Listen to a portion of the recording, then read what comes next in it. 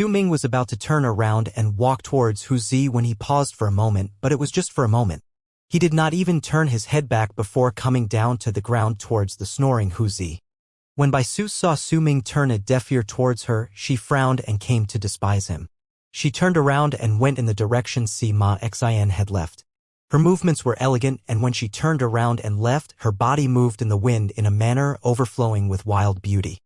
Even now, Su Ming did not turn his head back to look at Bai Su. This girl was no different from anyone else to him. The only thing special about her was her face that was incredibly similar to Bai Ling's, which caused the wave of emotions in him previously. Yet now, that wave had returned to stillness. There was still some uncertainty in his heart, but it was not about Bai Su. It was the attitude of the Fourth Summit's left preceptor. The words he uttered just now clearly held the implications of him somewhat siding with Su Ming. I'm not close with the left preceptor, so why did he do that? Su Ming's eyes sparkled and his master, Xianxia Zi, appeared in his mind. Hu Zi was still snoring on the ground, and there was quite a large amount of drool that had flowed out of his mouth. There was even a silly grin on his face, as if he was having the time of his life in his dream. Ziche stood by his side respectfully, and once Su Ming got closer, he immediately wrapped his fist in his palm and bowed to him. Greetings, Uncle Master Su. His respect did not seem faked but came from within his heart. Once he saw Su Ming's battle against Sima Xian, he felt fortunate that he had run into Su Ming's second senior when he went to try and attack him. Ziche had no confidence that he could win against Su Ming at all if he had fought against him and come face to face with all the divine abilities he just saw. He could actually force Sima Xian to use the great art of Heartless Berserker Seed. This Su Ming will definitely be an extraordinary presence in Freezing Sky Clan in the future. Ziche was certain of this. When he remembered the killing intent he felt on Su Ming's body and the calm tone he used when he was in Hu Zi's cave abode, that respect turned into reverence. Su Ming nodded his head. The moment his feet touched the ground, he Feng charged back from the sky, looking rather roughed up. When Sima Xian left, the soul of the Ice Wolf also left with him. At that moment, as he Feng came back to Su Ming, his body was trembling slightly, but there was an even deeper reverence within his eyes compared to Ziche's when he looked at Su Ming. He could be said to have watched Su Ming arrive at this state since he was still weak. The person before him now was completely different from the Su Ming in the past. It was precisely because he had witnessed his growth that his respect towards Su Ming was much stronger and deeper compared to the others. He knew that Su Ming was not a foolishly kind person. His actions could be vicious, and if anyone offended him, he would definitely take revenge. Master. He Feng bowed deeply towards Su Ming with an ashamed look on his face. Master, my power could not compare to the wolf spirits, but don't worry.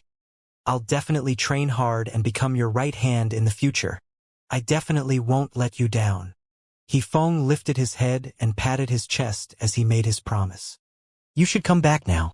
Su Ming cast He Feng a look before lifting his right hand and clenching his fist towards the sky.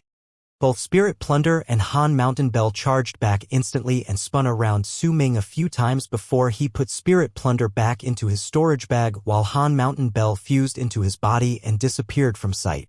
He Feng too quickly disappeared. Only when they were all gone did Su Ming turn around and look towards the goal of his trip this time, the artifact storage hall behind him. At that moment, standing outside the artifact storage hall was the man whom Hu Zi called a woman disguising herself as a man by pointing and practically shouting at him.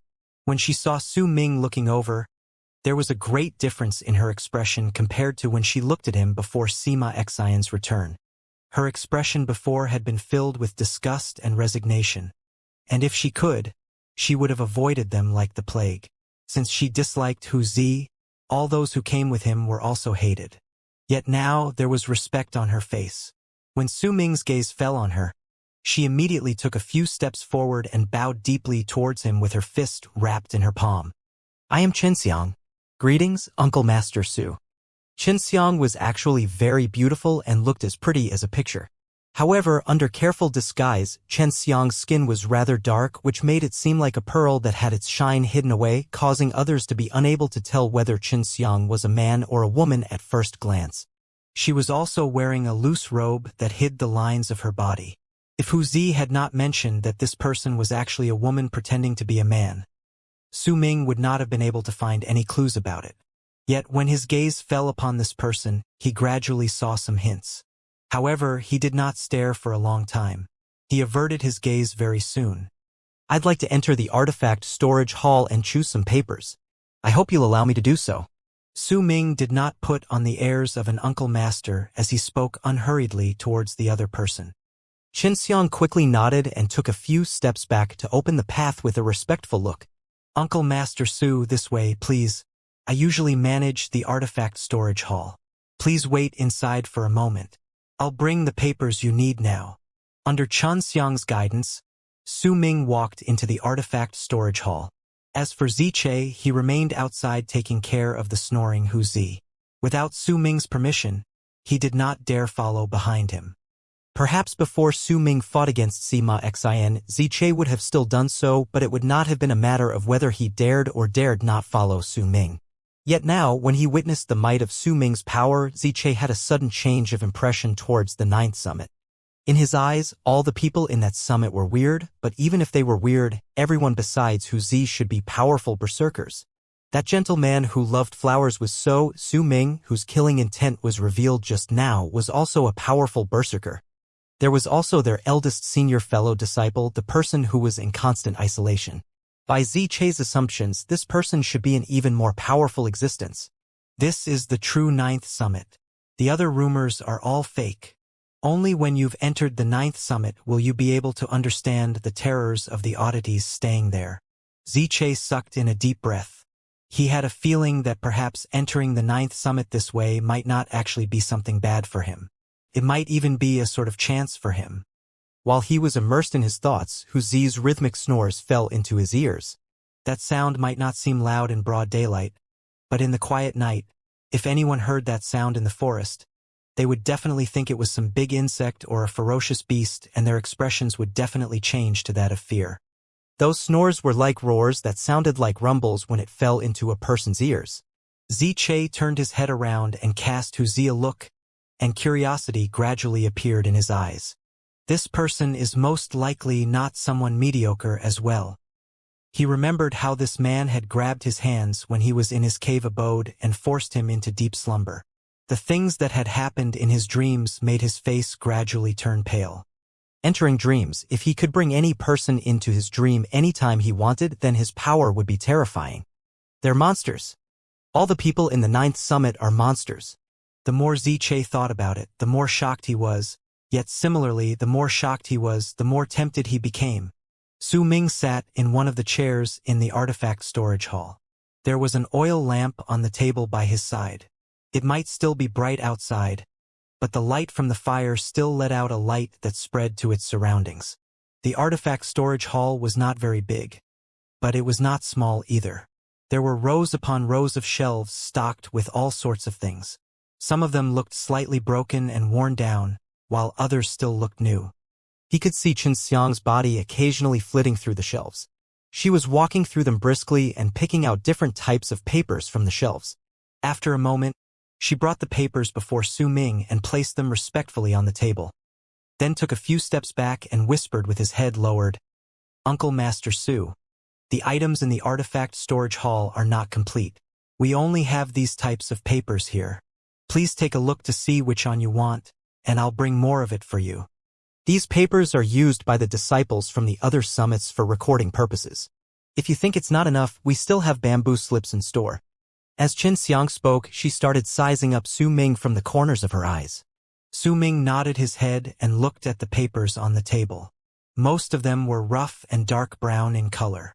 Some of them were even of a quality worse than beast skins. When Xianxia saw a light crease appear between Su Ming's brows, she quickly said, Uncle Master Su, we only have these here. You could take a look around and see whether you can find anything to replace these papers." Su Ming got up when he heard the words and walked towards the shelves. Before he walked too far away, he suddenly stopped and pointed towards an item at his side as he looked at Xianxia. "How many of these do you have?" Xianxia followed behind Su Ming and immediately turned towards where he was pointing. She saw a white wooden block about the length of an arm and the breadth of a palm on the shelf. Its color was so white that it seemed spotlessly clean. This is solid whitewood. This sort of wood doesn't exist around Freezing Sky Clan. It's rumored that it's only produced in a place hundreds of thousands of leagues to the east of Freezing Sky Clan. Since the color is nice, it's usually used to make chairs. I have some of this wood here. While speaking, Xianxia quickly took a few steps forward and brought out several wooden blocks of the same type. Uncle Master Su, these are the only ones we have. Thank you. That will be enough. Su Ming smiled faintly and took the white pieces of wood. With a flick of his right wrist, these wooden blocks instantly disappeared and were put away into his storage bag. About the price for these wooden blocks. Su Ming looked at Xianxia and found himself not knowing what to say. Uncle Master Su, you're being too distant. You just arrived in Freezing Sky Clan. These things aren't really expensive, so I can still make the decision on how to deal with them. You can just take them away. Xianxia quickly waved the question away and smiled. In Su Ming's eyes, that smile now revealed hints that Xianxia was truly a woman pretending to be a man. However, he believed that Wuxia was not the first to see through this. Everyone had their own secrets and stories they did not want to tell others. There must be a reason as to why Xianxia always dressed up this way in Freezing Sky Clan. Thank you. Su Ming did not reject the offer and nodded towards Xianxia. Oh, that's right. Uncle Master Su, you must be thinking about making your own wooden slips from that solid white wood. If that's the case, you'll need some special string. As Xianxia spoke, she brought out a white reel of thread and gave it to Su Ming. When I was looking for the other solid white wood, I saw this. It has been lying around the hall for many years. I heard that it's the tendon from a ferocious beast and is very sturdy. It'll definitely be able to connect the wooden slips together. Su Ming did not take it. Instead, he looked at Xianxia with the ghost of a smile on his lips. If this person had decided to give him the wooden blocks, he could still marginally think of it as Xianxia trying to express goodwill to him. Yet if she wanted to give him the beast's tendon, then this was definitely not something as simple as trying to get into his good graces. After all, Su Ming did not really fit into the description of an uncle master. When Xianxia saw that expression on Su Ming's face, an awkward look appeared on her face. After a moment of hesitation, she gritted her teeth and bowed deeply towards Su Ming. Uncle Master Su, please help me. Su Ming did not speak immediately but stood in the hall and stared at Xianxia. There was a sharp glint in his eyes, and when Xianxia saw that glint, she felt as if she had been seen through and her darkest secrets were revealed. Xianxia shuddered and lowered her head because she did not dare look into his eyes. She took a few steps back once again. Speak. I'll consider it, Su Ming said calmly, his words unhurried. If you're willing to help me, Uncle Master Su, then it'll definitely work. Xianxia bit her bottom lip. Her current look made her unconsciously reveal more of her feminine characteristics. Uncle Master Su, please help me make Uncle Master Sun De Hu stop sneaking outside my room at midnight to peek. I really can't get used to it. Xianxia whispered, finally managing to speak of her request in a more tactful manner. Once she finished speaking, she bent her body and bowed towards Su Ming. Uncle Master Su, please help me. Su Ming's expression instantly turned strange. He had thought of a lot of possibilities, but he absolutely did not expect Xianxia to give him the wooden blocks and tendons for this. From this alone, it could be seen just how much trauma Wuxia had left in the hearts of the people. When he recalled what had happened when Wuxia brought him here from the 9th summit up to the point he fell asleep, Su Ming could not help but laugh wryly.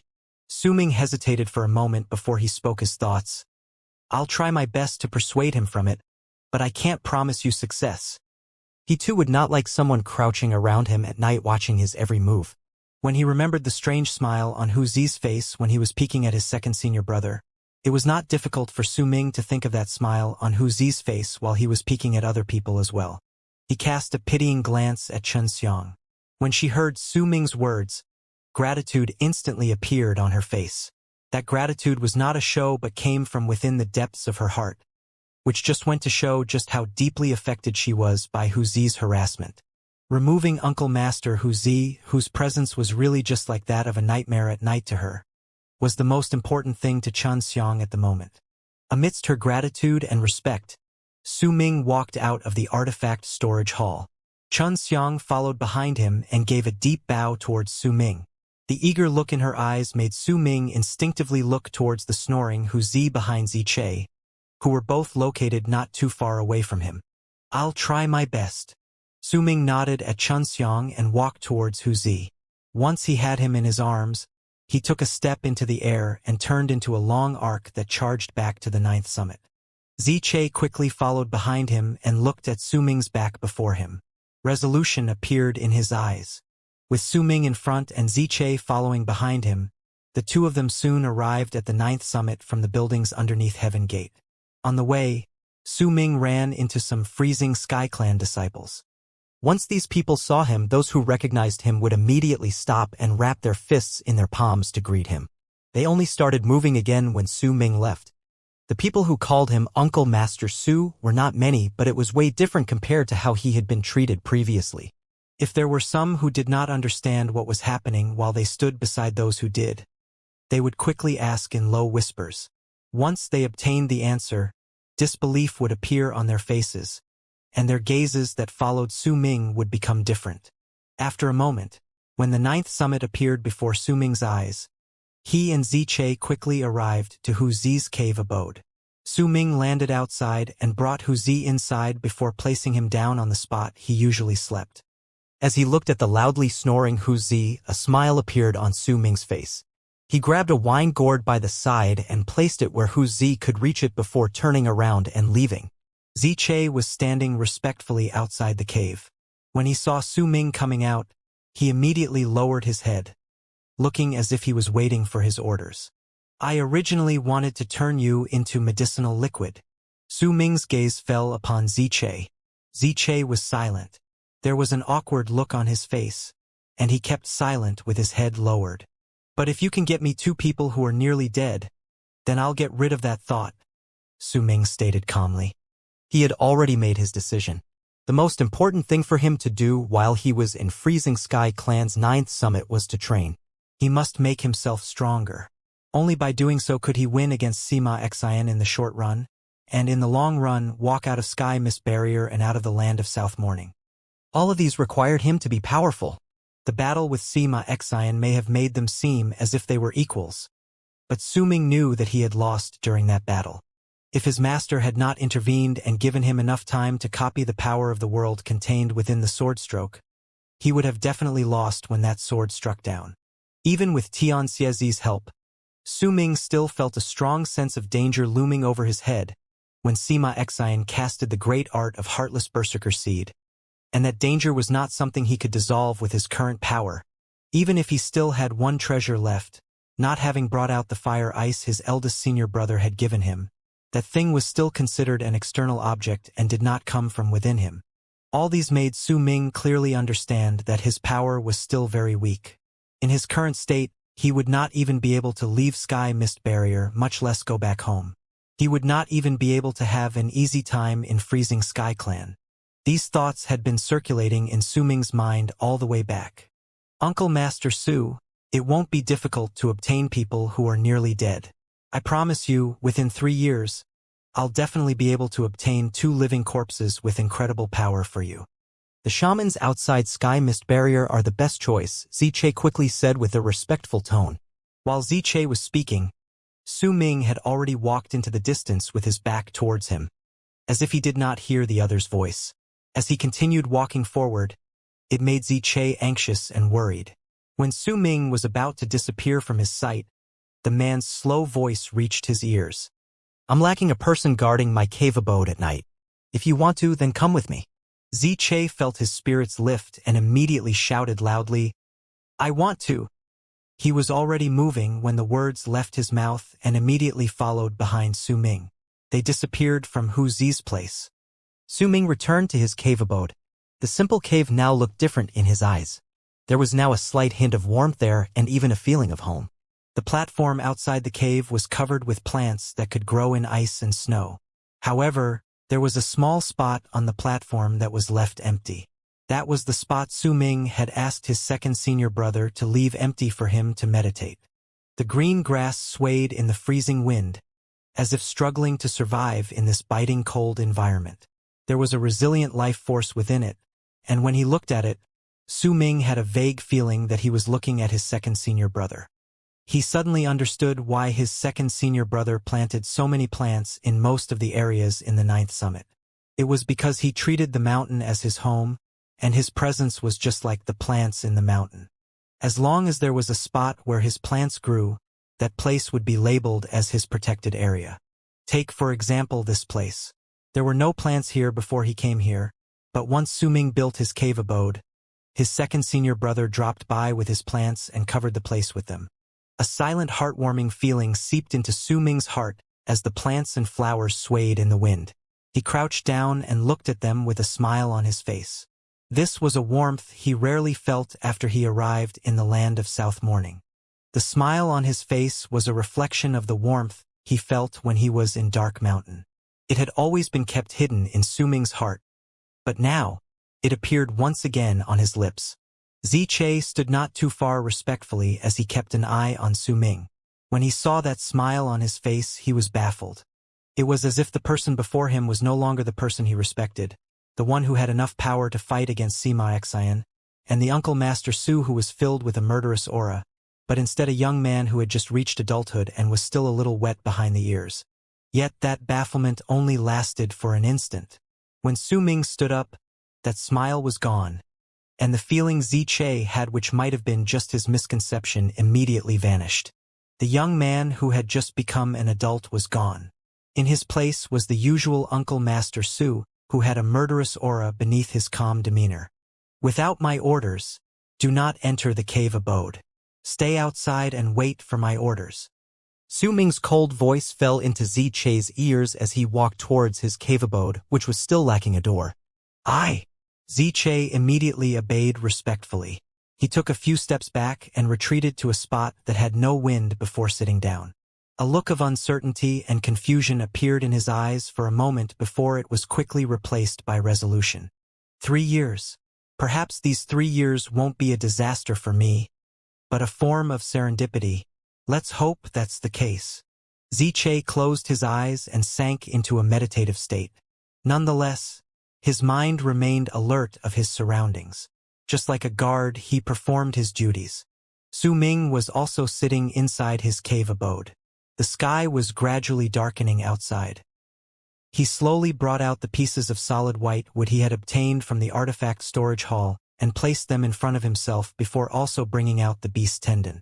The tendon had extremely great ductility. Even if he held only a small section of the tendon in his hand, he could still make it stretch out to incredible lengths. The pieces of solid white wood were not cut in the same length and size. Some of them were longer while some shorter. Some of them were about 3 fingers tall, and some at only the height of 2 fingers. Su Ming stared at those wooden pieces, and after remaining silent for a moment, he quickly lifted both of his hands and grabbed a piece of wood. With a flick of his wrist, many wooden scraps flew into the air. After a moment, he placed the piece of wood down and picked up another one. After a long while, once Su Ming had trimmed all of the wooden pieces, 9 wooden pieces lay before him. All of these blocks were about the length of his arm, the breadth of 5 fingers, and the height of 2 fingers. They all looked the same and were all white. With just one glance, it was difficult to determine whether they were wood or white jade. Once Su Ming placed the 9 pieces of wood together, a big drawing board appeared before him.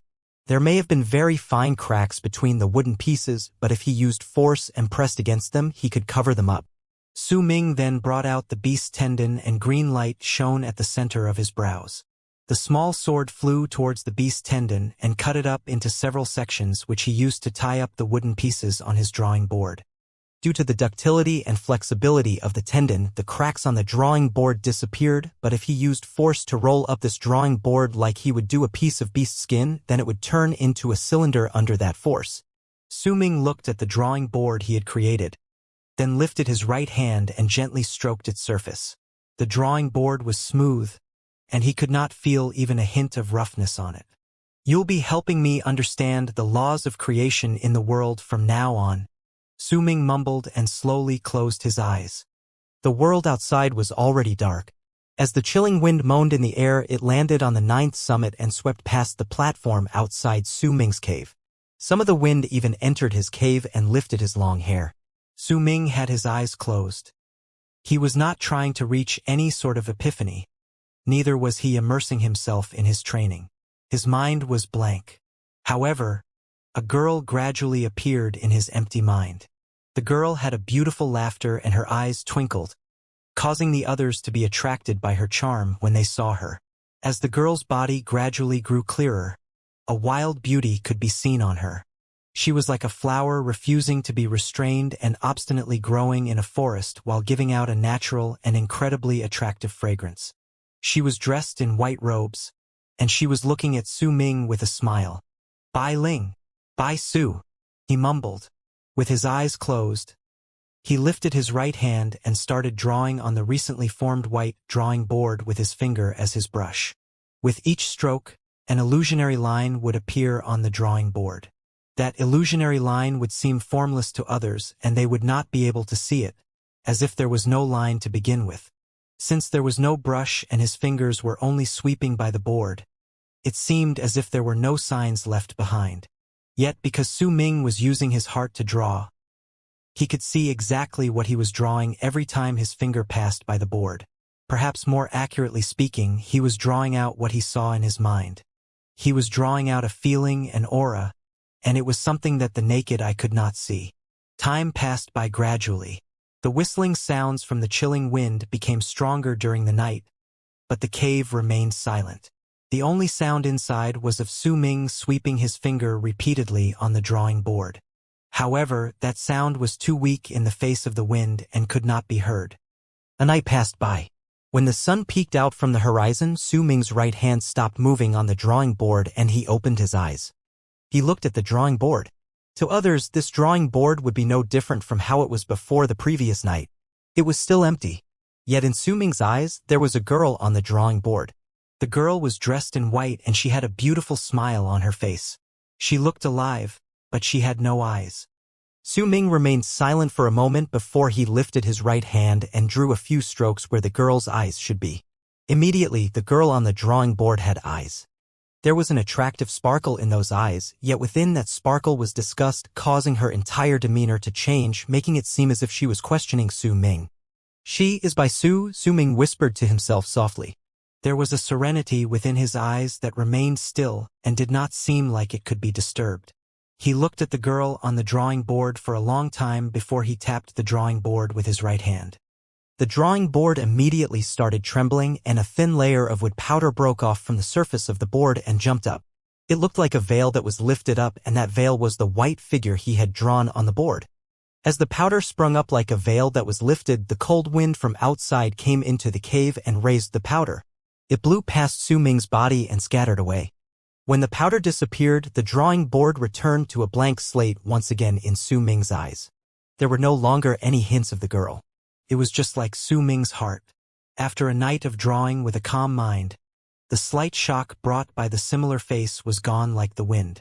The shock would never be able to affect his heart. It was bright outside by then. Sunlight shone into the cave through the entrance like it was trying to consume darkness. The light stopped 3 feet before Su Ming. He could see sunlight shining down and illuminating the outlines of the cave, making it seem like a ring in the area 3 feet away from him. Yet the spot where he sat was still in darkness. In his silence, Su Ming placed the drawing board on the ground. A glint appeared in his eyes and he brought out Han Mountain Bell. Once the bell appeared, banging sounds immediately came from within. It was clear that the rod-like insect was still struggling inside and trying to break free. Su Ming looked at the bell and a chilling glare appeared in his eyes. When he fought against Sima Xian, besides understanding the power of the world from that one sword strike, he also obtained another thing, the insect within Han Mountain Bell. To him, this creature looked like a strange type of insect, but Sima Xian had said that this was a snake. Su Ming did not have time to think about it at that time, but now that he was in a relaxed and calm state, he lifted his right hand and flicked the shrunken Han Mountain Bell before him. The moment he flicked it, bell chimes echoed in the air, but these bell chimes did not spread out. They simply echoed within the bell and lasted for a long period of time. Faint, shrill shrieks could be heard from within the bell, but as the bell continued ringing and shaking, the insect's struggles quickly grew weaker, though it still continued crashing against the bell. Su Ming waited for the time it takes to burn another incense stick. When the insect inside the bell could no longer struggle and only let out incredibly weak and faint cries, Su Ming pointed at Han Mountain Bell with a finger. The bell instantly started growing. Once it was about the size of 10 feet, a glint appeared in Su Ming's eyes and he made a strange sign with his right hand, albeit with jerky movements. This was one of the few methods to control the bell which appeared in his head after he took the bell as his own. Once he made that strange sign, Su Ming swiftly pushed his right hand forward. Han Mountain Bell immediately jolted. Gradually, ripples appeared on its surface, and the bell became transparent, allowing Su Ming to clearly see the small rod-like insect sealed inside. Its body was bent like a drawn-out bow, as if it could explode with a shocking force at any moment it wanted. There were no signs of it being injured on its body. There was also a ghastly, chilling glint in its eyes as if it was waiting for a chance. It would have been fine if that was all. But Su Ming saw with his own eyes the insect letting out weak cries from its mouth even though it was full of vigor and just waiting for a chance to attack while looking forth with a fierce glare in its eyes. What a smart insect! Su Ming's eyes sparkled. The intelligence possessed by the strange insect made him sneer coldly. He immediately flicked the bell a few times with his right hand, causing the rumbling sounds to reverberate inside the bell, forming a large amount of sound waves to spread. The insect's face immediately twisted, but it endured all the attacks. The rhythmic cries eventually turned silent. If someone used sounds to determine whether the insect was still alive or dead, then he or she would most probably think that the insect was almost a goner. Yet Su Ming clearly saw that the insect was still bending its body in a stance, ready to attack at any time, even though it was trembling lightly. The glare that showed its cruelty and bloodlust had not diminished one bit, but instead became even stronger in the midst of its pain. This sight moved Su Ming. How in the world did Sima Xin make this creature submit to him, he mumbled. The ferociousness within the creature was a clear sign that it was a gargantuan task to try and subjugate it. I'd like to see just what are the limits of this insect. Su Ming's eyes turned cold. He lifted his right hand, but he did not flick the bell this time. Instead, he slammed his palm against Han Mountain Bell. The moment his palm struck, the rumbling sounds inside reached their maximum volume. The loud sounds may have sounded weak outside the bell, but they were powerful and fierce inside, and those sounds turned into an insane force. The insect immediately trembled viciously. Its bent body seemed to be unable to withstand the force, and it gradually grew lax until it eventually completely unfurled, though it was still letting out shrill shrieks. As it continued shrieking, cracks seemed to appear on its body, and a milky white liquid flowed out of its body like blood. Its expression immediately grew dejected and its wings too fell to its sides. But the vicious look in its eyes did not diminish even the slightest. The viciousness had grown even stronger until it even looked like madness. The cruelty in its eyes became even stronger, and it looked like if it found a chance and escaped, it would rain down maddening vengeance on the person who made it suffer so much. Su Ming's expression remained passive as he lifted his right hand and slammed it against Han Mountain Bell once again. The volume of the rumbling sounds inside increased to a new height. Under these bell tolls, the insect's wings were instantly torn apart and broke into two pieces. The insect trembled and looked as if it was about to break down. Lots of blood flowed out and the creature lay within the bell like a lump of mud. It did not have a hint of strength left, as if its life was about to end. Yet Su Ming did not see a hint of surrender in its eyes. Neither did he see despair. He only saw that burning ferociousness that almost swore that as long as life had not ended, it would never fade away. Su Ming lifted his right hand for the third time. He knew that if he struck the bell this time, the insect would immediately die. After all, the insect excelled in speed and that piercing ability that shocked Su Ming, not in this type of endurance. After remaining silent for a moment, Su Ming slowly lowered his right hand. He looked at the small insect in Han Mountain Bell. Not only did he see ferociousness and tenaciousness within the insect's eyes, but he also saw its loyalty towards its master, Sima Xin. The reason why he could see the loyalty hidden underneath that cruelty in the insect's eyes was because Su Ming had once seen the same look in his fire apes, Xiaohong's eyes. Xiaohong. Su Ming could not help but remember the little monkey. He closed his eyes and only opened them after a long while. Calmness returned once again to his eyes, and as he looked at Han Mountain Bell, he suddenly said something in the bell's direction. "You're intelligent, so you must surely understand my words. Since you're so loyal to Sima Xian, why don't we conduct an experiment? Let's see just how important you are to Sima Xian." When the insect heard Su Ming's words, it lifted its head in one swift motion, but it could not see Su Ming. It could only see the endless haziness that surrounded it. "I'm curious what Sima Xian would do for you and what he would choose," Su Ming stated in a dull tone. He lifted his right hand suddenly and tapped the center of his brows with a finger. At the same time, a large amount of stone coins flew up on their own from Su Ming's storage bag and floated to midair. Once they surrounded Su Ming, the branding power erupted from within him. The insect's unyielding spirit, cruelty, loyalty, and willingness to die made Su Ming understand that he could not turn that insect into his own pet unless he wasted a long amount of time, perhaps years or even longer. He would not be able to use Han Mountain Bell in that time, only keeping the creature trapped within it to break down its divine sense until he could eventually turn it into his own pet. However, Su Ming did not have the time for this. Neither could he waste so much effort for it. Yet if he killed it just like that, Su Ming found it to be quite a waste. The insect's speed and piercing power left a deep impression on him. If he could make it his own, then without a doubt it would become an incredibly powerful weapon in his hands. Since he found it a waste and did not have time to slowly bring it to his side, there was only one last method for Su Ming to use. He would have to forcefully leave his brand on its mind. He might end up destroying the insect's intelligence, but once it had his brand, it could be used immediately. Even if there was a possibility of the insect betraying him, it was still far better than killing it or not being able to use it. However, Su Ming had only left a brand on someone else's mind once, and that was on Hefeng.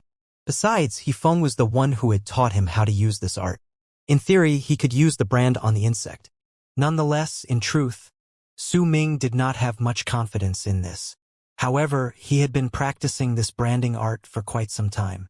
From what he understood, if the other party did not resist, then it would be easy for him to leave the brand, but if the other party started resisting, then the chances of failure would increase exponentially. If he wanted to search for the chances to increase his success whilst the other party was resisting, then he would have to find its weakness, just like how he would if he was fighting against it. Once he found its weakness, then Su Ming could use his branding art and enter its mind as it was weakened and leave his brand deep within it. It would be easier to find this weakness if the other party was a human, but with this strange insect that was about the size of finger segment, things would not be so easy. Fortunately, Su Ming had noticed the insect's loyalty to Sima Xian. That was why he said what he said. He wanted to create a weakness in the insect. Once this weakness appeared, then Su Ming would immediately break in with his divine sense. If he was successful, then he could turn the insect into his own. If he failed, then even if he would feel that it was a waste, he would not show mercy.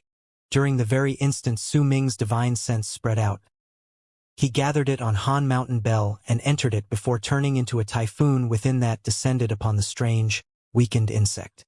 Once Su Ming completely surrounded it within his divine sense, he immediately sensed the insect's divine sense resisting and struggling viciously. That was a spirit that screamed that it would rather die than be controlled, and it turned into an impact that made Su Ming's divine sense falter for a moment. A thought struck Su Ming's mind. As the insect struggled, he gained a new understanding of divine senses and this art. By the looks of it, if my divine sense is strong enough, then I won't even need to find any weaknesses. I can just forcefully leave my brand behind. Under his divine sense, a crack opened up quietly in Han Mountain Bell. The moment the crack appeared, a bit of the insect's presence instantly darted out through the crack. Sima Xian, I'm waiting for you to create this weakness for me. A glint appeared in Su Ming's eyes, and he gathered his divine sense around the struggling insect. At that moment, on the first summit of the great frozen plains of Freezing Sky Clan was an incredibly extravagant cave abode that was located near the top of the mountain. From the outside, that cave abode looked like a towering hall, and Sima Xian was sitting cross-legged within with a sullen face as he meditated with his eyes closed. He was forbidden to leave, and for the next few months, he could not escape the mountain.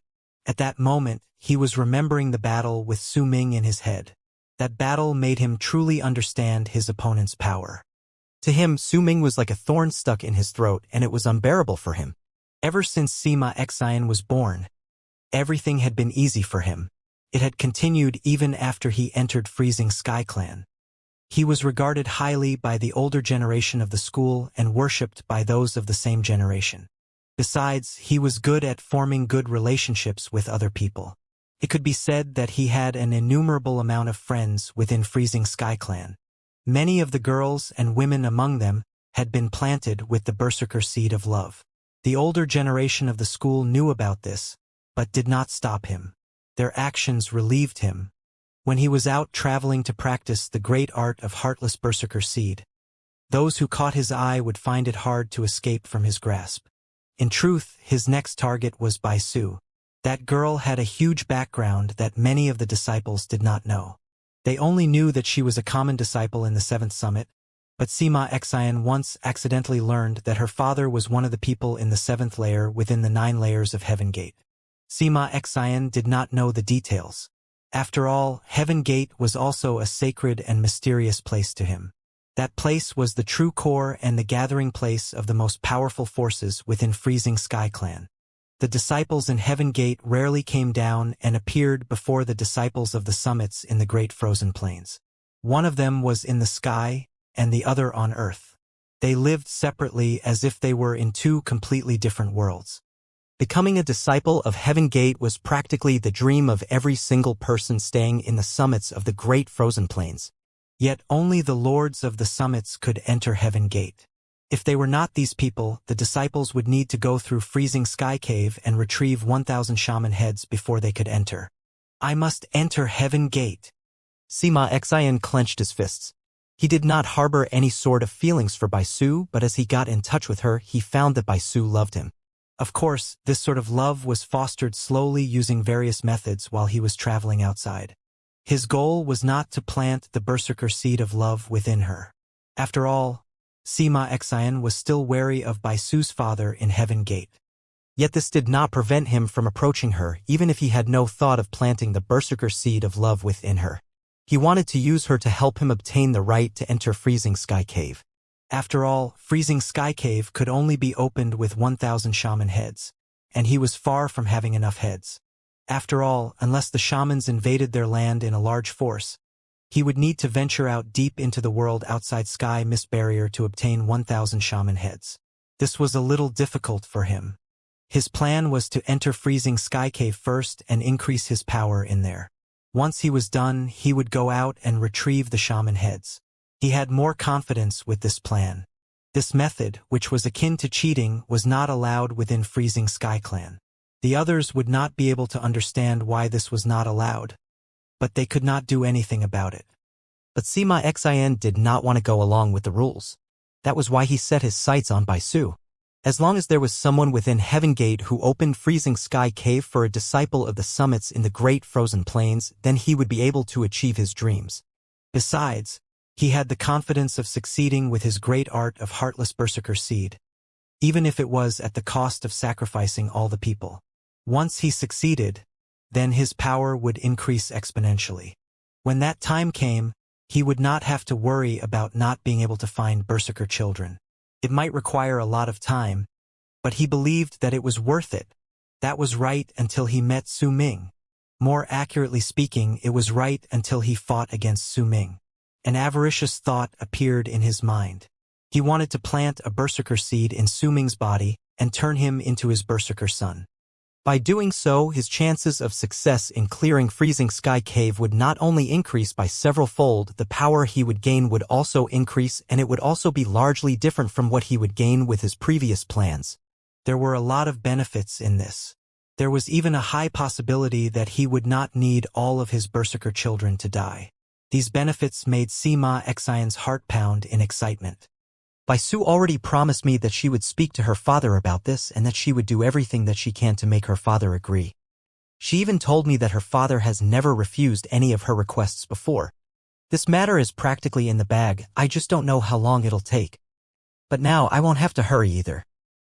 Right now, the most important thing for me is to make Su Ming into my Berserker son.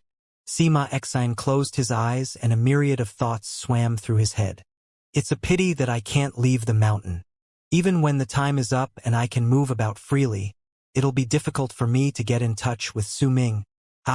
If I knew this was the case, I should have given up on Han Mountain Bell and made friends with him, then planted the berserker seed within him. Sima Exine frowned with his eyes closed. As he was immersed in his thoughts, a thought suddenly struck his head. Bai Su. Sima Exine opened his eyes and a sparkle appeared within them. When Su Ming saw Bai Su, there was clearly something different about him, and he didn't seem like he was faking it. A glint appeared within Sima Exine's eyes and his lips gradually curled up in a smile. Use love as a hook, turn it into the berserker seed, and when it blooms, the love felt will turn into nothingness. During that instant, the seed will absorb all the life from that person. If I can create the method of using love to train the heartless art, then I can make changes to it. I'll use Bai Su as the hook and plant a berserker seed in Su Ming. Sima Exine mumbled, and a heartless form of maliciousness was clear in his smile. Su Ming, once I've set my eyes on you, you won't be able to run. A glint appeared in Sima Exine's eyes. Yet at that moment, his expression suddenly changed and he lifted his head swiftly. He also rushed out of his cave abode and looked at the 9th summit, which was located far in the distance. My snake! Sima Exine's pupils shrank and his expression instantly grew dark. He could sense his treasured snake's presence. Ever since Su Ming captured his snake, its presence had vanished. With its sudden appearance now, it jerked at the faint connection tying Sima Exine's heart with it. In truth, he had only managed to make the snake acknowledge him as its master because he accidentally obtained a blood picture some time ago. That picture had existed for a long time, and he only discovered the use of the picture after a long amount of time spent on researching through many ancient scrolls. Its use was to allow him to form a connection with certain strange creatures and control them by making them acknowledge him as their master. That blood picture belonged to the shamans living outside Sky Mist Barrier. However, the picture Sima Exine obtained was already torn and he could not use it for stronger creatures. That was why when he met the snake and witnessed its might along with realizing that the snake was still a baby, he used the blood picture without any hesitation. Right now, he could clearly feel the connection formed by the blood picture being attacked. Although there was little sign of it being whittled down, after a moment, when the snake's presence started fading away slowly, Sima Exine grew hesitant. Sima Exine knew that the disappearance of the snake's presence was not due to it being subjugated by Su Ming. It got sealed within Han Mountain Bell, just like how it had been previously sealed. Yet even though he knew about it, he became hesitant, and soon that hesitance turned into cold detachment. Planting the berserker seed is the most important thing at the moment. The snake is in Su Ming's hands now. I might not have had much contact with him, but I can tell that he's a decisive person. He won't drag things out and hesitate to take action. If he can't subjugate the snake, then he'll definitely think of ways to kill it. If that's the case, since you're going to die either way, you might as well help me before you die. At least your death will be worthwhile then. Sima Exine suppressed the pain of losing the snake and a determined look appeared in his eyes. It's a pity the snake still hasn't grown up. Forget it. Sima Exine lifted his right hand abruptly and slammed it against his chest. The cloth covering his chest instantly turned into shreds and disappeared, revealing a round blood-red picture on his chest. That blood-red picture looked like the sun, but if anyone took a closer look, they would see that there was a faint shadow of the rod insect within. It's a pity about that snake, but there's only a thin barren thread within it. It won't be able to return to its roots and become a barren. It's just a strange creature created by many barren threads from another barren treasure. This is just my guess, but perhaps the barren threads don't even exist. If I give up on this creature, the chances of me planting a berserker seed within Su Ming will be higher. This is worth it. Sima Exine's eyes sparkled, and once his right hand patted his chest, he quickly trailed his finger in the outlines of the round blood-red picture. As his finger trailed through the picture, cold air seeped out of his skin from the spots his finger passed by. Sima Exine's expression remained passive and detached. Soon, once his finger reached the end and arrived at where he started, The blood-red picture on his chest instantly started moving and eventually broke off from his skin. That blood-red circle was like a layer of skin. As it was slowly falling off his chest, many sticky threads could be seen connecting Sima Xian's skin to the picture. The sticky threads looked so repulsive that people would hurl just by looking at them, but Sima Xian's expression still remained passive and did not change. As the blood-red circle separated from his body, the threads were gradually cut off. When the circle eventually floated up before Sima Xian, all the threads had been cut off. A strange light appeared within Sima Xian's eyes, and he bit his tongue to cough out blood. It fell on the blood-red circle that looked like skin and was quickly absorbed into it. Before Bai Su does what I want her to do, I must first create an emptiness within Su Ming's heart. Only by doing so will she have a higher chance of success. That snake will become the emptiness in his heart that will form the connection between me and Su Ming. The more you want to control the snake, the stronger that connection will be. Once he tries to control the snake and it dies, then he'll sink in deeper. The more he feels disappointed and regretful, the higher my chances will be to plant the hook. Sima Xian's lips twisted into a dark smile, and he lifted his right hand once again to tap the center of his brows. Great art of heartless berserker seed. There was an indescribably ghastly tone in his voice as his words left his lips.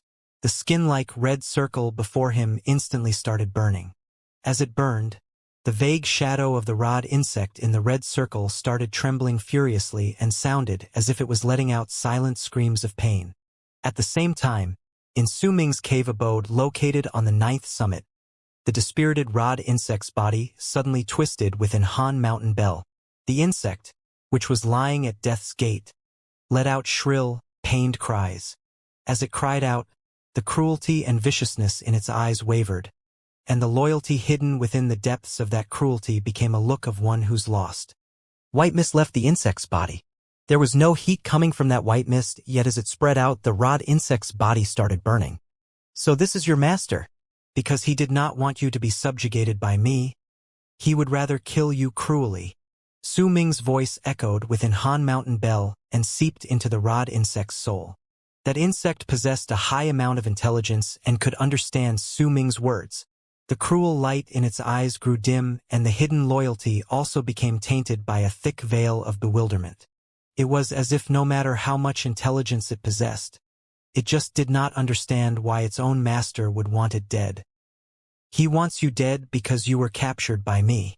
I don't know how long you've been with Sima Xian, but this must be the first time you were captured by someone. Even if I release you and you're captured the second or the third time, and even if the person who captured you isn't me, there is only one ending for you. And here you are, so loyal to a master like this. It's hilarious, but at the same time, I pity you. Every single one of Su Ming's words echoed within Han Mountain Bell like thunder and struck the rod insect's heart, making the cruelty in its eyes shatter completely, revealing the loyalty hidden underneath it. However, that loyalty was now tainted by bewilderment and also grief. Su Ming was watching all of it with his expression of cool detachment. However, his heart was shaken. He did not think the insect's intelligence would be so high. By the looks of it, it could even be said that its intelligence did not lose to Xiaohong. However, since Xiaohong was a fire ape, it was born with human-like intelligence. Yet the insect already possessed such a high amount of intelligence even though it was so tiny. It just went to show just how extraordinary this creature was. Su Ming's eyes sparkled. When the rod insect was clearly feeling shaken as its body was being burnt and its life force was quickly diminishing, Su Ming suddenly asked in a low growl, "Your former master wants to kill you. Are you still going to remain loyal to him?" His voice was like rumbling thunder. As it echoed in Han Mountain Bell, Su Ming's divine sense, which had surrounded the insect, immediately spotted a crack in the insect's mental defenses. The moment the crack appeared, the stone coins gathered outside Su Ming's body all jolted simultaneously and shattered into dust. They scattered out, and a large amount of spiritual aura surged out from the shattered stones. It rushed into the open path in Su Ming's body like a wave, and once they circulated through the path once, they gathered in his head, allowing him to muster up an even stronger divine sense. When his divine sense rushed into Han Mountain Bell and fell upon the insect, it charged into the crack in its soul with a force strong enough to split apart bamboo and stormed straight into its soul. The instant he entered the insect's soul, Su Ming's divine sense noticed a gigantic, floating red picture of a circle inside the insect's clouded mental world. That thing was like human skin, or perhaps more accurately, it was human skin with the picture of a circle drawn on it. At that moment, it was floating in midair, burning. Su Ming could see the shadow of the rod snake within the red circle. Trembled, but did not resist. It stayed inside instead and simply allowed the skin to burn and render it weaker. In the span of a few breaths, most of the human skin turned into ashes and there was only a small segment left. By the looks of it, with just another few more breaths, it would completely disappear. Once the human skin completely disappeared, the rod snake's shadow inside would also disappear and the strange insect would die. Summarization. You truly are wicked. Su Ming might have predicted this. But when he saw it happening with his own eyes, he still found himself gaining new knowledge of Sima-Xian's ruthlessness. If he was Sima-Xian and the rod insect was exchanged with Xiaohong, he knew that he would not be able to do this. Su Ming did not hesitate. He gathered up that powerful divine sense within the insect's soul and crashed it into the burning human skin. The moment it touched the human skin, Su Ming's heart suddenly trembled, and he felt that something was off. At that moment, a dim light started blinking on his physical body's chest, which remained sitting in his cave abode. The source of the flickering dim light came from the mysterious black stone hanging on his neck. As the light flickered, Su Ming's divine sense trembled within the insect's soul. Even if he has to kill his own pet, that Sima-Xian is still plotting against me. Even though I don't know what he's planning, it's definitely nothing good. When Su Ming's divine sense faltered, another portion of the small segment left of the human skin burned away. By then, there was only a small part left. The rod snake had become incredibly weak and looked like its soul was about to shatter and scatter at any moment. Yet it seemed like it had lost all will to fight. It simply lay within the skin and waited for its death. There were only two paths lying before Su Ming right now. Either he would choose to save the rod insect and get caught in Sima-Xian's trap, or he would give up on the insect. He was plotting against Sima-Xian, and Sima-Xian was also plotting against him. The two of them did not know of the other person's goals and all the remaining moves they had. Yet they were using this rod insect as a medium and were fighting against each other in a form that was different from a true physical brawl. Su Ming only hesitated for a moment before he made his decision. He did not bother about Sima-Xian's unknown plot against him and covered what little remained of the human skin with his divine sense before breaking through the fire and into the shadow of the rod insect that seemed to have lost all will to fight and had given into despair. Even if Sima-Xian wants to use your death and force me into a trap, this is my experiment. Even if you have to die, you cannot die in his hands. The moment Su Ming's divine sense rushed in, the rod insect shuddered. He doesn't want you, but I do. A mighty voice traveled out from within Su Ming's divine sense and rushed into the rod insect's soul. Its soul immediately started trembling, and the shadow in the human skin lifted its head. The dark light within its eyes seemed to have become different. He doesn't want you, but I do. That sentence echoed within the highly intelligent rod insect's soul and made that something within its eyes gradually replace the dull look. With barely any form of resistance from the rod insect, Su Ming's divine sense left a deep brand on its soul. When he left the brand on its soul, the human skin had already burned to ashes. Yet the very moment before it was completely burnt to ashes, the shadow within the skin vanished. Right then, the human skin before the sitting Sima-Xian on the first summit was also completely burnt to ashes. Yet his expression drastically changed and he stood up, as if he wanted to rush out of the first summit. But he stopped himself and clenched his fists. His expression turned incredibly dark, as if there was an anger within him strong enough to burn the heavens. How could it not be dead? He suddenly understood Su Ming's plans. He wanted to use Sima-Xian and subjugate the strange snake through him. Su Ming opened his eyes slowly on the ninth summit and fatigue could be seen in his eyes. The act of leaving a brand in the insect's soul in itself was already tiring for his divine senses. Even with the help of the spiritual aura provided by the stone coins, due to that burning human skin blood picture of Sima-Xian's, Placing the brand on the insect made Su Ming feel drained and tired. Nonetheless, even though he was exhausted, there was still joy on his face. When he stretched out his right hand, there was a black little rod the size of a finger's segment lying on his palm silently.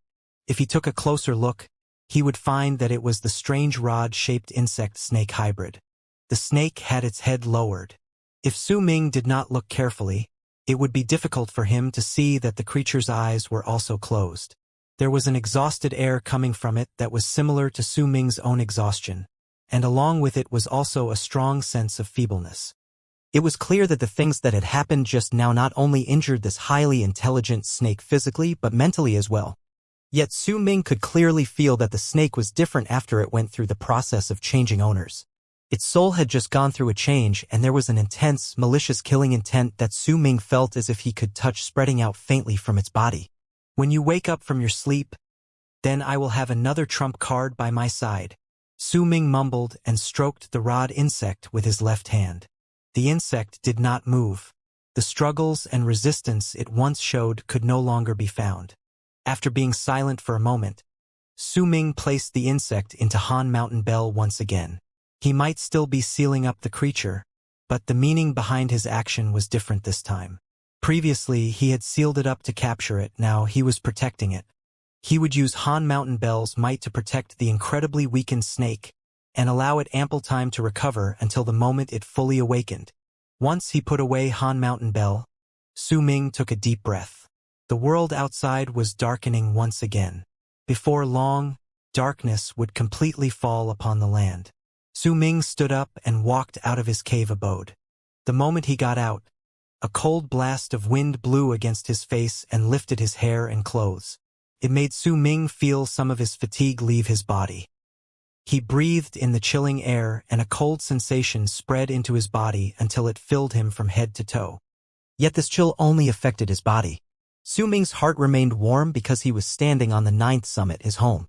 When Xianxia saw Su Ming walking closer to where he sat not too far away, he immediately stood up and bowed respectfully towards him. "Greetings, Uncle Master Su." Su Ming did not speak. He looked at the world in the distance and at the dim light in the horizon that seemed like a bonfire that was about to be extinguished. He looked at the light as it was gradually swallowed up by the darkness, and he continued watching until the world turned completely dark. There was not a hint of impatience on Xianxia's face. Instead, he simply stood by the side respectfully and waited for Su Ming's command. He had already thought things through thoroughly. In these 3 years, he would make a place for himself in the 9th summit, because he had already understood how the 9th summit worked. Time trickled by, and after a long while of Su Ming staring at the darkness in the distance, his voice came forth slowly from within the darkness. "Who is Bai Su?"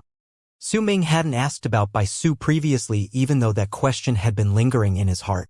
Yet now, when he was fighting against Sima Xian with the rod insect acting as the medium, he sensed Sima Xian's plans, and a vague speculation formed in his mind. Xianxia was silent for a moment before he spoke respectfully. "Uncle Master Su, Bai Su is a disciple of Freezing Sky Clan's 7th summit. She rarely speaks and I don't know much about her. But from what I understand about Sima Xian, he wouldn't have gotten into contact with an ordinary disciple without reason. The girl only has mediocre potential. If Sima Xian got into contact with her, then there must be something unusual about her, perhaps it's her status." Su Ming thought for a few moments before he turned around and walked off the platform he was standing on. Xianxia quickly followed behind him, and the two of them walked through the 9th summit at midnight. Besides the moaning sounds of the wind, there were no other sounds at this time. It was quiet all around them. Su Ming's footsteps were unhurried, but there seemed to be a rhythm every single time his foot landed. Xianxia followed behind him, and the more he looked, the more shocked he became. "As I thought, all the people in the 9th summit are monsters. Su Ming's walk alone is strange. If I look at it for a long period of time, I'll start feeling as if my mind is being stepped on." Xianxia licked his lips and eagerness appeared in his eyes. As the two of them continued walking, an attentive look suddenly appeared on Xianxia's face, and he turned his head swiftly towards a dark place not too far in the distance. Just now he seemed to have seen a person floating by in the corner of his eye. "That's my second senior brother." Before Xianxia could make any sort of warning, Su Ming's calm voice had already traveled into his ears. Xianxia was stunned. But before he could wrap his mind around it, he immediately narrowed his eyes. He just saw a strange figure floating by from that dark spot not too far away. That figure suddenly stopped. Whoever it was, he or she lowered their body and looked around before lowering their head and grabbing a few plants. Then that person floated to another spot. That figure was like a ghost, and all those who saw it would feel primal fear blossoming in their hearts. Ziche watched the figure's actions. It silently floated around, making Ziche's skin crawl. It was night at the moment, and it was quiet all around them. The sudden appearance of such a strange person, and especially after learning about his identity, made Ziche feel shaken. Ziche took a deep breath. His gaze fell on Su Ming, who was still walking forward slowly, not turning his head around. Ziche quickly caught up to him, and after a moment of hesitation, he asked in a whisper, What is second Uncle Master doing? He's stealing his own plants, Su Ming stated calmly. Very soon, he arrived at Hu Zi's cave abode. Su Ming had already promised Chen Xiang to help her persuade Hu Zi, since he had received Chen Xiang's gifts. Then there was no way he would forget about this task. Stealing his own plants. There was a strange look on Ziche's face as he walked over to the cave, along with bafflement. The ninth summit was becoming even more difficult to figure out to him. Su Ming did not hear his third senior brother's snores as he stood outside Hu Zi's cave. He went in and saw that the cave was empty. His third senior brother had gone somewhere. Su Ming felt the beginnings of a headache blooming in his head. He could already imagine it. Whenever nighttime came and Hu Zi did not have anything else to do, he would definitely go out and explore with that mysterious smile on his face. Right now, he would have gone to some other summit and would be crouched in a corner with a grin as he peeked on other people. Ziche was standing behind Su Ming. When he saw that the cave abode was empty, he did not think too much into it, but when he saw Su Ming frown, a thought suddenly struck his head and he remembered the rumors regarding Hu Zi circulating within Freezing Sky Clan. When he remembered these rumors, a shudder ran through Ziche's body and his expression became weirder. Su Ming walked out of the cave with a frown, then lifted his head to look at the night sky. After a moment of silence, he walked into the distance. He did not speak throughout the way, and Ziche too remained silent behind him. The two of them walked silently for about the time it takes for an incense stick to burn before Su Ming suddenly stopped. At the same time, a soft giggle that made Ziche's hair stand on end came from a place not too far away. That giggle was like the shrieks of nocturnal birds, and in the quiet midnight, that sound was incredibly distinct. That bone-chilling giggle was followed by a voice that seemed to be moved by something. As expected, I'm just the smartest person around. Second senior brother, I won't tell you just who's stealing your flowers. It's not a good thing being too smart. Look at me, I'm too smart, that's why I'm lonely, too lonely. Ziche's mind was blank. Naturally, he had recognized the voice to be Hu Zi's, but he just could not tell how Hu Zi was smart. In the midst of his confusion, Ziche stole an instinctive look towards Su Ming. Right before his eyes, he saw Su Ming's frown disappear, and he bent his tall and straight back. Then, with his back lowered, he moved softly forward. Ziche's mind was already in a mess. The Su Ming right before his eyes seemed to have changed from what he usually saw. That posture of his with his back bent made Ziche gulp a few times, but he then imitated the actions and moved forward quietly with a crouched back. Before long, a large stone appeared before them.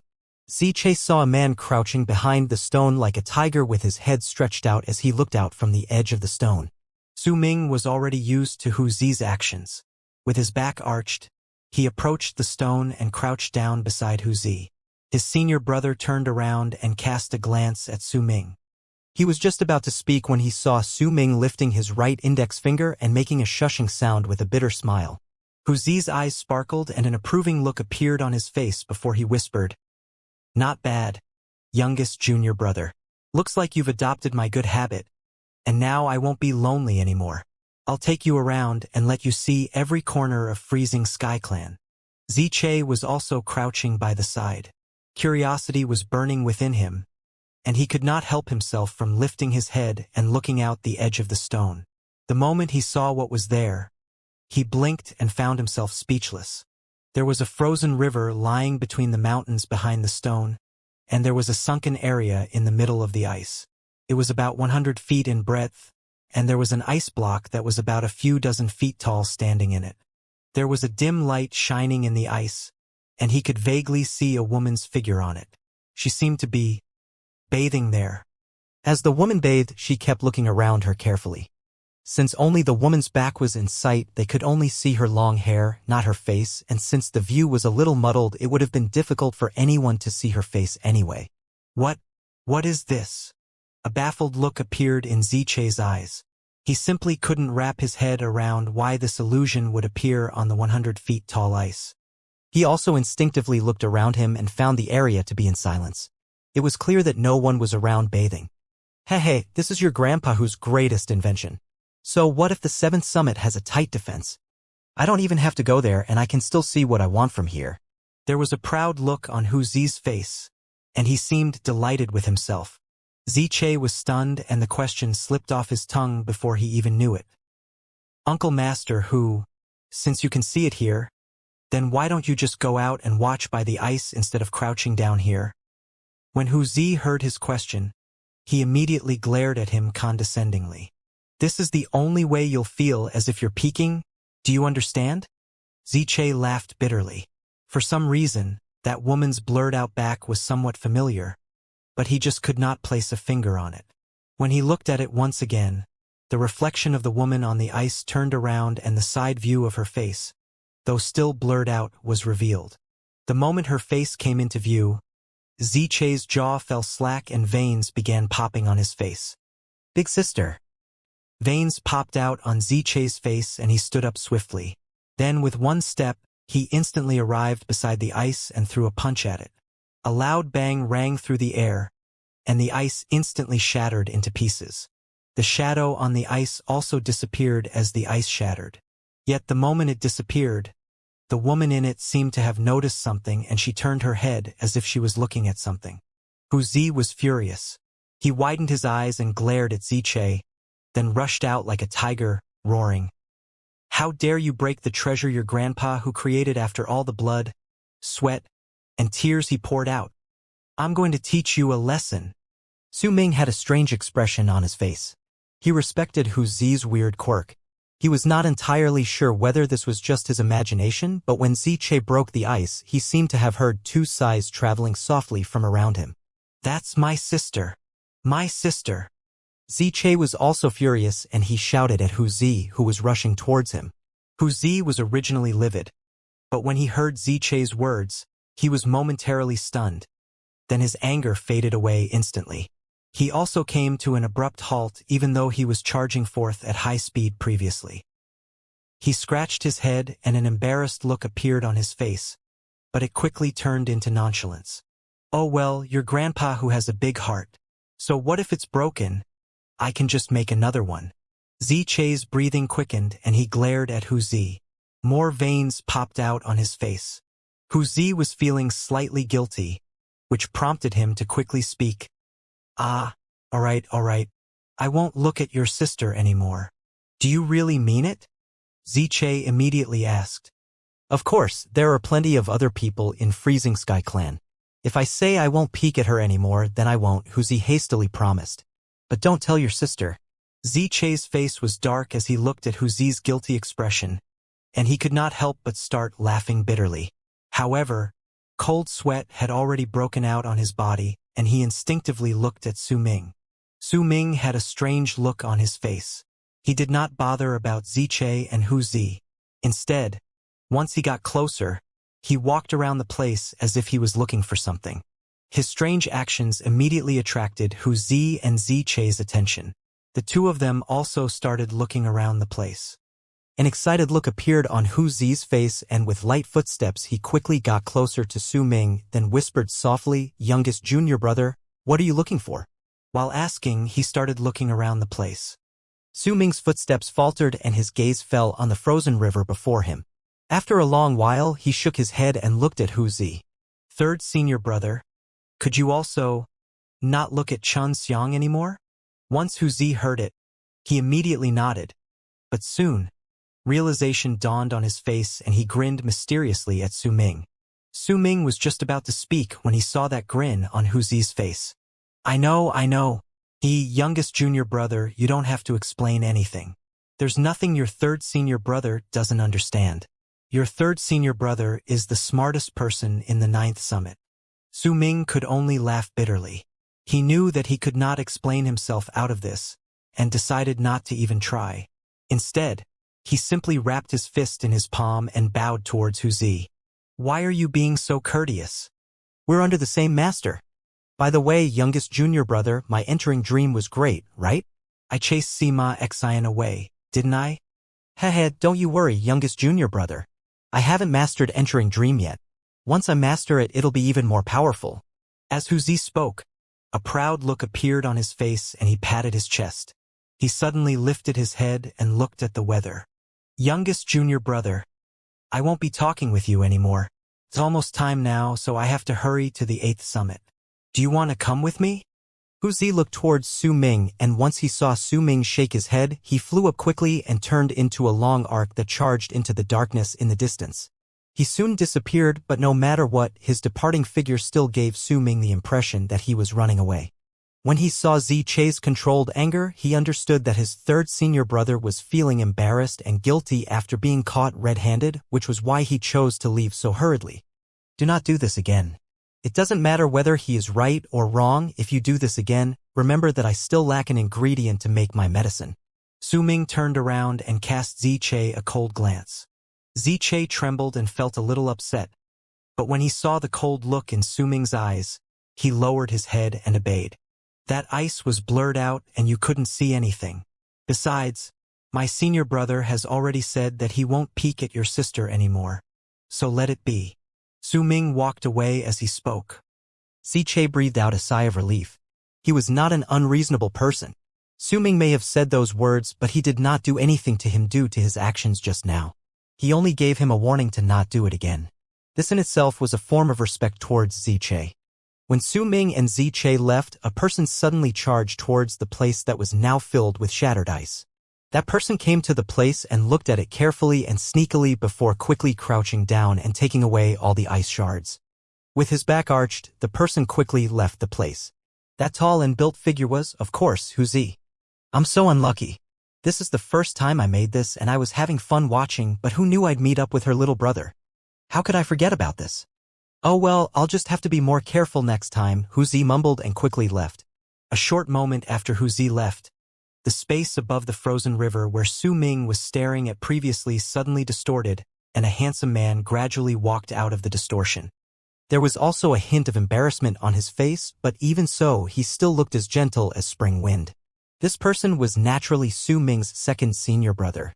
Once he appeared, he let out a few fake coughs. I was almost found out by youngest junior brother. It's all the third's fault. Why did he have to make something so nice? Second senior brother mumbled under his breath and left the place hastily. A moment after Su Ming's second senior brother left, distorted ripples appeared once again in the space in this area that was about a few 100 feet wide. An old man wearing a flowery robe walked out from within the distortion. The old man walked out with one brisk step, then patted his robes in a relaxed manner before placing his hands behind his back and walking towards the top of the mountain calmly. While his expression might be passive, pride could be seen within his eyes. The third did a good job. He made something interesting. It's a pity it was broken. But with my third disciple's personality, he'll make another one in a few days and it'll be even sturdier than the previous one so that no one can break it with just one punch. It's a pity. But the fourth has really sharp senses. He almost found out where the second was hiding. Heh, but they're still not good enough to find me. The old man mumbled under his breath as he walked away proudly. That old man was Xianxia. Xianxia, who was wearing a flowery long robe. Time passed by gradually in this peace and quiet. Wuxia continued creating things and peeking at other people, and Su Ming's second senior brother continued planting flowers in the day and stealing them at night, as well as occasionally running into Wuxia looking at the ice he created. Of course, sometimes Xianxia would also appear during the night, dressed in a flowery robe. Very soon, 2 months passed by. During these 2 months, Su Ming and Sima Xian's battle had been spread throughout Freezing Sky Clan by those who had witnessed it that day. Gradually, almost all the disciples from the other 8 summits knew that there was a person in the 9th summit that was strong enough to fight against Sima Xian. They also learned that this person was a divine general of awakening. His name quickly spread through Freezing Sky Clan, and slowly, due to his battle with Sima Xian, Su Ming's name appeared on Freezing Sky Clan's Great Frozen Plains ranking boards. He was ranked 9th on Great Frozen Plains ranking boards, replacing Ziche. The reason why he was ranked 9th was because there was no outcome to Su Ming and Sima Xian's battle. The people might have some understanding towards Su Ming's power, but they did not know the details. When he fought against Sima Xian, they could also tell that Sima Xian was clearly stronger than Su Ming. A lot of them felt that it was a pity that the two of them did not manage to execute their final attacks in the battle. During these 2 months, besides Su Ming's name spreading through Freezing Sky Clan, the school was also preparing for something big hurriedly and in secret. That event was the Sky Mist Shaman Hunt that only occurred once every decade. There was only less than 10 months left until the start of the hunt. Sky Mist Shaman Hunt was a big event within Freezing Sky Clan that was already considered a common practice among the disciples. The event occurred once every decade, and the disciples that took part in the event would differ in number from thousands to tens of thousands every single time. Similarly, Western Sea Clan, which belonged to the other big tribe in the land of South Morning, Western Sea would also send out disciples and fight against the shamans in the battle that occurred once every decade. At that time, once Sky Mist Shaman Hunt began, the disciples of the 2 clans would frighten off the shamans in Sky Mist Barrier and also gather a set number of people to venture out of Sky Mist Barrier and invade certain territories of the shaman tribe. Each Sky Mist Shaman Hunt would last for a year. That year would be a bloody and grueling test as well as an ordeal for most of those who joined the battle. During that year, the people would know whether these swords, which were the disciples, would break or shine with a brilliant glint. However, big-scale battles did not happen for all Sky Mist Shaman Hunts. Since a long time ago till now, there were only a dozen shaman hunts which were incredibly devastating. The rest were actually rather mild battles. However, the battle this year would be significantly different from all the previous battles. The Sky Mist Shaman Hunt 10 months later would be a giant battle that only happened once every century. The Sky Mist Shaman Hunts that only occurred once every decade were small battles, yet after 10 of such battles came the battle that would only occur once every century, and the scale of that battle would be much greater than of a regular shaman hunt. This was a rule set by the 2 big tribes in the land of South Morning a long time ago. The reason as to why the battles were held so regularly with a large-scale battle occurring once every century was because they wanted to know at all times just how quickly the shaman tribes outside Sky Mist were increasing their power. They wanted to know whether there were any shockingly powerful people there, wanted to know whether they had any new spells, wanted to know whether there were any new shamans over there. All this information was the main purpose for the battles that occurred once every decade. There were plenty of disciples who had joined the Sky Mist Shaman Hunt multiple times within Freezing Sky Clan, but there were also those who had never joined the battle. However, most of the disciples were familiar with this event. During the 10 months, those who wanted to enter the battle would isolate themselves to train and make preparations. In the 2 months of peace and quiet in the 9th summit, there were also certain things that happened, and these things were not considered peaceful. Ziche's older sister had come to the mountain multiple times with her anger directed straight at Hu Zi. At that moment, Su Ming was sitting on the platform outside his cave abode under the clear sky. As he sat there, his right hand was drawing on the drawing board placed before him.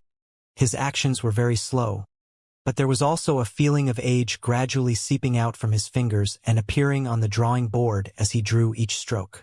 He was copying Sima Xian's sword slash. During these 2 months, he had kept copying Sima Xian's sword slash so that he could find that feeling he had in the beginning. Ziche was by his side and totally absorbed in watching Su Ming's actions. It was as if he was trying to search for his own epiphany in those strokes. Yet at that very moment, "Suntahu, get your ass down here." A woman's chilling voice sliced through the air from beyond the 9th summit. "You witch! Why are you just targeting me? Your little brother also saw you at that time. Even my youngest junior brother Su Ming saw you." Hu Zi's voice traveled forth, muffled and with a hitch that suggested he was almost in tears. He sounded really upset. Ziche instantly looked as if he was caught in an awkward situation, and Su Ming lifted his head with a bitter smile on his lips. Ziche, you little rascal, it's a complete waste for me to have fought for you when you were bullied last time. If you're still a man, then get Sun Dehu here now. The woman's voice, as she hissed out through her teeth clenched quickly, came from beyond the 9th summit. Two long arcs whistled through the air in the sky. One of them wore a yellow robe and had an oval-shaped face. Although her face was twisted in anger, it simply gave her a different vibe of beauty. There was a woman behind her. That woman was also beautiful, but there was a look on her face that suggested she was holding back her words. There was also a strange look in her eyes. That woman was Han Songzi. Ziche scratched his head and quickly got up, but he had no idea what he should be saying in this situation, so he really was just standing there awkwardly. Sis, don't call me sis. I don't have a brother like you. The woman glared at Ziche and her gaze fell upon Su Ming. Oh, if it isn't Uncle Master Su, the woman said with a chilling laugh. Su Ming could feel the beginnings of a headache blooming. The woman's name was Ziyen, and she was Ziche's sister. During these 2 months, she had been coming here often to search for Hu Zi. He managed to dodge her a few times, but once she found him, something happened between them, and after that, Hu Zi started hiding himself deep in the mountain. They only knew that he was in the mountain, but it was difficult for them to know where he was hiding. Only when he was forced into a corner would he start shouting, but his words floated in the air, making it hard for anyone to determine the source of his voice. There was even one time where Hu Zi thought it was unfair that the woman only came looking for him to teach him a lesson when everyone else had also seen her. That was why he shouted out those words. After a few times, the woman's attention slowly spread out. Su Ming could only feel resigned, laugh bitterly, and get a headache out of this. The woman's personality was also hard to grasp. Once she diverted her attention towards them, she made an absurd request of Su Ming, and if he did not fulfill her request, she would continue pestering him. Fortunately, Su Ming was not the instigator of this. Once he avoided her a few times, Ziyen once again focused her attention on searching for the instigator of this entire incident. Sun Dehu. Disciple niece Ziyen. Su Ming looked at the raging Ziyen and also saw Han Songzi standing behind her. He blinked instinctively. Han Songzi pretended not to see him and turned her head in another direction. What is it that you want of me, Uncle Master Su? Are you still not satisfied by what you saw? Ziyen let out a cold harumph and walked towards the 9th summit elegantly. She stood on the platform outside Su Ming's cave, and as wind blew past her, her black hair was lifted up, which also brought a nice fragrance that wafted into Su Ming's nose. About the thing you asked, it's not as if I can't do it, but you see, since your Uncle Master who is the instigator, if he can fulfill your request, then I'll naturally do so as well. It was not as if Su Ming was not good at talking. It was just that he chose to remain quiet when he came to the land of South Morning. Right now, he had already found the warmth that gave him the feeling of home on the 9th summit, and his manner of speaking when he was in Dark Mountain started returning a little. You. Ziyen glared at him. Just as she was about to speak, Han Songzi let out a faint cough beside her. Ziyen cast a deep look at Su Ming before she snorted and said, I'll put this aside first for my junior sister Fang. Just you wait until I find that Sun Dehu. When she said it, Ziyen leapt up and started moving around the 9th summit. The 9th summit was a strange place. There were no runes that protected the mountain. Anyone could enter as they pleased, but only if they were allowed to do so. If the people in the 9th summit did not permit their entry, those who entered would end up like Ziche. However, it could be said that everyone in the 9th summit had wronged Ziyen. Xianxia was sly and had gone into isolation to train a long time ago. Since this thing had nothing to do with Su Ming's eldest senior brother, he also enjoyed his peace and quiet. His second senior brother had been hanging around the place often during these 2 months and was busy with tending to his plants. Every single time he saw Ziyen, he would give a smile as gentle as the spring wind before giving her a nod. Once Ziyen left to search for Sun Dehu, who had gone into hiding in the 9th summit, Han Songzi descended from the sky and stood on the platform. Ziche could tell that these two knew each other since a long time ago, and coupled with the things that were now circulating in Freezing Sky Clan's great frozen plains regarding Su Ming, they made Ziche lower his head and take a few steps back and leave the place.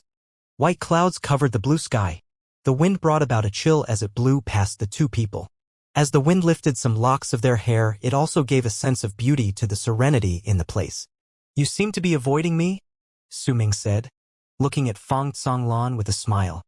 I'm not. Fong Zhonglan did not look at Su Ming. Instead, she stood on the platform and looked at the blue sky in the distance. You've come to this place with your senior sister Zi Yan many times during these 2 months, but this is the first time you chose to stay alone. In Su Ming's eyes, Fong Zhonglan was like a serene snow lotus in the wind. I came here before, Fong Zhonglan whispered. Thank you. Su Ming sat down and his gaze fell upon the white clouds in the sky. What for? The motion when Fong Zhonglan turned her head to the side was very beautiful. Sunlight shone on her and he could see some of the fine hair framing her face. Thank you for worrying about me when Ziche came here, and thank you for warning me when I was fighting against Sima Xian. Su Ming picked up the drawing board next to him and tapped it with his right hand. A faint banging sound echoed in the air and a thin layer of powder fell away from the drawing board. I know that you should have guessed Sima Xian's goal, that's why I didn't come to warn you again. Fong Zhonglan smiled faintly. There was a hint of something Su Ming understood but was still a little uncertain about in her smile. A berserker son, A chilling glare appeared briefly in Su Ming's eyes. If he could still not figure out Sima Xian's goals, then he would not be the Su Ming who arrived alone in the land of South Morning and made it to this point in life. Fong Zhonglan hesitated for a moment before she said softly, I don't know what else Sima Xian is planning to do, but from what I understand about him, once he makes up his mind about something, then he won't give up. You have to be more careful. Once she finished speaking, she lifted her right hand and smoothed down her hair, which had become messy due to the wind.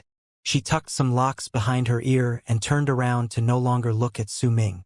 It was just as Su Ming said. She was indeed avoiding him, because every single time she met his gaze, she would feel her heartbeat suddenly quicken. Don't move, Su Ming suddenly said. Fong Zhonglan was stunned and looked at Su Ming curiously. Stay that way. Let me draw your picture. Su Ming picked up his drawing board and looked at Fong Zhonglan. Then he drew a stroke on the drawing board with his right hand. Red colored Fong Zhonglan's cheeks. She bit her bottom lip and looked at Su Ming as she maintained her posture of tucking her hair behind her ear. Her dress fluttered in the wind, and the blue sky and white clouds behind her acted as her background. Not only did the wind make her dress flutter, it also made her hair float diagonally. It was a beautiful picture. It was as if time slowed down all of a sudden. A woman's face gradually appeared on the drawing board under Su Ming's fingers.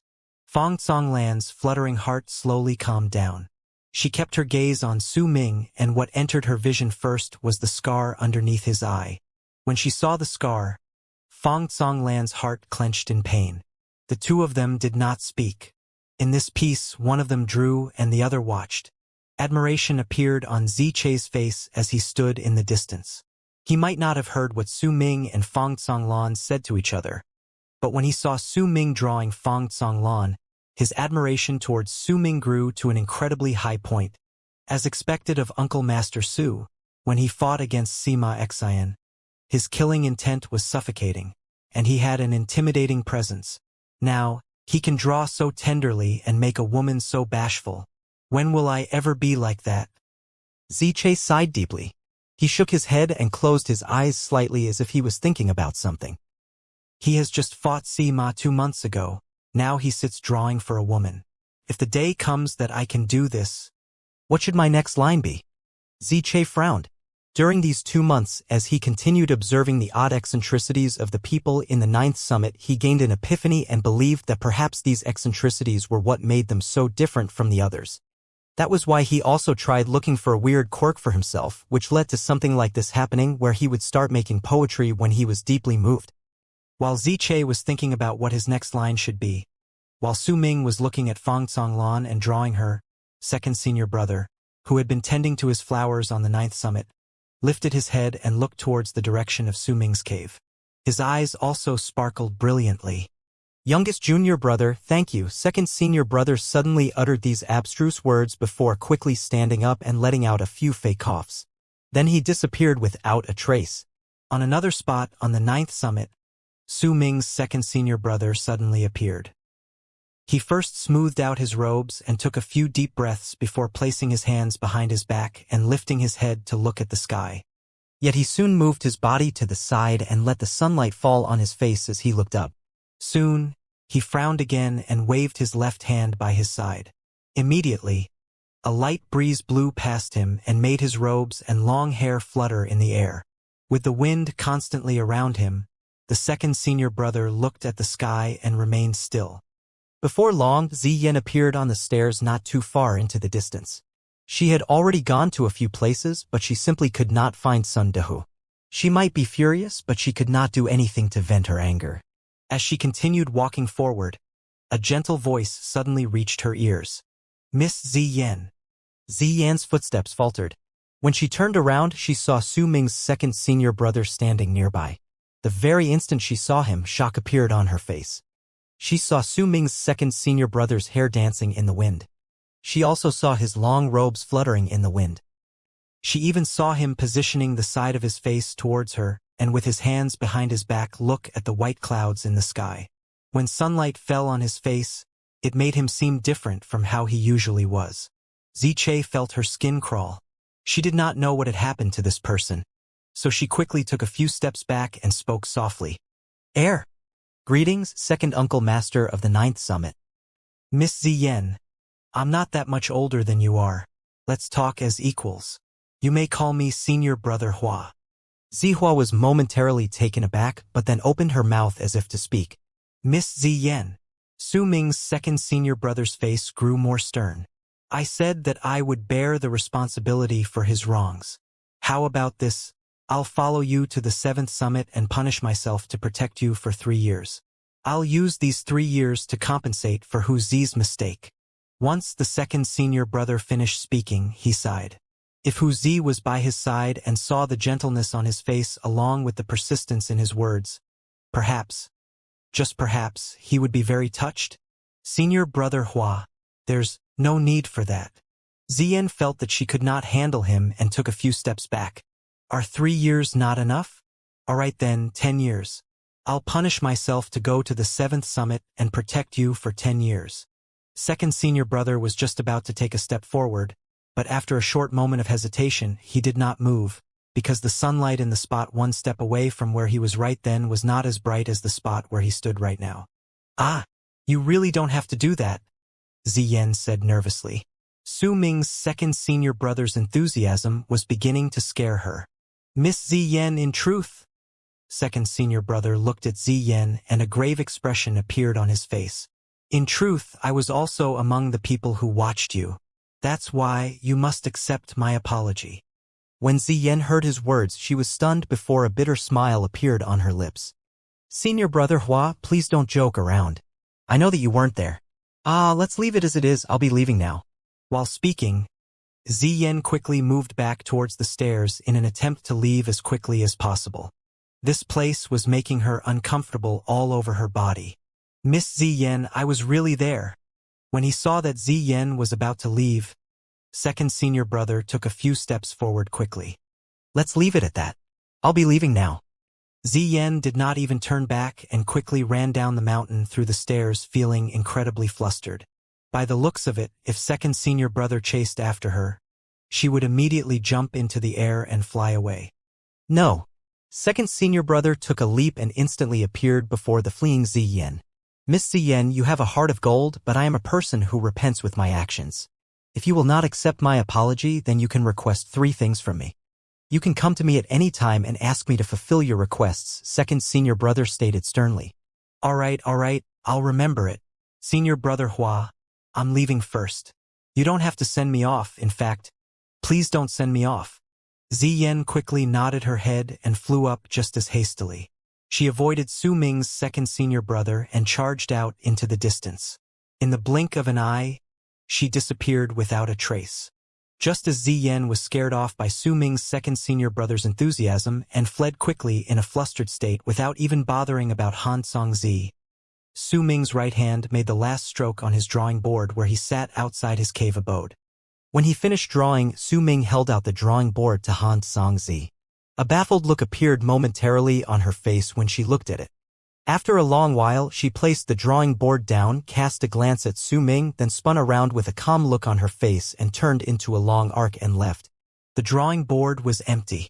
Those who could see it would certainly see it, but those who couldn't, no matter how they forced themselves to see it, they would still not be able to see anything.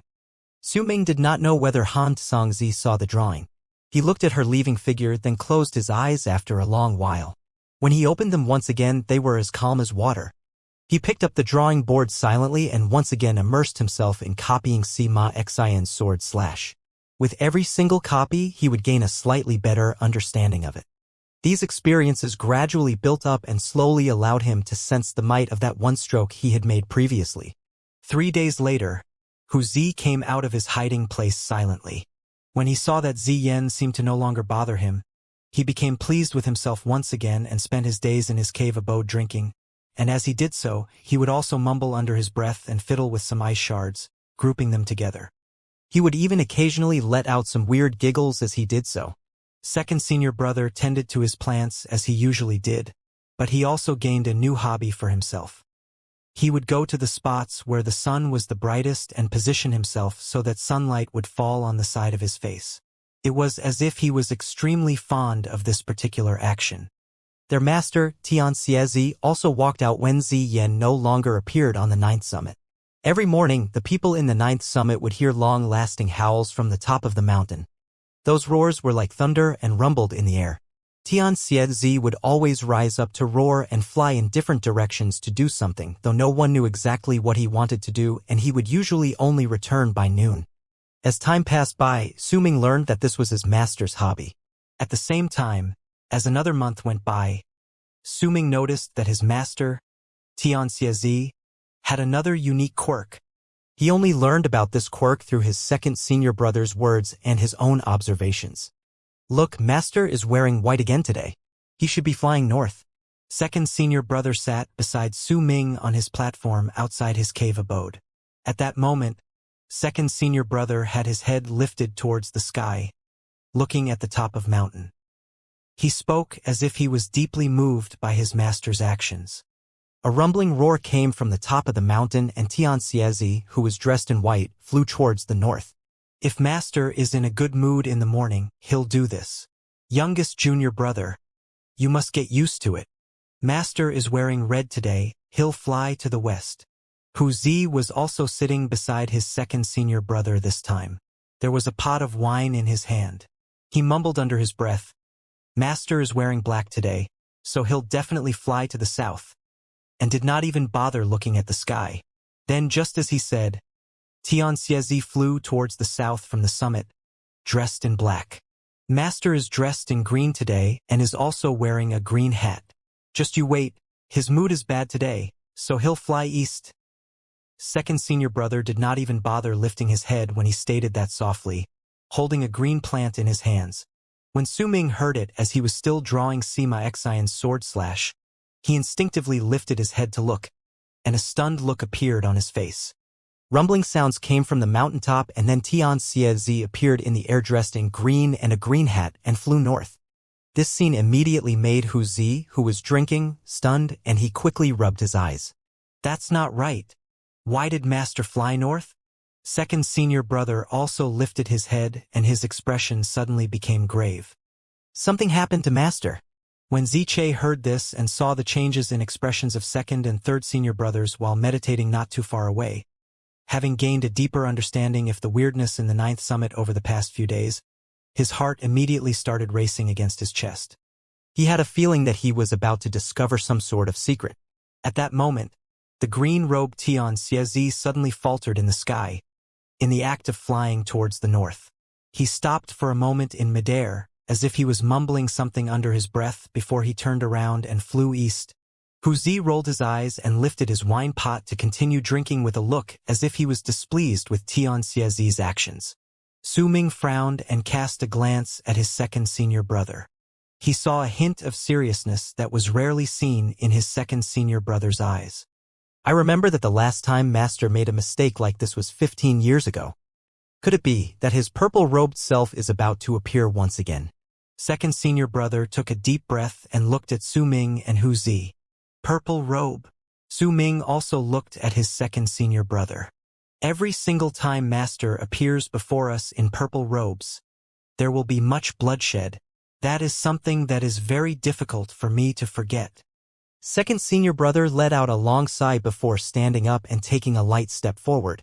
He let sunlight fall on the side of his face as he placed his hands behind his back and lifted his head to look at the sky with a nostalgic look on his face. Hu Zi was looking at his second senior brother dumbly. He gulped and mumbled under his breath. He had no idea when this new weird quirk of liking to stand under the sun and facing others with the side of his face was acquired by second senior brother. Ziche became nervous as well, sitting not too far since he rarely saw his uncle Master Hua make a face like this.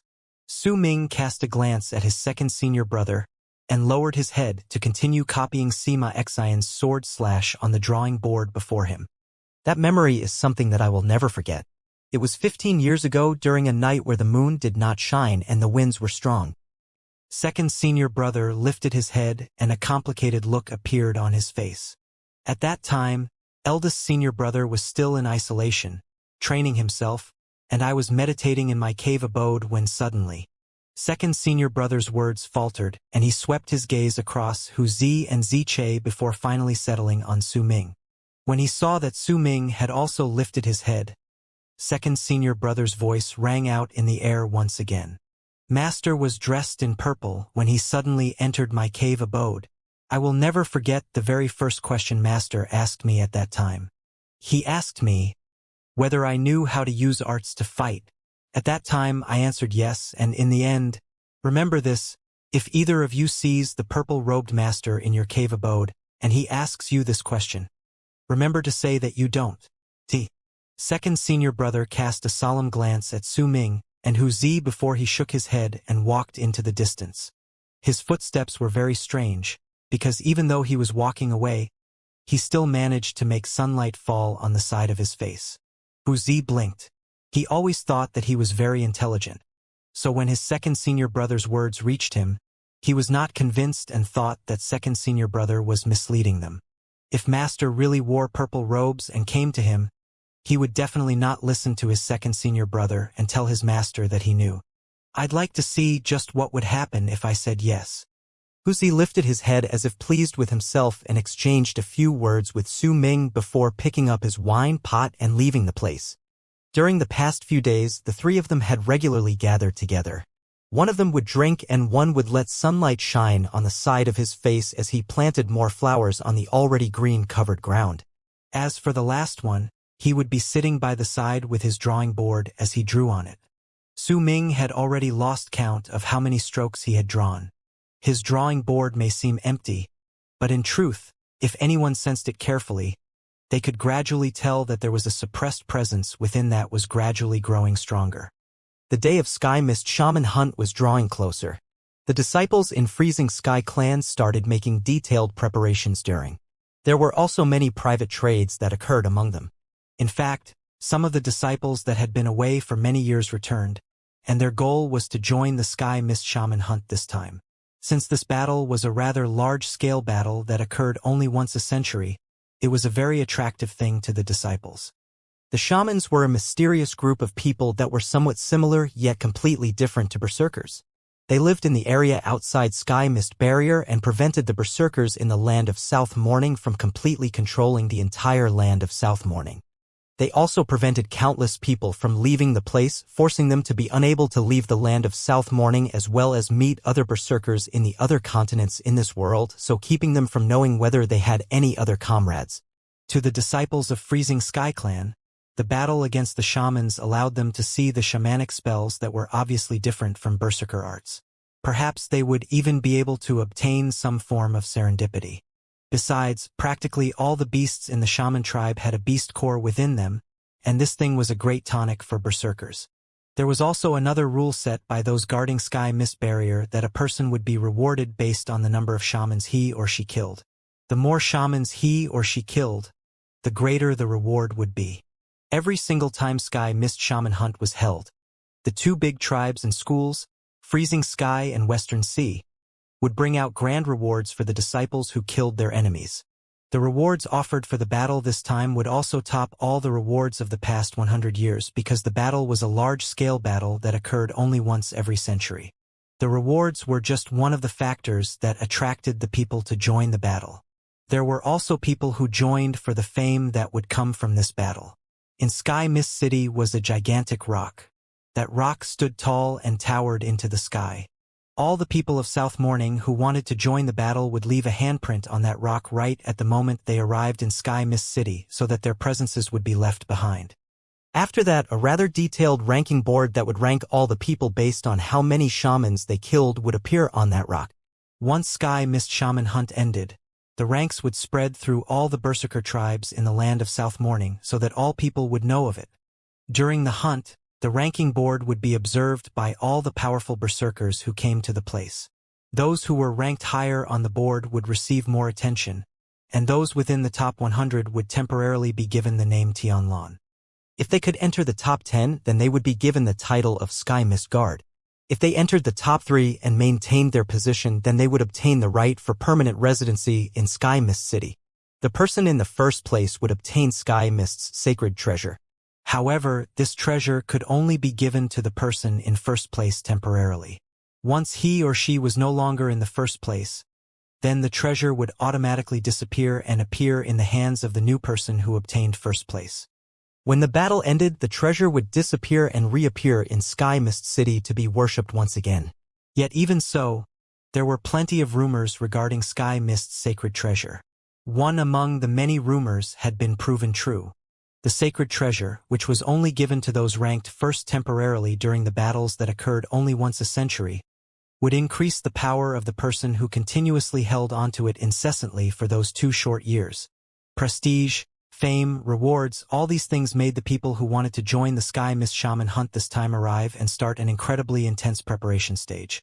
There were less than 10 months before the battle began. Among the 9 summits on the great frozen plains of Freezing Sky Clan, besides the 9th summit, all the other 8 summits were preparing for the battle. Only the people in the 9th summit still maintained their peaceful lives as they went on understanding their very own clearing mind art. Su Ming's life was very peaceful, and he treasured his current lifestyle. Ever since he came to the land of South Morning, it was rare that he could experience moments like these, especially the feeling he found here, where he now treated the mountain as his home. His senior brothers were kind to him, and he experienced the type of warmth that he would only find if he belonged to a place over here. Su Ming might not have shown any desire to join Sky Mist Shaman Hunt, but he had already made his decision in his heart regarding the battle. He wanted to go. He wanted to join the fray. Only these sorts of battles would be able to make him improve quickly, because the only demand Su Ming had for himself was to increase his own power. He had to make himself stronger. My power is still far from enough for me to leave the land of South Morning and return to the alliance of the Western region. Su Ming's right hand slashed across the drawing board before him. He lifted his head and looked at the weather. The sky was already darkening, and even the few rays of evening sun that still remained somewhat visible in the distance had become much dimmer. Su Ming stood up and walked towards his cave abode. Over the past few days, besides copying Sima Xian's sword slash, he had also been doing something else. That thing was one of the things he was preparing for the Sky Mist Shaman Hunt this time. His cave abode had become much bigger than how it was a few months back. 3 more ice rooms had been opened up, and howls that no one could hear except Su Ming, since he had divine senses, would travel forth from one of the larger ice rooms in his cave. Su Ming walked up to the ice room with a passive expression, entering it. Right as he did so, a gust of cold wind blew against his face, and a blurred figure of a person closed in on him in an instant. Yet the very moment he got closer to Su Ming, that figure let out a shrill cry, tumbling a few dozen feet backward. His face was revealed then. It was an existence that had the wings of the moon while possessing the body of a person. His eyes were bloodshot with raging violence, and as he retreated, he kept his glare fixed on Su Ming. His body was caught in between being an illusion and having physical substance, though he looked as if he was about to fade away at any moment. His entire body was red, and the space around him distorted in a manner that caused him to look as if he was enveloped by invisible fire and that he was burning. He was naked, and on his skin were scale-like objects overlapping each other. His hands turned into claws as he howled at Su Ming. He Feng, you were the one who asked to fuse with the souls of the wings of the moon within me. The process is still ongoing. Are you saying that you can't hold on anymore? Su Ming asked coldly. His voice reverberated through the ice room and fell into the strange person's ears. His words made the person shudder and conflict appeared in his bloodshot, violent eyes. That person was actually He Feng. After Su Ming fought against Sima Xin and cleared up his cave abode, He Feng told him after much careful thought that he wanted to fuse together with the souls of the creatures. He did not know the names of residing in Su Ming's body. He Feng was a cautious person. He did not want to become a vessel spirit, but if he did not want to become a vessel spirit, then he had to prove that he was not a burden. When he fought against Sima Xion's ice wolf spirit, he had struggled greatly, and that was why he made this decision, because his power was simply not enough. Su Ming kept his silence about the matter for several days before he agreed to He Feng's request and opened up the ice room so that it could be the place for He Feng to fuse with the souls of the wings of the moon. In the beginning, the fusion was successful, but gradually something unforeseen happened. As He Feng continued fusing with the countless wings of the moon, he lost all form of reasoning, became the way he was now. The moment the conflicted look appeared in He Feng's eyes, Su Ming took a step forward quickly and lifted his right hand, swiftly drawing a circle at the center of He Feng's brows with his right index finger. Once the circle was formed, blood-red light shone from within it. The circle looked like the blood moon when it appeared on the center of He Feng's brows. When the blood moon appeared, He Feng closed his eyes and slowly sat down cross-legged, regaining his calm. Once every few days, Su Ming would use this method to suppress this change that appeared when He Feng fused with the wings of the moon. Only by continuing with this process right up till the end would He Feng become truly strong. Su Ming expected this process to last for several more months, perhaps even longer. He stared at He Feng for a long while before turning around and leaving the ice room. He sat down outside and closed his eyes with the drawing board in hand, once again immersing himself in copying the slash. If there were no interruptions, then he would have perhaps continued copying the slash until he needed to visit He Feng again. But when morning came, the 9th summit welcomed a guest. That person came for Su Ming. Tianlan Sky Mist's Pinyin, it's like a new name given to a person. If you were to remember Fang Tsanglan and how she's called Han Song Zi. Han something Z is a name given to the top students in Freezing Sky Clan, so you have Han Song Zi. So Tianlan something is the same. You have Tianlan Meng, and I do believe that her name is one of these. I take away your surname and your middle name and give you a titled name. I am Chun Chan Er, disciple of the 7th summit. I came on orders from my eldest senior sister to invite Uncle Master Su of the 9th summit to meet her. A melodious voice asked, traveling up the 9th summit on that morning. That voice belonged to a girl in an emerald green robe. The girl looked to be either 17 or 18 years of age. She stood at the foot of the 9th summit with her back straight and a hint of curiosity on her face as she observed her surroundings, which happened to be a place that she had never been before. It was a pity, however. Her lack of understanding towards the 9th summit guaranteed that once her voice traveled into the mountain, Huzi would continue drinking and snoring with a pleased smile on his face as he dreamed about something again. Second senior brother would continue tending to his flowers as sunlight fell on his side profile. Zi Che would continue sitting outside Su Ming's cave, grouping words together in his head and having the time of his life as he occasionally muttered the poems and songs he had created. Eldest senior brother spoke even less and kept himself in isolation. The way the 9th summit operated led to the girl receiving absolutely no answer even though her voice traveled through the mountain for quite some time. Su Ming heard her but did not bother with it. He did not know the eldest senior sister from the 7th summit and did not want to meet with people he did not know. The girl waited for a little while longer before frowning and dashing up the mountain stairs. She might not have come to the 9th summit before, but it was still clear that before she came to the place, she had learned the location of Su Ming's cave from someone and was now walking up as if she was very familiar with the place.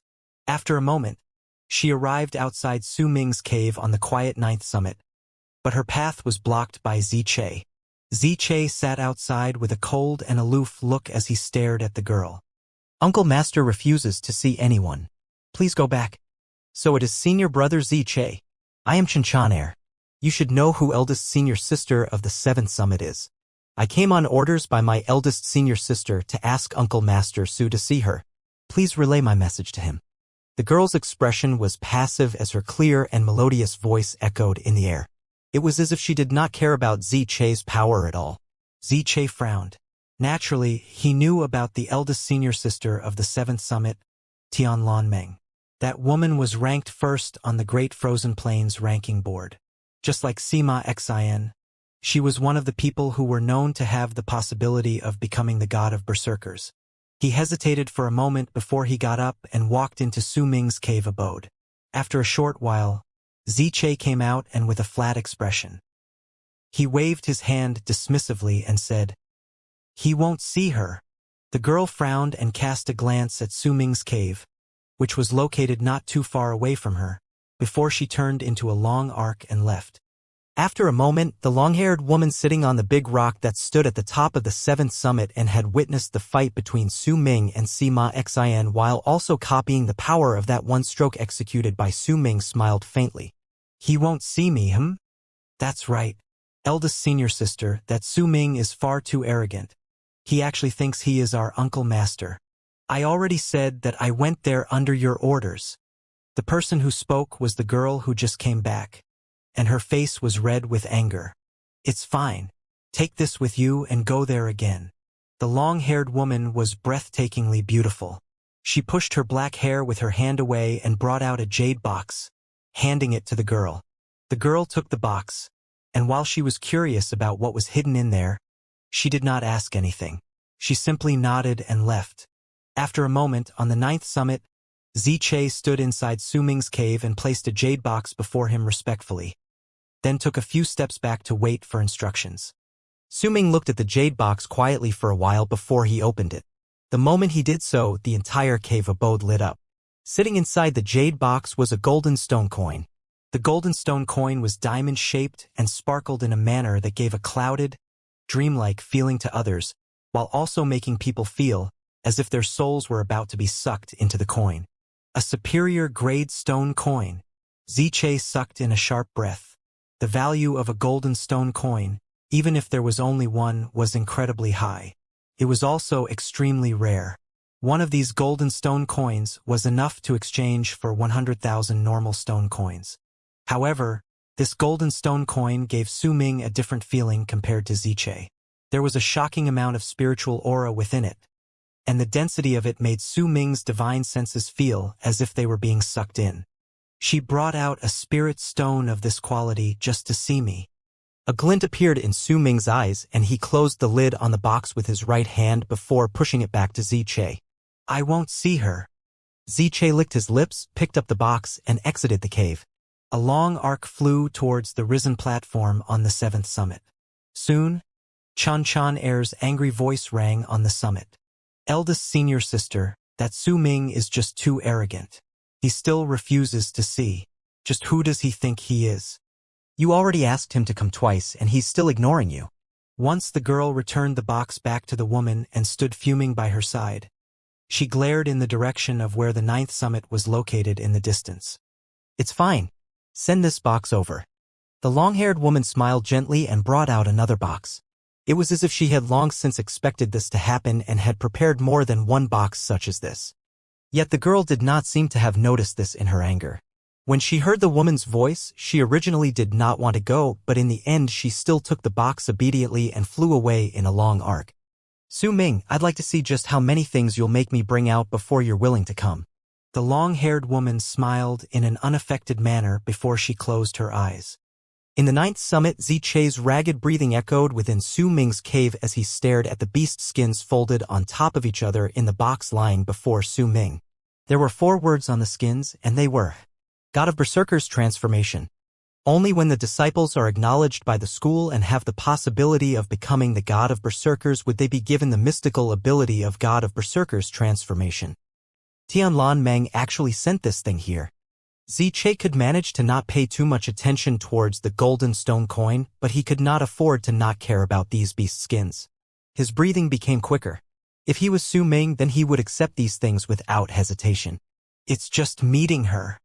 With much difficulty, Ziche turned his gaze away from the beast's skins and looked at Su Ming. Su Ming's expression remained calm. He simply cast a glance at the beast skins within the box before he closed his eyes. When he reopened them after a moment, he closed the box once again and pushed it towards Ziche. I won't see her. Ziche was stunned. He opened his mouth as if he was about to say something, but when he saw Su Ming's expression, he quickly swallowed his words and picked up the box and walked out with begrudging reluctance, feeling that it was a great pity. She must be aiming for something big by showing off all these valuable treasures to me. I've never seen this woman before, so it's best that I don't take her things. The melodious voice rang once again not long after the previous time on the 7th summit. This time, that voice was clearly more high-pitched, and the anger in the voice also became more apparent. I'm not going anymore, eldest senior sister. I won't go. Just who does that Su Ming think he is? He can't even win against Sima Xian, and he's acting so arrogantly. You invited him 3 times, and that alone is already enough for him to see that you're showing him enough respect, but he still refused. The long-haired woman continued smiling. However, that smile not only did not contain any hint of coldness, it instead held a hint of profoundness within that the girl did not understand. It was as if she was not offended by Su Ming's actions but grew to admire him because of it. It seems like I viewed him too superficially. Give him this thing. The long-haired woman was silent for a moment before she grabbed at the air, and another box appeared once again in her hands. This box was clearly different from the previous ones and was about 7 feet long. If he still sends this back, then give him this wooden slip. The woman passed the long box to the girl, and then brought out a wooden slip about the size of 2 fingers from her bosom before placing it in the girl's hands. All right, Sister Chan-er, this is the last time. If he still returns them, then we'll forget about this, the long-haired woman said gently. There was a tone in her voice that made Chan-er unable to refuse her request. She could only dip her head down and nod obediently. This is the last time? Yes, it's the last time. The long-haired woman smiled, and it was a breathtaking smile. She patted the girl's hair. Only then did Chan-er turn into a long arc and go to the 9th summit. Peace was bound to be robbed away from the 9th summit that day. Ziche's breathing had become much more rapid in Su Ming's cave compared to the time he saw the beast skins that recorded the skill for the god of Berserker's transformation. Freezing Sky Sword. The Freezing Sky Sword that will only be forged once every 500 years within Freezing Sky Clan.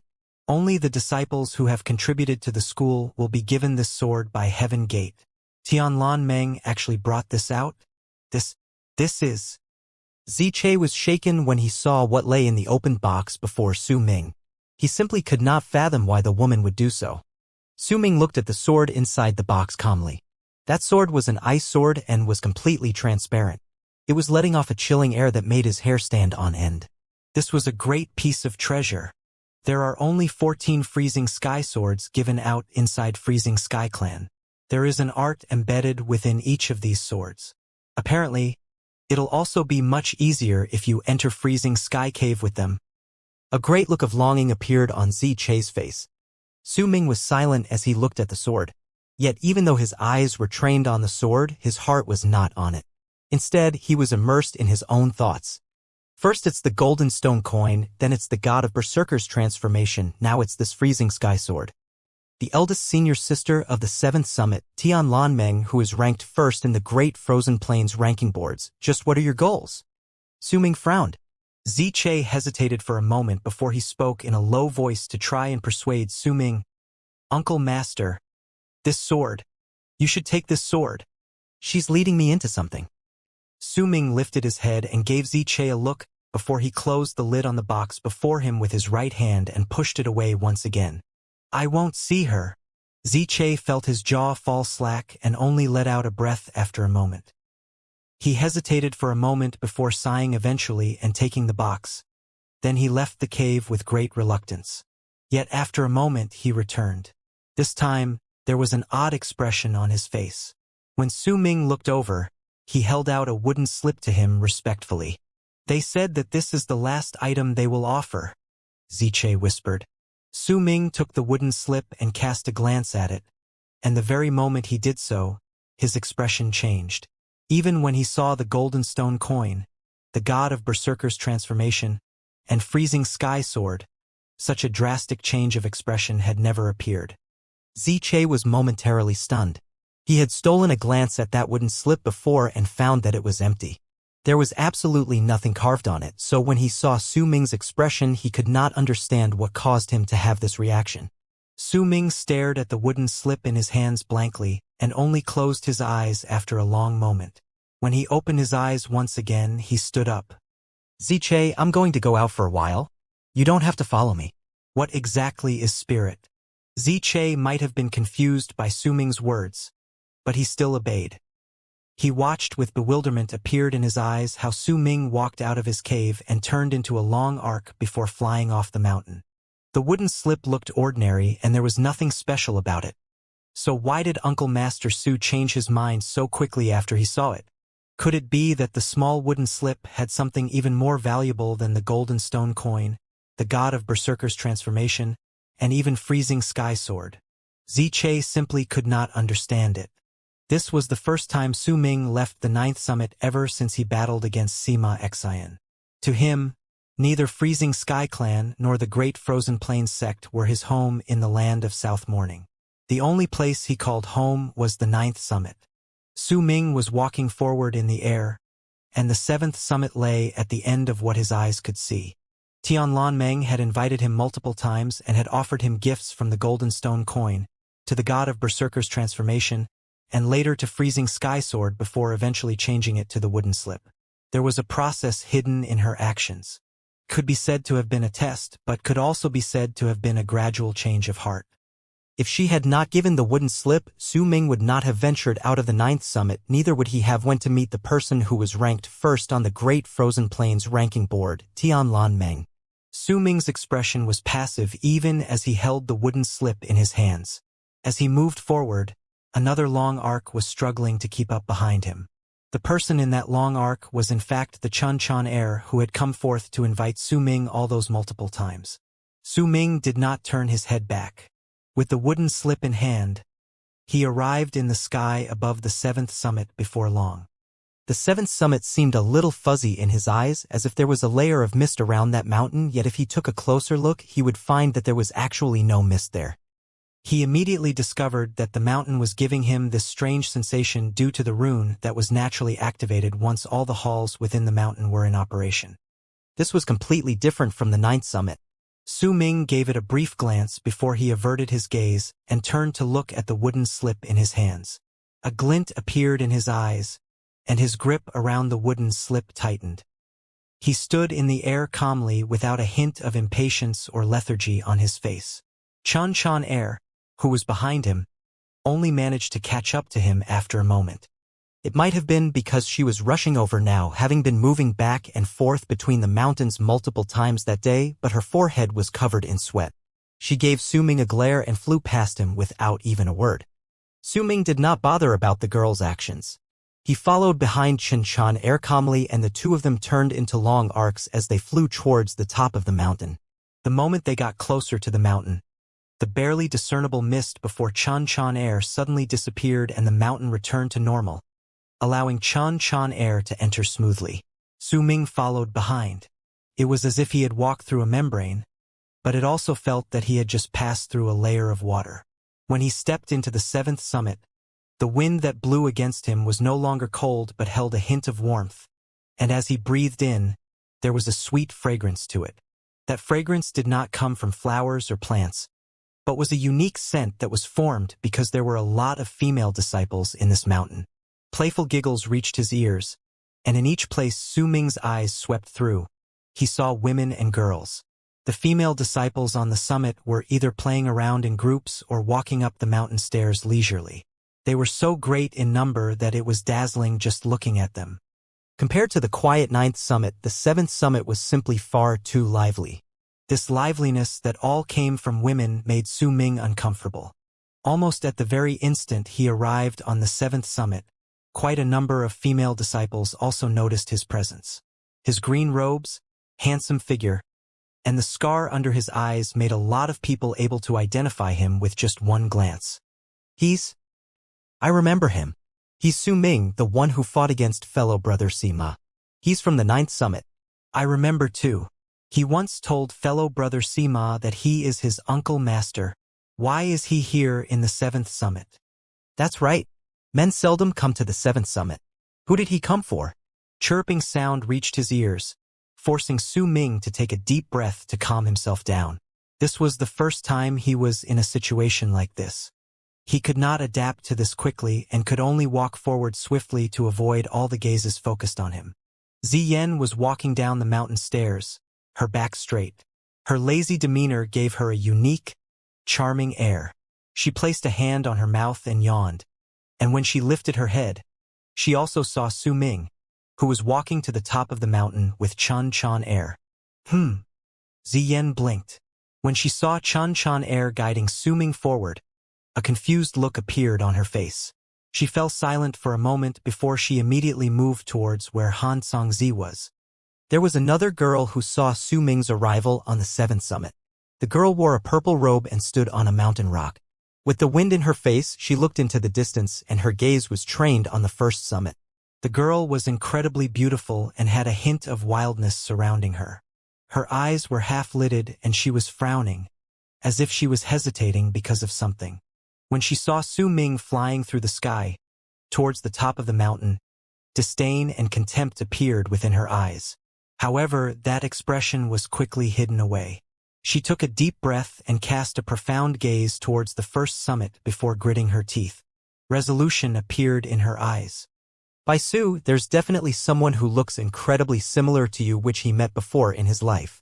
That's why if you go and approach him, he won't refuse to see you. But I can't let you do this.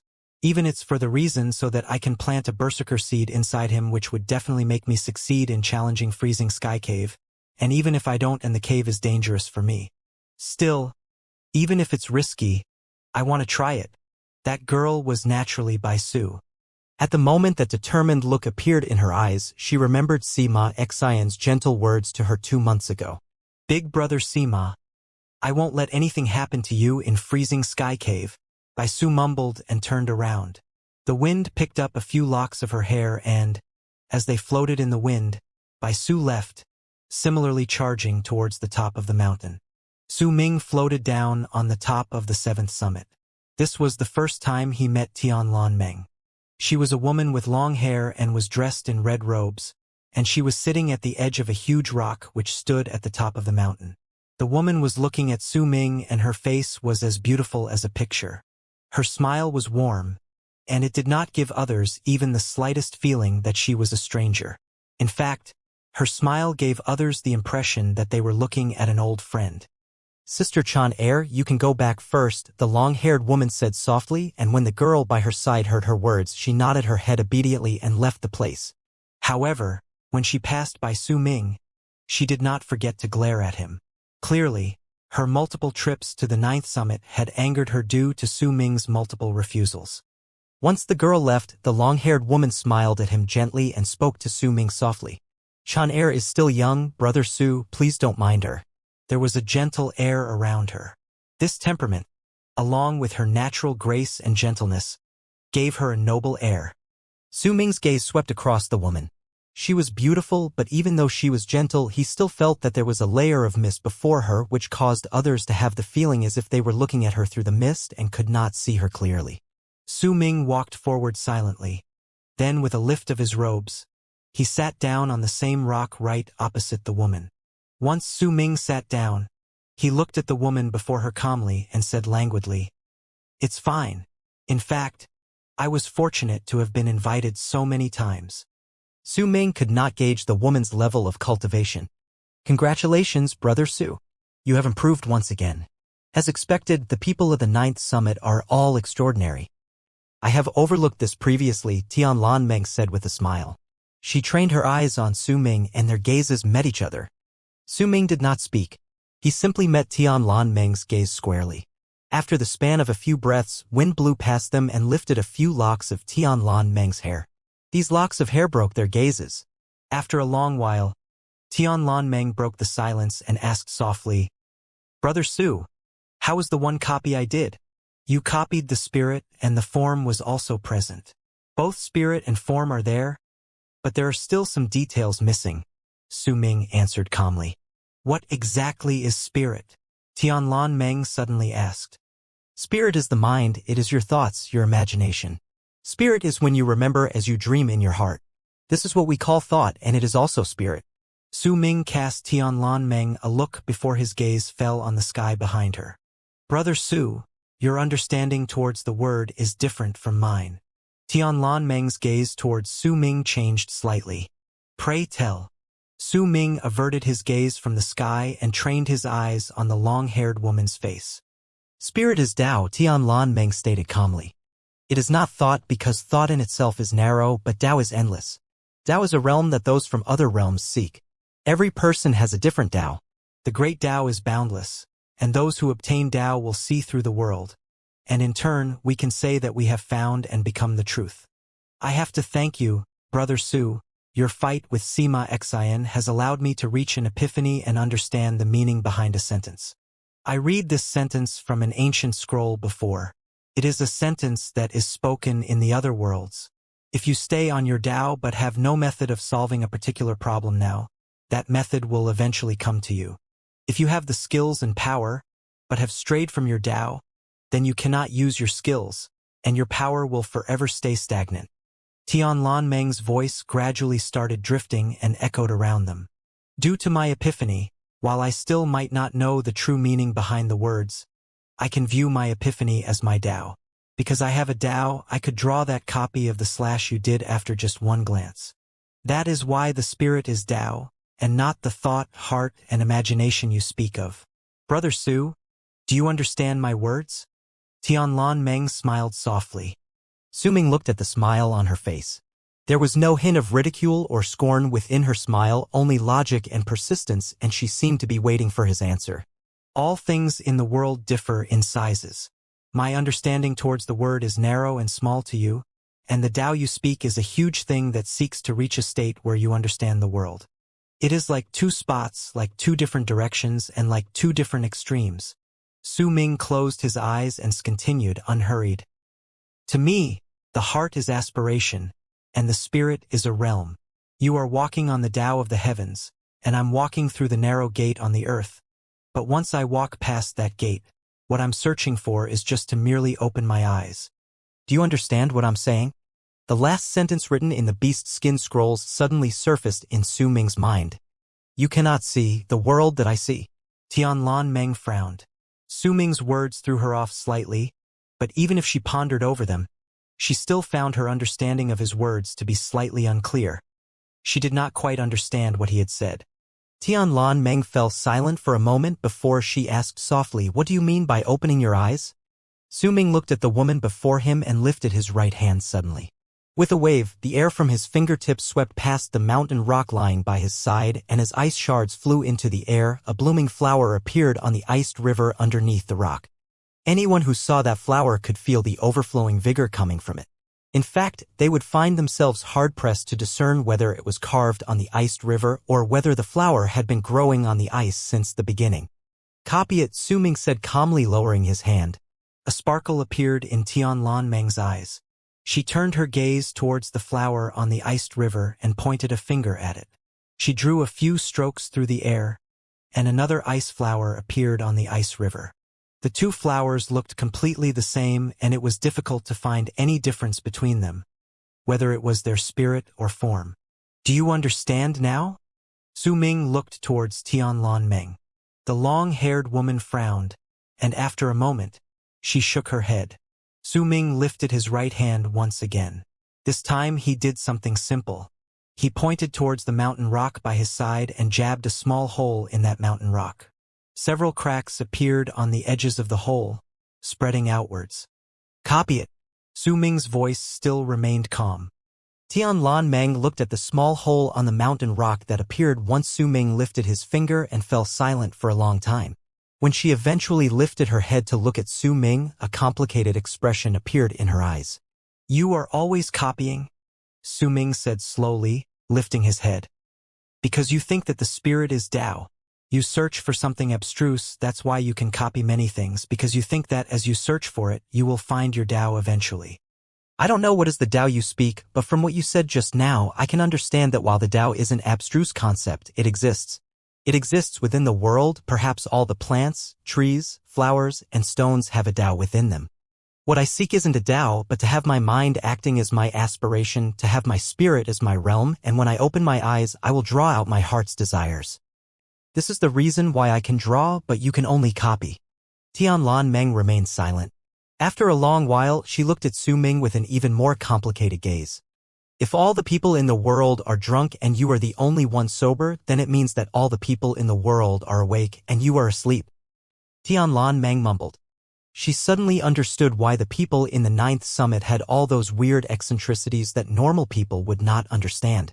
Similarly, I drew out what existed in my heart with this one stroke, and that is my own stroke. You, however, only copied it. There are some things you can copy, and there are some that you cannot.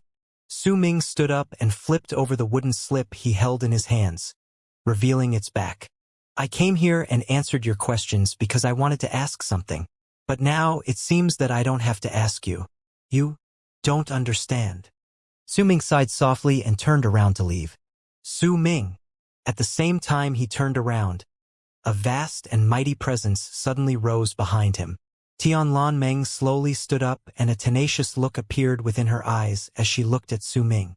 I cannot see the picture behind the wooden slip, but I can feel it. If you want to know where the wooden slip came from, I can tell you, but I want to know what exactly you mean by the things I cannot copy. Do you truly want to know? Su Ming's footsteps faltered. He did not turn his head back but asked calmly. If you can help me answer my question, then I'll give you the golden stone coin, the god of berserkers' transformation and freezing sky sword. As Tianlan Meng spoke, she lifted her right hand and waved it towards him. The 3 boxes instantly charged towards Su Ming and fell by his side. Tianlan Meng's expression returned to state of passiveness before she spoke flatly. If you can only say it but cannot do it, then I won't trouble you. You can take the wooden slip and leave, but in return you have to promise me something, and you cannot refuse it. Su Ming fell silent for a moment before he turned around and waved his hand. The 3 boxes were instantly taken, and as he looked at Tianlan Meng, he lifted his right hand and slashed at the mountain rock by his side abruptly with one finger. The mountain rock trembled, and a faint mark appeared on it. That mark looked like a line and a slash, a sorrowful feeling spreading out from within it. Tianlan Meng did not speak. She only gave it a look before lifting her hand and pointing towards it. A copied stroke that was the same in spirit and form as Su Ming's slash appeared on the mountain rock. Su Ming moved his right hand once again. This time he drew out 10 strokes continuously.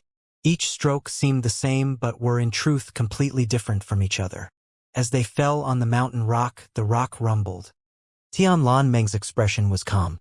Almost at the same moment Su Ming made those slashes, she copied him, and when his 10 strokes fell on the rock, 10 copied strikes that were the exact same as his own appeared beside them. Su Ming pushed off the ground with his right foot and rose into the air. In midair, he closed his eyes and lifted his right hand before starting to draw on the 7th summit. 10, 100, 1, 0, 0, 0. As Su Ming's right hand drew, the entire 7th summit started trembling, and long marks appeared on the surface of the mountain. Those long marks were all caused by Su Ming. All of them seemed the same but were in reality entirely different from each other.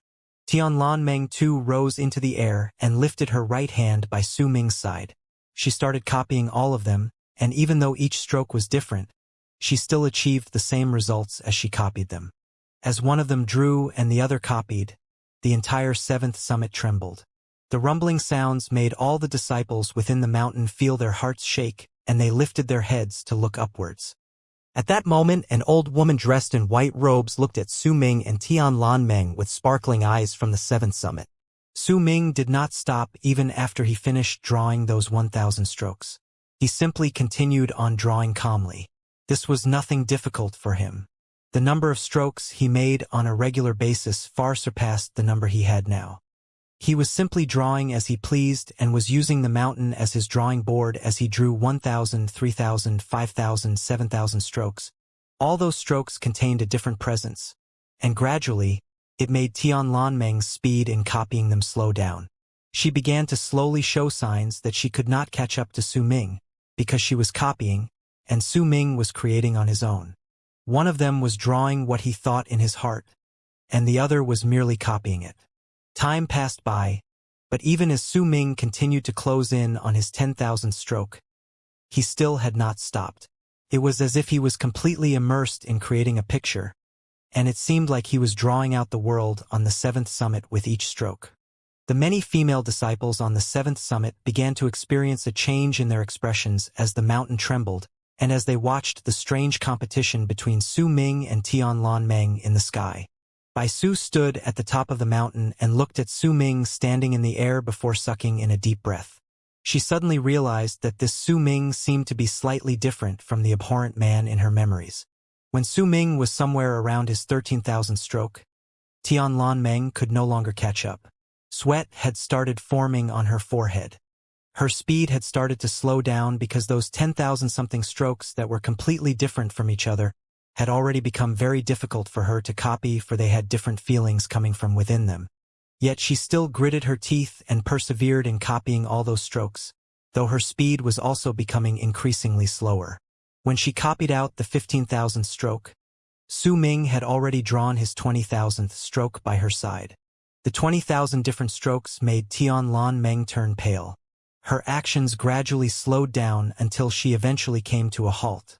When she looked at Su Ming, she bit her bottom lip. Su Ming still had his eyes closed and continued drawing. At the instant he made his 23,000th stroke, he opened his eyes and drew that last line across the sky. The very instant he made that slash, the sky roared and a large crack appeared in the air for a brief moment. It might have only been for a brief moment, but it was precisely because it only appeared briefly that once it appeared, it immediately disappeared without a trace. Can you copy that? Su Ming stood in midair and looked at Tianlanmeng. Tianlanmeng trembled. As she looked at the final stroke, she found herself rendered speechless. After a long while, Tianlanmeng said in a hoarse voice, "This isn't Sima Xian slash. It isn't. This is mine," Su Ming said softly, then turned around and walked away. He disappeared into the distance, and just his voice floated through the air and landed into Tianlanmeng's ears. "Your request is definitely for us to work together during Sky Mist Shaman Hunt. If it is something related to the things you gave me, then I will work with you." The old woman in white on the 7th summit watched Su Ming leave, then lifted her head to look at the sky. A brilliant light appeared in her eyes. "Picture creation," she mumbled, then looked towards the 9th summit.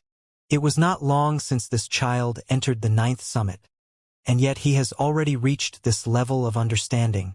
However, is the word creation truly the underlying meaning lying within the Berserker tribe?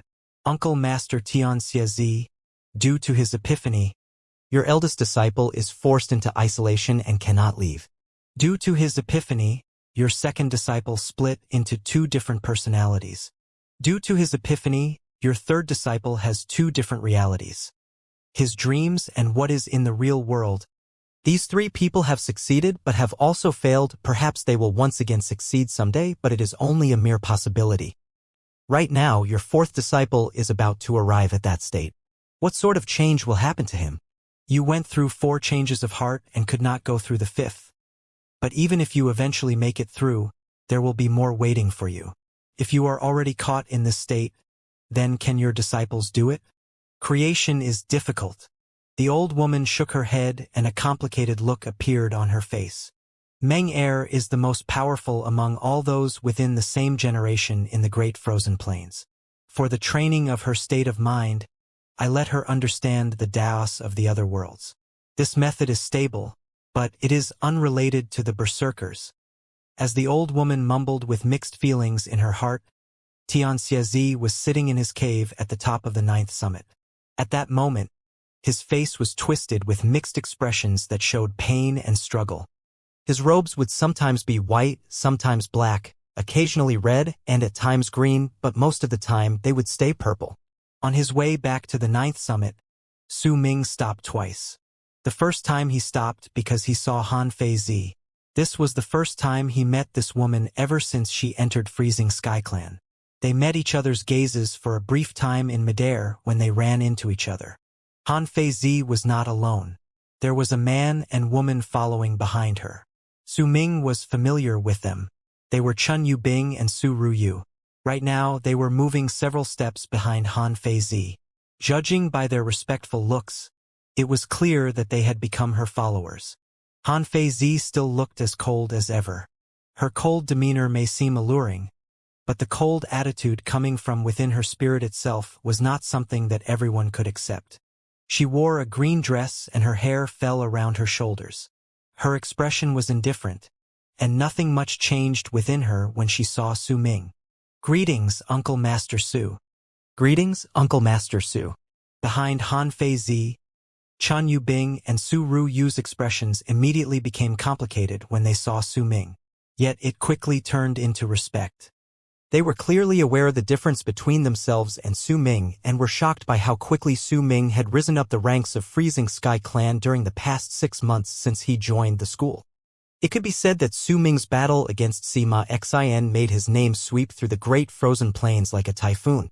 While his name might not have run through the entire land like thunder, it was close enough. He nodded towards Chen Yubing and Su Ruyu before casting Han Feizi a glance. When he saw that the woman did not seem like she was in the mood to talk, he left. Yet at the very moment Su Ming moved, Han Feizi's cold voice appeared languidly. When her words fell into his ears, he had the feeling that his entire body was covered in ice.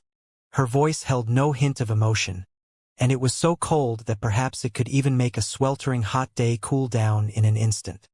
The tone of her voice was enough to tell just how cold the woman's heart, body, and spirit were. "Am I like a scorpion that you would avoid me as such?" Su Ming turned back and cast a profound gaze towards Ha Feizi. Not only did the woman's power increase, her presence had also become drastically different from when she was still in Han Mountain City. "Senior brother Chen, senior sister Su." Han Feizi did not bother about Su Ming's gaze, but instead turned to look at the two people of the same discipleship and the same summit following behind her. Chen Yubing and Su Ruyu lowered their heads. It was clear that they had not just become Han Feizi's followers, since they clearly knew the meaning behind Han Feizi's words even though she had not even finished her sentence. They quickly moved back until they were 1,000 feet away before they stopped and waited at the spot. "We are acquaintances, there's no need for you to speak like this," Su Ming said calmly as he looked at Han Feizi.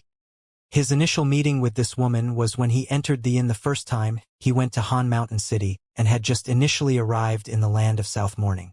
At that time, she had seemed like she was shrouded by fog, and Su Ming could only look at her silence.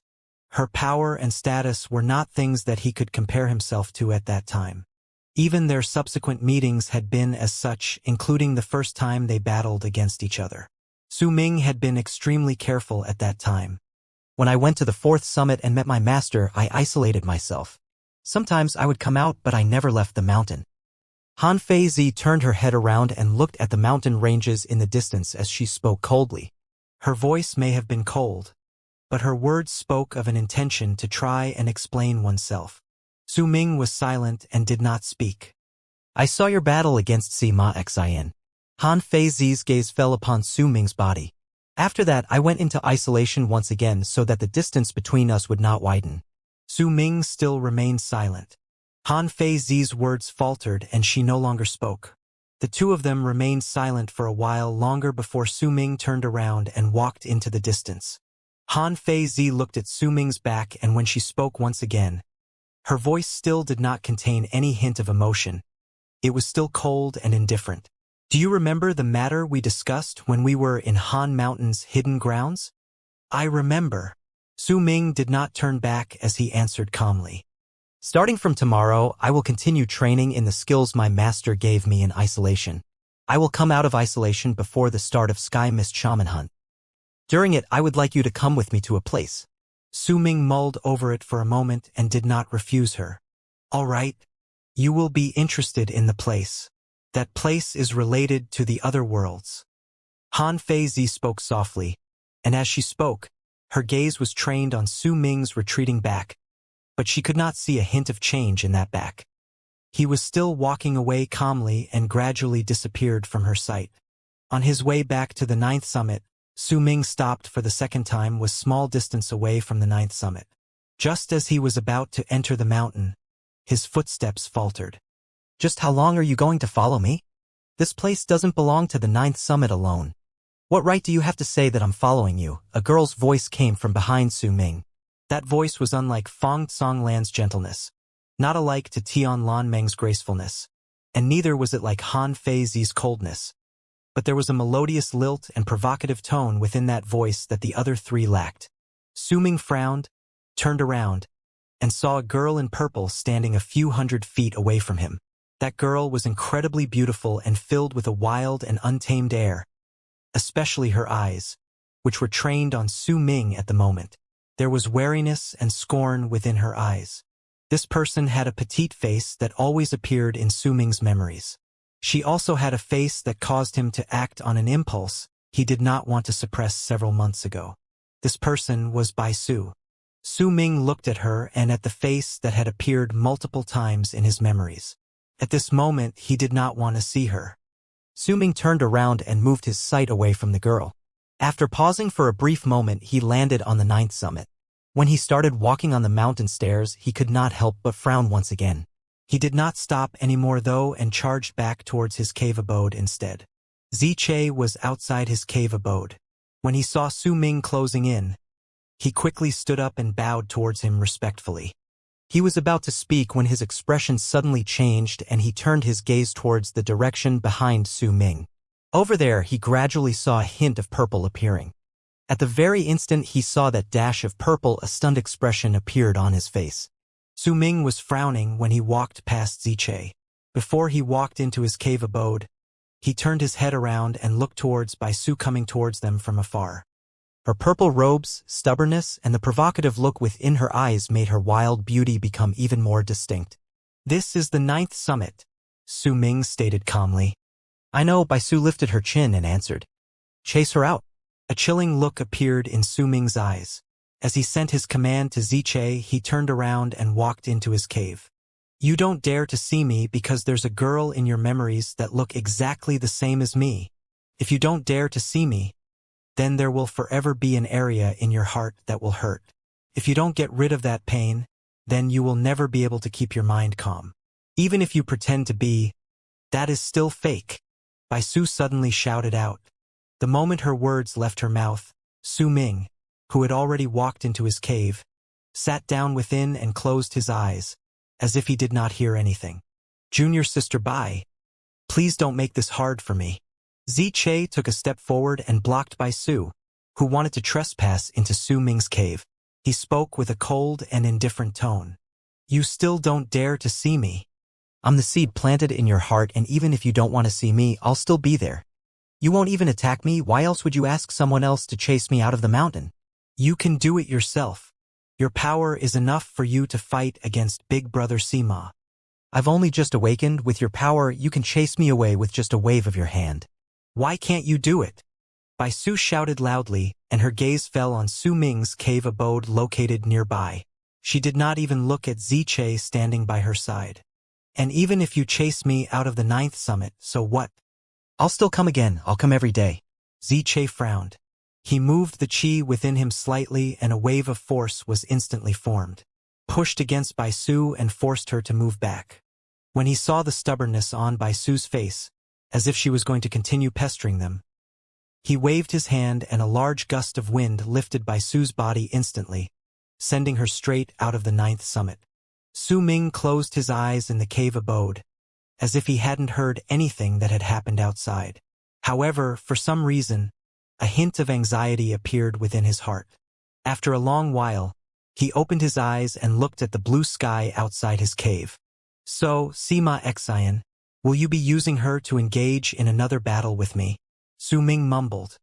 Accurately speaking, he had already fought against Sima Xian 3 times. The first time was in Han Mountain City.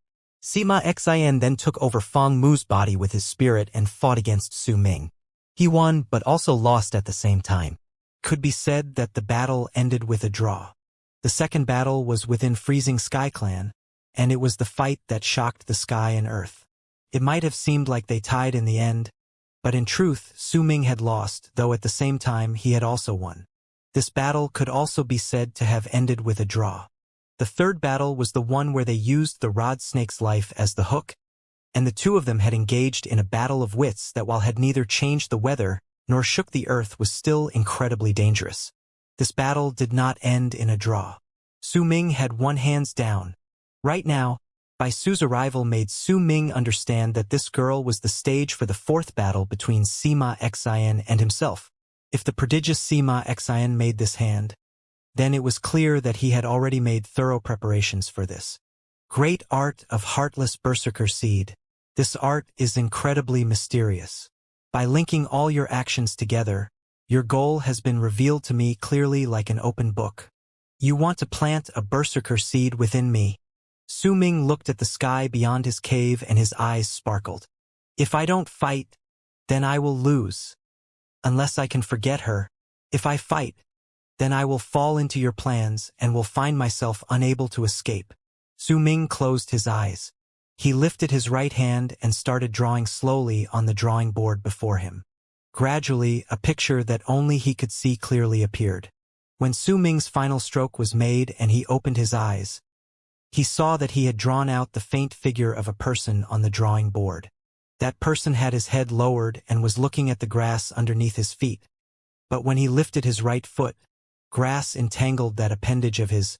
That grass was very fragile and would shatter the moment he continued lifting his foot, but that person simply lowered his head and looked at it for a long, long time.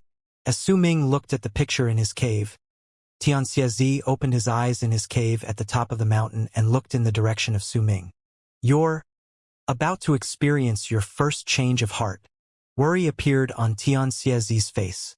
Su Ming looked at the picture for a long time before he picked up the drawing board and turned it over to keep the picture with him. Before the person in the picture lifted his foot and shattered the grass, Su Ming would no longer draw on the face of the drawing board but on its back. He still did not have clear thoughts on how he would fight against Sima Xian in this battle, or how he would dissolve the threat and how he would win. This battle might perhaps be the final battle between him and Sima Xian in Freezing Sky Clan before he joined Sky Mist Shaman Hunt. The quiet night went by slowly just like that. This night Su Ming did not draw. He sat within his cave with his eyes closed slightly. As he breathed, the person in the snow from his memories would appear in his head. Gradually, Su Ming gained a vague form of understanding in his heart. He had a feeling that the battle with Sima Xian this time was not what was important here. The key lay within the girl called Bai Su, and the main point was that she had Bai Ling's wildness and her exact same face. What was important was that if Su Ming did not prepare himself, then many a times he would mistake her for Bai Ling for a brief instant. The main point was that his heart seemed to be about ready to experience a transformation. This transformation did not come suddenly. It would seem that it had been lying dormant since the beginning within him and was just building up, and now that it had accumulated enough power, that transformation needed to break through. The morning sun scattered into the cave through the entrance and covered the area before Su Ming. Along with the sunlight was a girl's voice that traveled in from outside the cave. Even if you chase me away today, I'll come every day. Once the voice reached the cave, it quickly fell silent. Su Ming knew that Xianxia had once again chased her out of the 9th summit. Yet it did not last long before Bai Su's voice appeared once again. Su Ming, if you don't dare face me, then there will be something that will be forever lacking in your heart. The entire day passed by slowly with incidents like this happening again and again, and it continued right up till the evening. When Bai Su was once again chased away by Xianxia, she found that she could barely withstand the attacks any longer and coughed out a mouthful of blood. Xianxia hesitated. He never expected that there would be someone who would be so persistent. Throughout the day, Bai Su had come up the mountain 17 times. Only when she coughed up blood and was injured was she forced to leave. Xianxia looked at the blood on the ice, then turned his gaze towards Su Ming's cave. The cave was quiet, no sound coming from within. Xianxia remained silent for a moment and then sat down nearby. The next day, Bai Su came once again. On this day, she came up the mountain 19 times before she eventually coughed up blood, and with a pale face found herself no longer be able to come up the mountain. This continued right up to the evening of the 3rd day. When Bai Su came to Su Ming's cave the 20th time and stood before Xianxia, he lifted his right hand, but found himself unable to wave it. The girl before his eyes was incredibly pale and her body swayed, but the persistence in her eyes and the tenacity in her bones made Xianxia hesitate. Although they stood on different sides, Xianxia had grown to respect the Bai Su standing before him. During these 3 days, she had come up the mountain more than 50 times and was chased out more than 50 times, but she still persisted. The more she was chased away, the stronger the persistence in her eyes became. Ziche did not doubt for even a moment that if he chased her away again and, while she might find herself to possess no more strength to climb up the mountain again on this day, she would still come on the next day even though she was injured. If this continued for a long period of time, no matter how good this girl's body was, she would not be able to last. Besides, she was only at the awakening realm. By the looks of it, the girl had not even managed to draw her awakened berserker mark yet. Ziche looked at Baisu and asked with a bitter laugh, "Why? You can continue chasing me away, but I will persevere." Baisu's voice was very weak when she spoke. She turned her head around and glanced towards the direction where the first summit lay. "The more times you go there, the more anxious he will be, and the more injured you are, the more hurt he will feel. He cannot become merciless and forget. Of this, I am certain. But Baisu, I don't want you to do this, because my heart will hurt even more." Sima Xian's gentle voice echoed within Baisu's heart. The determination and tenacity within her eyes became stronger. Ziche let out a long sigh and lifted his right hand. He was Su Ming's mountain guard and he had to obey Su Ming's orders. He did not dare disobey his words. He was just about to chase this stubborn girl away again when a calm voice came from within the cave. "What is the purpose of you coming up the mountain so many times? Let us hear it." Once Su Ming's words reached them, Ziche let out a sigh of relief. He pitied this girl slightly. He might not know much, but he still knew that this girl must have come here because of Sima Xian. Baisu looked at the cave where Su Ming was and stated firmly, "I want to learn how to draw. If you don't teach me, then I will come here every day. Either I will die, or you will agree to it someday." Baisu's voice may have been weak, but the determination in it did not leave room for doubt. She would do what she just said. The cave was silent for a long time before Su Ming's voice came in a manner as if he was speaking while sighing. "Is it worth it? This has nothing to do with you." Baisu did not speak, but the determination in her eyes did not decrease even one bit. "There is indeed a girl in my memories that looks incredibly like you. You appear time and again and tear apart the wounds in my memories. Is this what you are doing to help Sima Xian?" Su Ming's murmurs floated out of the cave. Baisu fell silent. The determined look within her eyes was tainted slightly by hesitance. But soon, that hesitation disappeared. "You were the one who snatched Big Brother Sima's treasure away first." Baisu gritted her teeth, but before she finished speaking, a huge gust of wind gushed out of the cave and swept her away from the mountain. Su Ming stared at the drawing board before him in his cave and lowered his right hand calmly. The sky outside gradually darkened until night came. During this night, the 9th summit was enveloped in silence. Perhaps Su Ming's second senior brother was walking around the mountain like a ghost, and looking for the person he thought was stealing his plants. Perhaps his third senior brother was hiding in a corner with a mysterious grin as he peeked at something and thought of himself as the smartest person around. Perhaps his eldest senior brother was still within the ice river, unable to tell whether it was day or night. In this quiet, he would silently meditate in isolation. Su Ming closed his eyes and brought out the broken sun made of bone from the storage bag he kept in his bosom.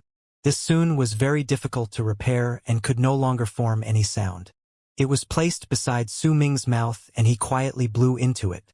Silence. Yet in his own ears, Su Ming could still hear that moaning melody.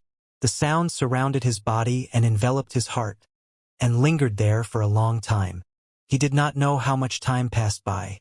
The moon beyond the cave shone with a gentle light, illuminating the ice mountain, and the mountain shone with a multitude of colors due to the refraction of light. In this quiet night, Su Ming blew into the soundless sun and silently let himself experience the peace that was different from drawing. When he finished playing a song, an old voice reached his ears.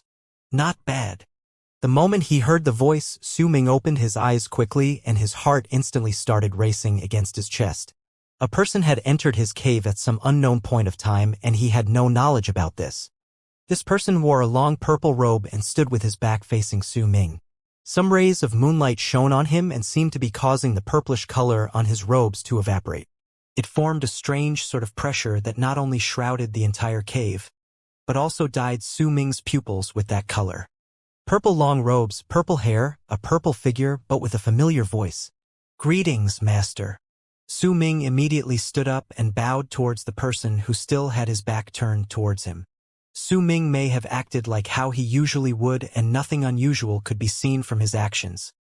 But there was already a raging storm within his heart. That storm was not due to Xianxia's sudden arrival. Neither was it because Su Ming had not noticed him sooner. Instead, it was because Xianxia was wearing purple robes. Su Ming had never seen Xianxia in this state before. The words his second senior brother had said that day appeared in his head, as if Su Ming was listening to him talk about Master in purple robes once again.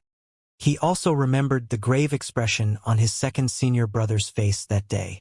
This was not the only thing that shocked Su Ming. There was also the matter of the Sun. It was originally soundless, and that sound only existed within his memories. Yet Xianxia's words from before came right at the instant the melody within Su Ming's heart and memories disappeared. Was this a coincidence, or was it? Su Ming looked at the back of his purple-robed master and instinctively took one step backwards. "Are you afraid?" The purple-robed Xianxia still had not turned around. His voice sounded old, but at the same time it held a bloody quality to it. Su Ming could instantly sense it clearly. This bloodiness was that of a feeling of blood that had coagulated on the robes since a long time ago, but also of blood that had just stained his robes. There was a bloody stench coming from a spot at the hem of his master's purple robes. This bloody stench was not a feeling. Su Ming could smell it from the start. This was not Xianxia's blood.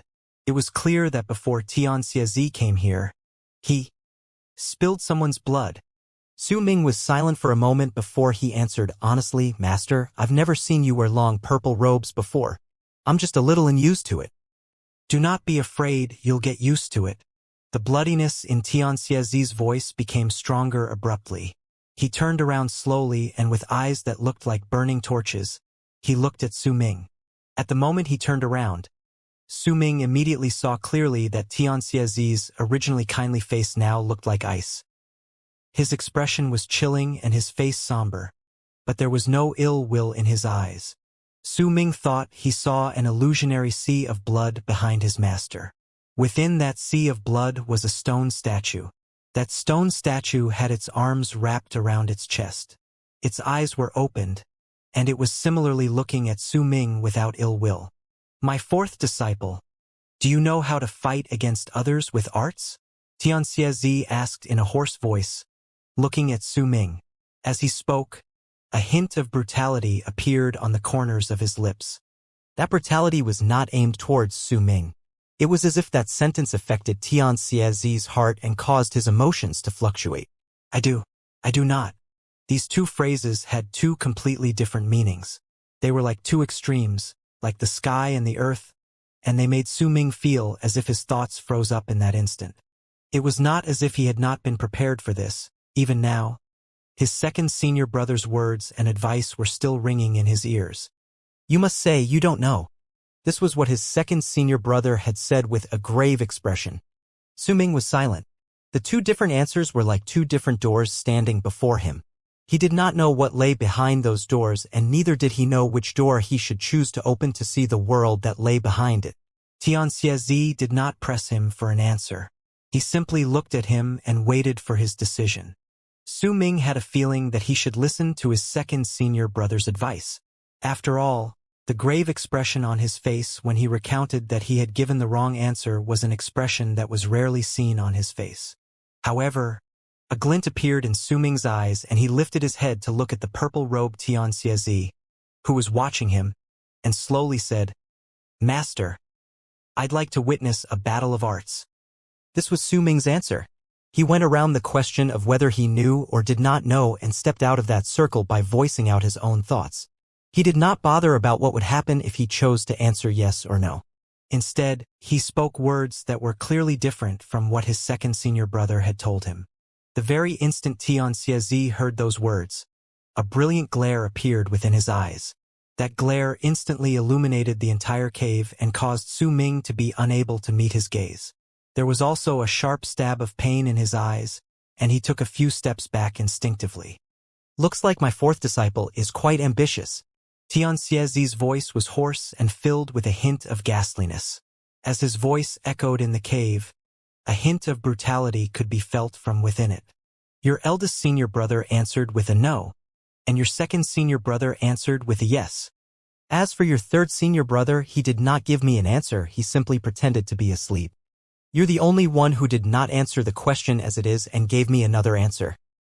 I will fulfill your desire and let you see exactly what is called a battle of arts. Xianxia waved his arm, and a layer of purple fog instantly appeared out of nowhere.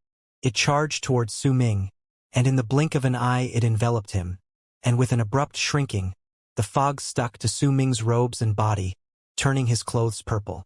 At the same time, all of his hair turned purple as well. With that, the master and disciple within the cave were dressed completely in purple. That purple tint exuded a feeling of bloodiness that seemed to have gathered and sunk into the body. It was a feeling that made Su Ming's heart race and his body explode with an urge to kill that was difficult to suppress. There was already a murderous aura within him to begin with. That murderous aura came from the blood moon from his berserker mark. Right then, under the impact of the purple tint, that murderous aura exploded forth with a much stronger intensity and filled the entire cave. A surprised glint appeared in Xianxia's eyes before he laughed boisterously and closed his right hand around the air in the direction towards Su Ming.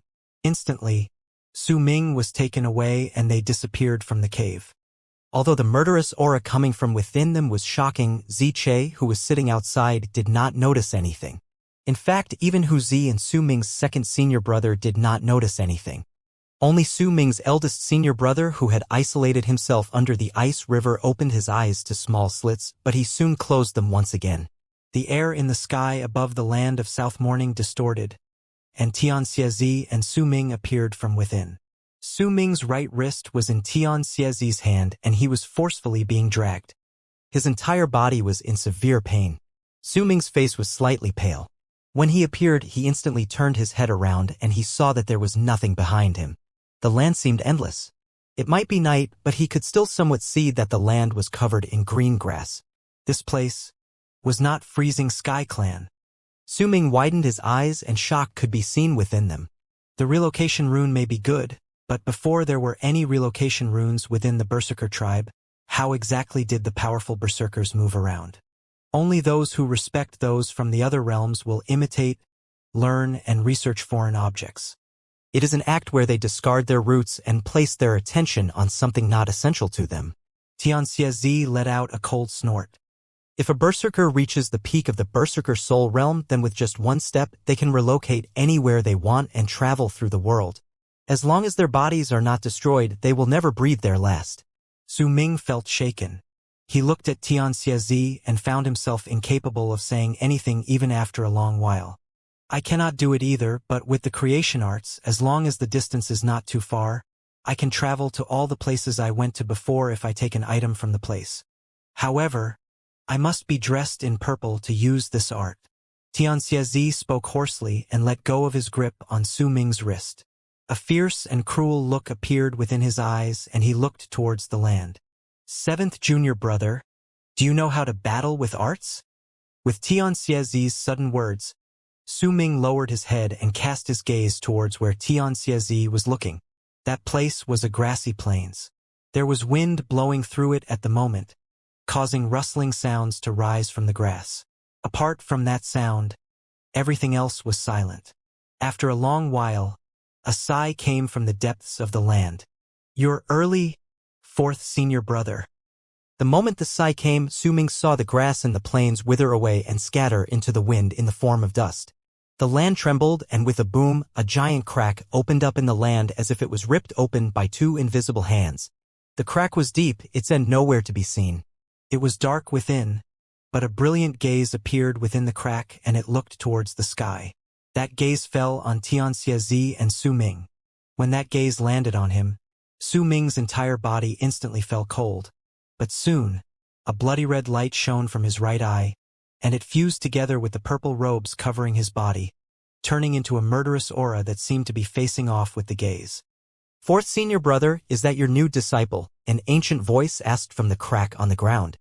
The moment his murderous aura met the gaze, a bang went off in Su Ming's head. His murderous aura seemed to be unable to withstand the pressure.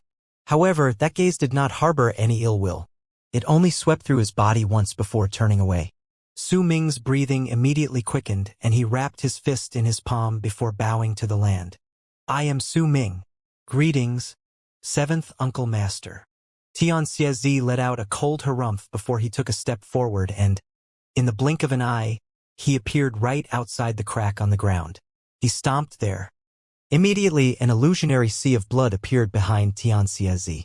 A brilliant glare formed in the eyes of the stone statue within the sea of blood.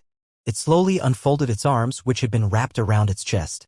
At the same time, Su Ming saw the gaze within the crack on the ground disappearing.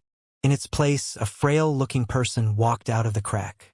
His footsteps were not quick, but with each step he took, Su Ming's vision would distort.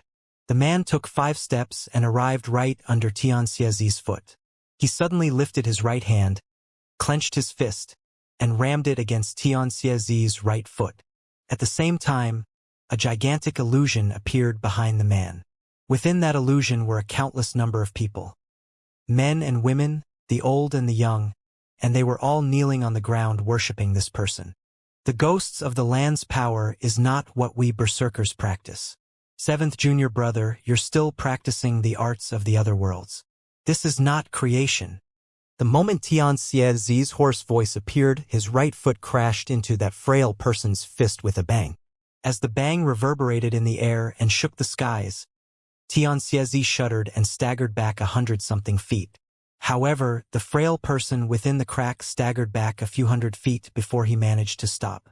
You were also chased out by our master. The creation you seek has already left the ways of the Berserker tribe. You are the same as me. What do you mean by the same? Xianxia did not act again, but his eyes were filled with a piercing light. I practiced the skills from the other worlds and used them to create my own path. This is my creation. What you practice is something that appeared after combining the skills from the shaman tribe. What difference is there between us? Our minds are different, our spirits are different, our realms are different, everything of us from inside out is different. We are completely different. 15 years ago, you could fight me to a draw while I was in my purple-robed self. Now, 15 years later, you can no longer win against the me in this state. Since we cannot differentiate clearly who is right or wrong, and what constitutes as creation and what is not through words, then we will just see who is stronger. You are wrong. Xianxia swung his arm out and turned to walk towards Su Ming. Su Ming was breathing rapidly. This was the first time he saw Xianxia attack. The power from that one stomp just now gave him an indescribable feeling. It was as if the mysteriousness within that stomp had exceeded the limits of his understanding. He wanted to remember it, but the memory of the stomp in his head and when the frail person hurled his fist forward was slowly disappearing and he could not control it. When Xianxia went over to Su Ming's side and brought him away from the place, he was still caught in a daze. When Xianxia and Su Ming left, peace returned to the plains, and the frail-looking man lowered his head. He slowly floated back into the crack and sat down within its depths. 4th senior brother, when you were excommunicated, Master once said that you were wrong. That ancient voice turned into a sigh and the crack gradually closed up. Once the earth returned to its original state, an endless sea of grass covered the entire plains again within an instant and began rustling in the wind. Dark clouds covered the entire sky and rain fell as thunder rumbled.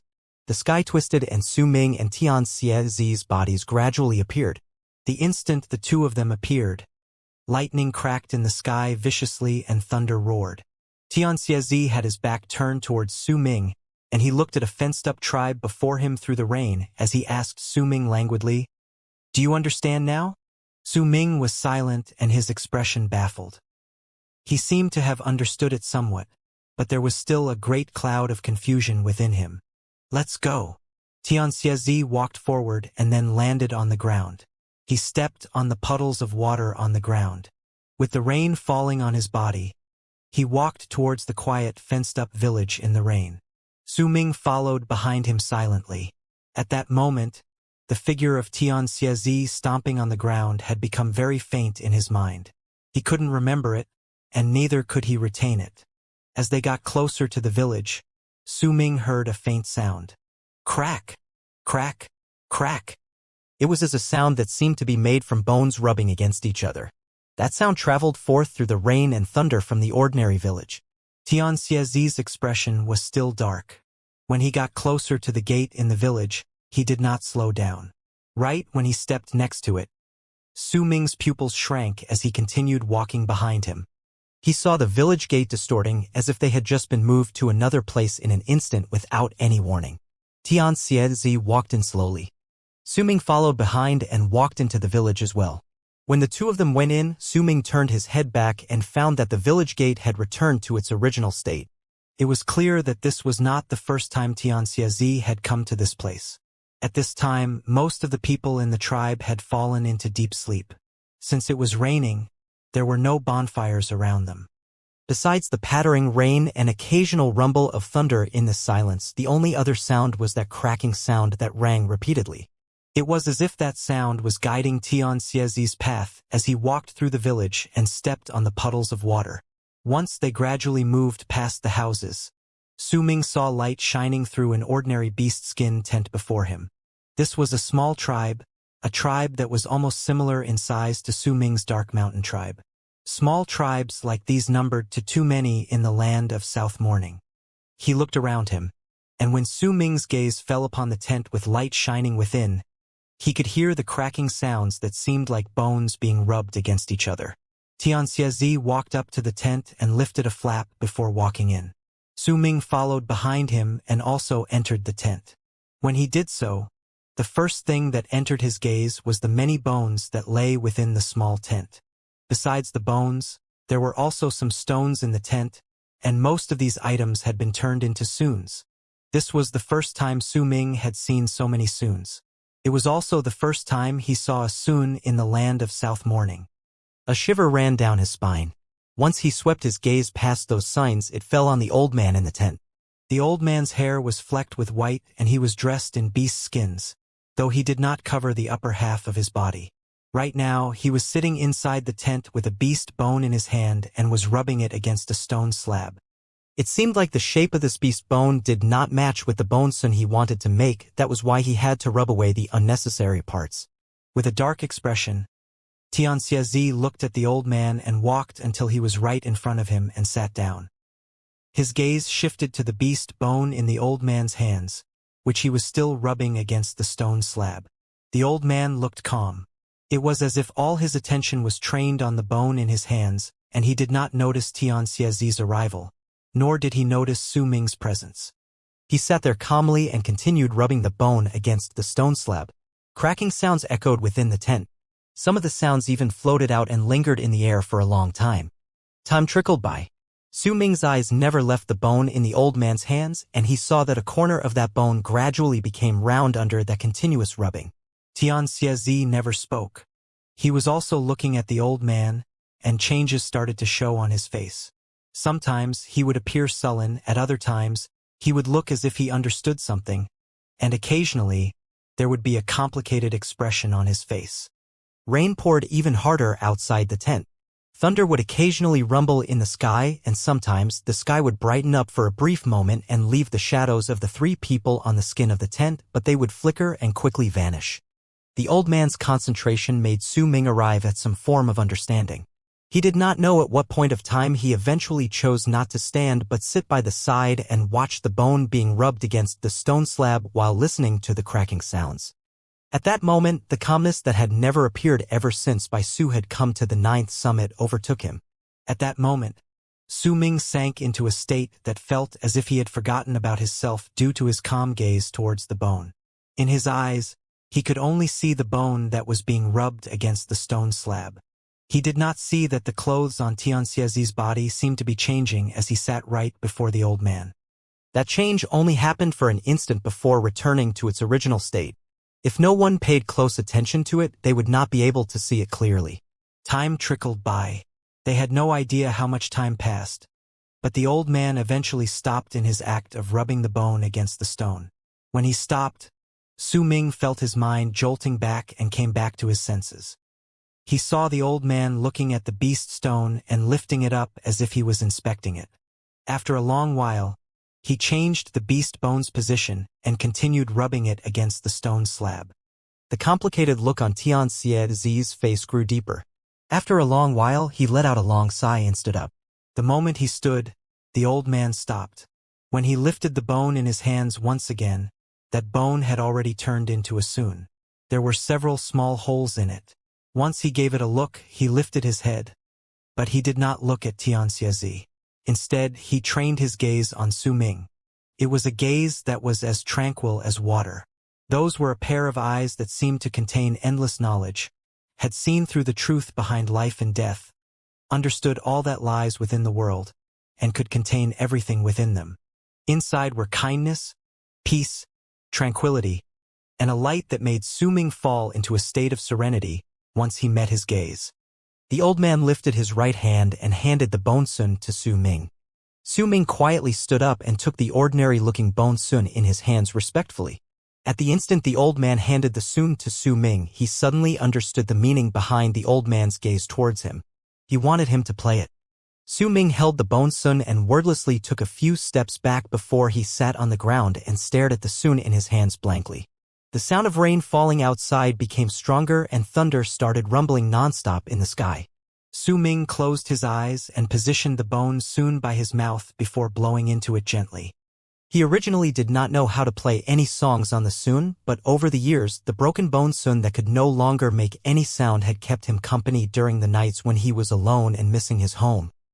There were many nights where he would blow into the voiceless sun quietly alone and the melody of the songs in his ears would play inside his mind. Moaning sounds that held a hint of desolation traveled out from the bone sun by Su Ming's mouth and echoed around the tent before floating out and scattering into the air. At that moment, it was as if the thunder outside also fell silent and the rain started falling more gently. They fused together with the moaning song of the sun and played out a song of yearning. Su Ming was bringing out this particular sun's voice but was also playing out the song in his memories. The one that was making the sounds was the breath from his mouth moving within the sun, but similarly his heart also moved. That feeling was a form of remembrance of the things that moved through the passages of time. That moaning sound did not seem to ever change. There was only one simple note, yet its rise and fall had a hint of desolation and age in it. In that quiet night, in the falling rain, and in this unfamiliar land, that sound was brought into existence. It sounded like a lover crying softly, like tribe members calling out to someone as they wiped away the tears from their eyes, like a childhood friend roaring out in anger as he clenched his fists. Xianxia closed his eyes and listened to the sound of the sun quietly. As he listened to the moaning sounds, the dark expression on his face faded away. The old man also closed his eyes. His expression was calm. This was a very long song.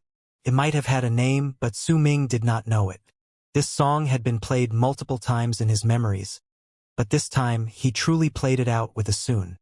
However, this was not his sun. The song played by this sun contained his soul and his memories, but it lacked a feeling, the feeling of home. The song ended. Su Ming opened his eyes and looked at the bone sun in his hands. Understanding appeared in his eyes, and he stood up so that he could return the sun back to the old man respectfully. A smile appeared on the old man's face. He looked at Su Ming kindly and nodded his head. Xianxia also opened his eyes. He did not look at the old man but chose to stand and walk out. Right up till the end, no words were exchanged between him and the old man, but Su Ming knew that the two of them had in truth spoken 1,000 words to each other through Su Ming's song. When Xianxia walked out, Su Ming hesitated for a moment before he followed after him.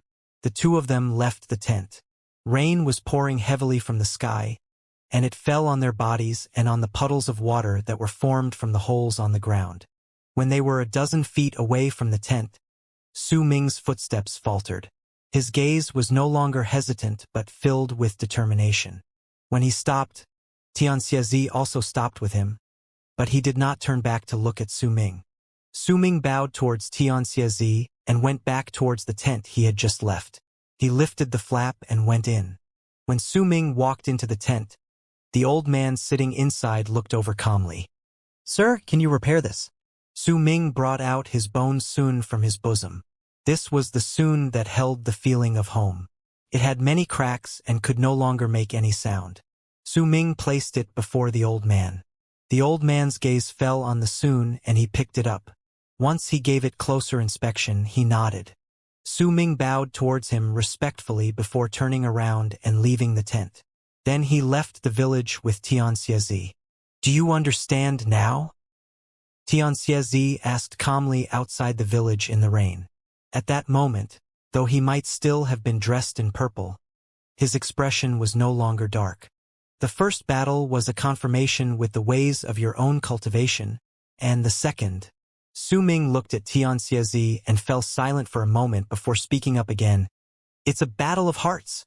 The first person who battled against me is my seventh fellow brother. The person who we saw in the second scene. I don't know his name, but I met him by pure coincidence many years ago and saw him creating a Sun once. After that, every single time I experience a change in my heart, I will look for him and battle against him using my heart and my realm. You reached an epiphany regarding picture creation and used it to calm your mind. You do not train your physical body but only train your mind. Perhaps there are other people I do not know of who are walking down this road, but among the people I know, you and I, along with your fellow brothers, are the only ones doing so. I've come quite far, and your fellow brothers have also taken a few steps down the road. Right now, you are about to experience your first change of heart. The change in your heart is akin to another you appearing. Xianxia explained softly. There is no way for me to tell you how to do it. I can only tell you about my experiences regarding my changes of heart. Let's go, I'll bring you to kill shamans in the shaman tribe. Once I'm dressed in purple, this state will not disappear until I've gathered 1,000 drops of blood from the heart. Xianxia took a step into the air. Su Ming sucked in a deep breath and mumbled the words change of heart softly under his breath before a glint appeared in his eyes, and he followed behind Xianxia. As the master and disciple disappeared into the sky, Xianxia murmured to Su Ming faintly, he is blind. Did you manage to see it? Blind? Su Ming was stunned. And they left. There was a wall built on a mountain range shaped like a dragon's spine. It resembled a ring and split the land of South Morning into two parts, the outer and inner parts. That mountain range was known as Sky Mist Barrier. Sky Mist City acted as the center of Sky Mist Barrier. The wall was divided into several equal sections and each section had a guard that would be stationed there all year long. No matter the 4 seasons, no matter how cold or hot the weather was, and no matter how harshly the rain fell, they would not step out of the area which they protected. All the shamans who wished to pass through the section of Sky Mist Barrier they protected to break into Sky Mist would have to walk over the corpses of these guards. Uncle Master Bai was one of the guards. He would always sit on the section of the wall he protected and look in the direction of where the shaman tribes were located. Sometimes he would seem melancholic and at other times there would be a complicated look on his face. The sky was starting to brighten up but the land was still shrouded in darkness and fog. He could not see too far into the distance. Uncle Master Bai lowered his head and closed his eyes, hiding away the emotions in his eyes. Yet at the moment his eyelids fully closed down, he opened his eyes once again swiftly and a brilliant glint appeared briefly within them. At the same time, the sky behind him twisted and 2 purple-clad people walked out from within the distortion. These 2 people were naturally Xianxia and Su Ming. Uncle Master Bai frowned, but he did not turn his head back. Instead, he closed his eyes once again and let the purple-robed Xianxia approach him, then walk past him and out of Sky Mist Barrier. Su Ming followed behind Xianxia and met his Uncle Master Bai once again on the wall. He did not know why, but he felt relieved when he saw the man. He still remembered that he had spoken to this Uncle Master Bai at this place, and this man, who gained his respect and gave him a sense of closeness, had later fought against a woman of the shaman tribe. The 2 people had stirred up a vast and mighty presence as they fought, causing the Su Ming at that time to be unable to remain close. He had always been somewhat worried about the man. Now that he saw him again, when Su Ming walked past his Uncle Master Bai, he turned his head around and smiled at him. When he did so, the man opened his eyes and cast a glance at him. You must be able to protect yourself if you follow that crazy old man. As he spoke, he seized the air with his right hand. A white scale the size of a fingernail instantly appeared out of thin air and he pushed it towards Su Ming. Take this. It contains the power of an attack of mine. Use it to defend yourself. Once Uncle Master Bai finished speaking, he closed his eyes. When Su Ming held the white scale in his hands, it started gushing with life force and lifted his spirits. He wrapped his fist in his palm towards Uncle Master Bai. He might have only met the person before him twice, but that sense of cordiality he felt towards the man did not fade due to them not meeting up often. It became even stronger instead. The moment Su Ming walked out of Sky Mist Barrier, he took a deep breath. The bloodiness and desolate feeling he had had when he first stood on Sky Mist Barrier and looked out appeared once again in his heart. This land was an unfamiliar place to him. It contained the hatred between two different races that could not be wiped away. This hate had lingered in this place for a long time and had eventually turned into a depressing and heavy feeling that pressed against all the hearts of the berserkers who just walked into the land. That depressing feeling would make their breathing quicken to the point they would feel as if they could not breathe and would suffocate at any moment. As Su Ming and Xianxia charged forward in an insolent manner, that feeling became stronger. The further they got, the stronger the feeling became, until eventually Su Ming could even hear his heart racing and pounding against his chest. The wind that was blowing against him from the distance seemed to contain a force that rejected all those unfamiliar to the land. It was as if it also contained the same hate from the land towards the two unwelcomed guests. It was a force that spoke of killing and slaughter until one side eventually died once the berserkers met with the shamans. Compared to the depressing and oppressive feeling Su Ming had, the brutality on Xianxia's face became stronger. His ruthless smile, the blood-red glint in his eyes, and the hint of merciless aloofness that was deeply seated in his eyes turned Xianxia into a man that was incredibly unfamiliar to Su Ming. As Su Ming continued watching him, Xianxia suddenly came to a halt and froze floating in midair. The sky was bleak and was starting to darken as if dark clouds were starting to gather together. Fourth, Xianxia had his back turned towards Su Ming and was looking into the distance when he spoke in a ghastly tone. "Watch by the side and draw for me." Su Ming nodded quietly and took a few steps back. He looked at his surroundings and observed the strange and unfamiliar piece of land. His understanding of the hate between the shamans and berserkers was limited, and it was difficult for him to put himself in the shoes of the berserkers in this land. It was also difficult for him to comprehend the frenzied slaughter between the berserkers of the land of South Morning and the shamans. He did not understand. Xianxia had his hands behind his back and his purple robes fluttered in the wind. His long purple hair also danced along. From the distance, he looked like a purple ball of flames that was burning brilliantly in the land of the shamans. A piercing howl abruptly came from Xianxia's mouth, and at the moment he lifted his head and roared, Su Ming became visibly moved. At that moment, Xianxia overflowed with an unbridled arrogance and a domineering air that seemed to ignore the might of the heavens. He stood in the sky and howled in a manner to make himself known. His voice traveled in all directions and rumbled as it spread even further into the distance. A twisted ripple appeared in the air as if the sky itself was trembling. The fear within the trembles seeped into the ripples and spread outwards. Su Ming took a deep breath. He knew that while this place might not be located deep within the land of shamans and was in fact located just at the border near Sky Mist Barrier, this was still the territory of the shamans. Almost all the tribes that existed within this place were shaman. If a person was alone, that person would have snuck into the shaman tribes and would have taken the 1,000 drops of blood from the heart in secret. That person would definitely not roar so arrogantly like his master and tell the shamans that he, Xianxia, was here. Yet Xianxia did it.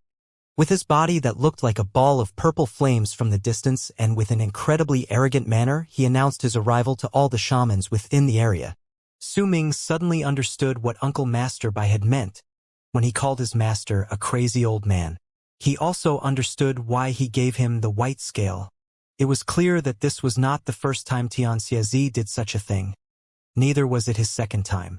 There was a high possibility that this thing happened regularly once in a while. If a race or even a tribe has been attacked like this multiple times over the years in a manner that while their mortal enemy considers it arrogant, but to them is a form of humiliation, then it would definitely attract a certain amount of attention. Once their attention is drawn, they would make thorough preparations towards their mortal enemy's actions. Master has come to this place multiple times, which could only mean that he must have experienced the shaman's prepared attack, but he still chose to do it, and he even told the shamans that he's here. As Su Ming was thinking, something caught his attention. He immediately lifted his head and looked into the distance, and at the moment he saw it, his pupils shrank. In the distance, he saw clouds rolling forth in the sky, and black spots were charging towards them rapidly. In the blink of an eye, those black spots became clear, and they were all ferocious beasts that mostly looked dissimilar to each other. These creatures were not entirely big. They were only about a dozen feet in size, and all of them had a pair of wings which they used to charge towards them. Su Ming also saw people standing on those beasts, and their faces were covered not in berserker marks but totems that were carved onto their skins. Pay full attention to your drawing.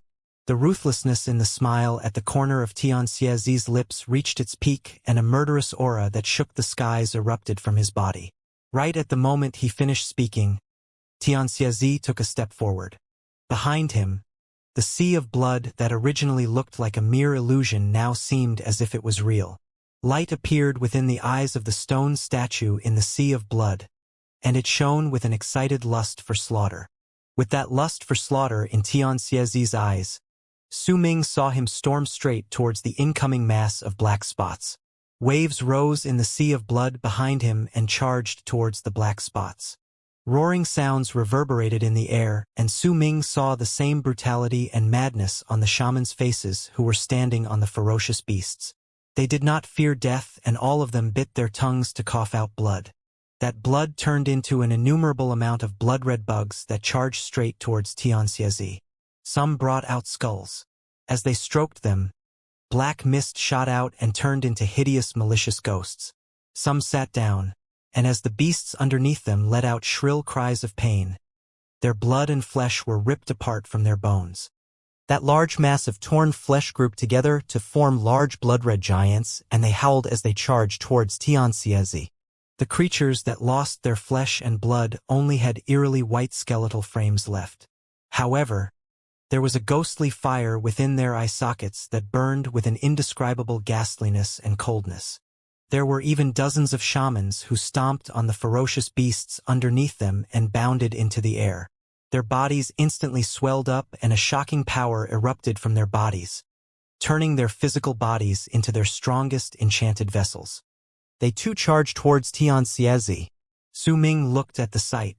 All these divine abilities were skills he had never seen before, especially the spell that created the giants formed from flesh and blood, while still allowing the creatures to continue living even though they lost their bodies, only their skeletons remaining. It made Su Ming suck in a deep breath. You actually used the spirit medium of the shaman tribe. Looks like you've made even better preparations for my arrival today. You must have waited for many years. Today, I have finally come, and you don't have to wait anymore. Xianxia's ghastly laughter rang in the skies. Roaring sounds shook the sky. Multiple sights appeared at once within Su Ming's vision, and in them, Xianxia was slaughtering those shamans arrogantly and without restraint. The blood bugs that were formed from the coughed-out blood stuck themselves on Xianxia's body, but they instantly turned purple and exploded. Right at the moment the hideous, malicious ghosts that came from the skulls closed in on Xianxia, the stone statue within the sea of blood opened its mouth wide, sucked in a deep breath, and the malicious ghosts tumbled into its mouth. Once the stone statue swallowed them all, the brutality and excitement in its eyes grew thicker. As the giants formed from the flesh and blood of the ferocious beasts charged towards Xianxia, he was also closing in on them with a savage look on his face. They crashed into each other with a bang, and those giants shattered, but Xianxia merely continued onward while laughing madly. All the shamans that stood in the area he passed by would find a bloody hole appearing on their chests, and there was emptiness inside the hole. Their hearts were gone.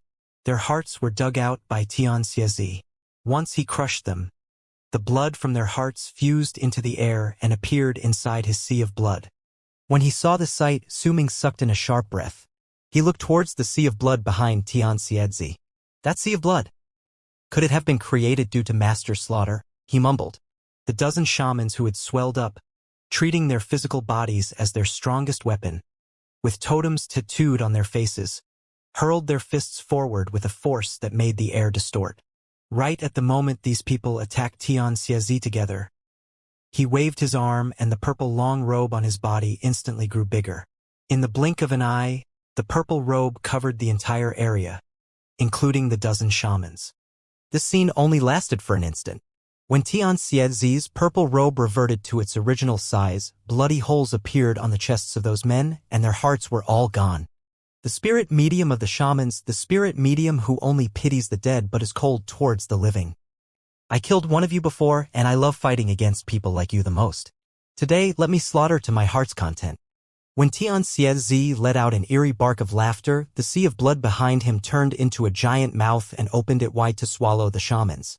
The moment it swallowed the shamans, many of these shamans trembled, and as they did so, a fist appeared on their chests and started squirming there. Pain appeared on their faces and their chests exploded. Their hearts flew out of their chests and were crushed, then the blood from their hearts spilled out and was absorbed into the mouth formed from the sea of blood. At that moment, a soft, cold snort appeared under the sky in the land belonging to the shamans. Su Ming immediately turned his gaze over and saw an old man in a black and white long robe walking on the land. He had no idea when he had appeared. The old man's hair was flecked in white, but his face was covered in a variety of colors and filled with tattoos. Su Ming looked at it and found himself unable to differentiate the totems on his face. The man stood there and did not even look at Su Ming. His gaze was focused on Xianxia, and he lifted his right hand to seize the sky. The moment he did so, the entire sky turned murky, as if the sky had just turned into mud. An oppressive feeling gathered on Su Ming and made his breathing instantly quicken. At the same time, Su Ming saw shadows appearing in the now turned murky sky. Those shadows all had pious expressions on their faces, and from their faces, Su Ming could tell that they were all the shamans whom Xianxia had just killed by ripping out their hearts. These hundreds of souls covered the murky sky, and as the spirit medium seized the air, they charged towards his right hand like rolling smoke. In an instant, as they gathered on the spirit medium's right hand, a transparent drop of water appeared. That drop of water was crystal clear, yet the moment it appeared, a shocking chill spread in all directions. Xianxia laughed coldly and turned around, stopping in his slaughter. The shamans who were fortunate enough to not have died in this massacre quickly retreated and began surrounding the area until they sealed it up. Su Ming was also sealed within the area. "I've waited for you here for 15 years. The spirit medium spoke with a hoarse voice. He grabbed the transparent drop of water floating before him and swallowed it. Once he did so, his body started trembling viciously and pain appeared on his face. "All you who died in sorrow, the spirit medium, have felt your resentment and sorrow. I am willing to use my body to shoulder your hate and anger. You died in this person's hands. Now that you have died, come to my body." The moment the old man finished speaking, he started trembling even more viciously. As he started closing his eyes slowly, respect and fear appeared on the shamans who surrounded Su Ming and Xianxia. Interesting, a spirit medium who can fuse souls actually came here. Xianxia licked his lips and ruthlessness appeared in his eyes. Su Ming stood where he belonged. This slaughter had nothing to do with him. He did not need to take any action. With Xianxia over there, no one would pay attention to him. After all, compared to Xianxia, Su Ming was so weak he would not attract any attention to himself. At that moment, the spirit medium opened his eyes. His irises were gray, and at the very instant he opened his eyes, a roar that sounded like an innumerable amount of howls overlapping each other spilled out of his mouth. "Give me back my heart." As he roared, countless bumps immediately rose up on the old man's body. These bumps were all faces. These faces were howling and screeching on his skin, causing the old man to become a terrifying sight to behold. He stomped on the ground, and as it trembled, he flew up and charged towards Xianxia. At the moment he got closer to Xianxia, the old man lifted his arms, then pointed towards the sky with one arm while the other pointed towards the ground. He lifted his head to the sky and roared once again. "Give me back my heart." The weather changed. At the edge of the murky sky, a gigantic hand of bone appeared out of thin air. It charged towards Xianxia with an air of decay. At the same time, another bone hand broke out of the earth, and the ground trembled. It too charged towards Xianxia along with the bone hand from the sky.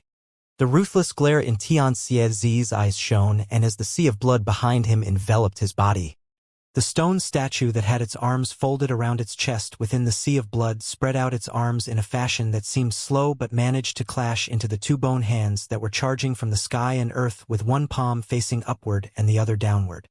A deafening roar instantly shook the entire world. The bone hand from the sky crumbled and shattered into millions of pieces that disappeared into the air. The bone hand from the ground also shuddered, as if it could not withstand the palm strike from the stone statue. It shattered and fell like droplets of rain that scattered onto the ground.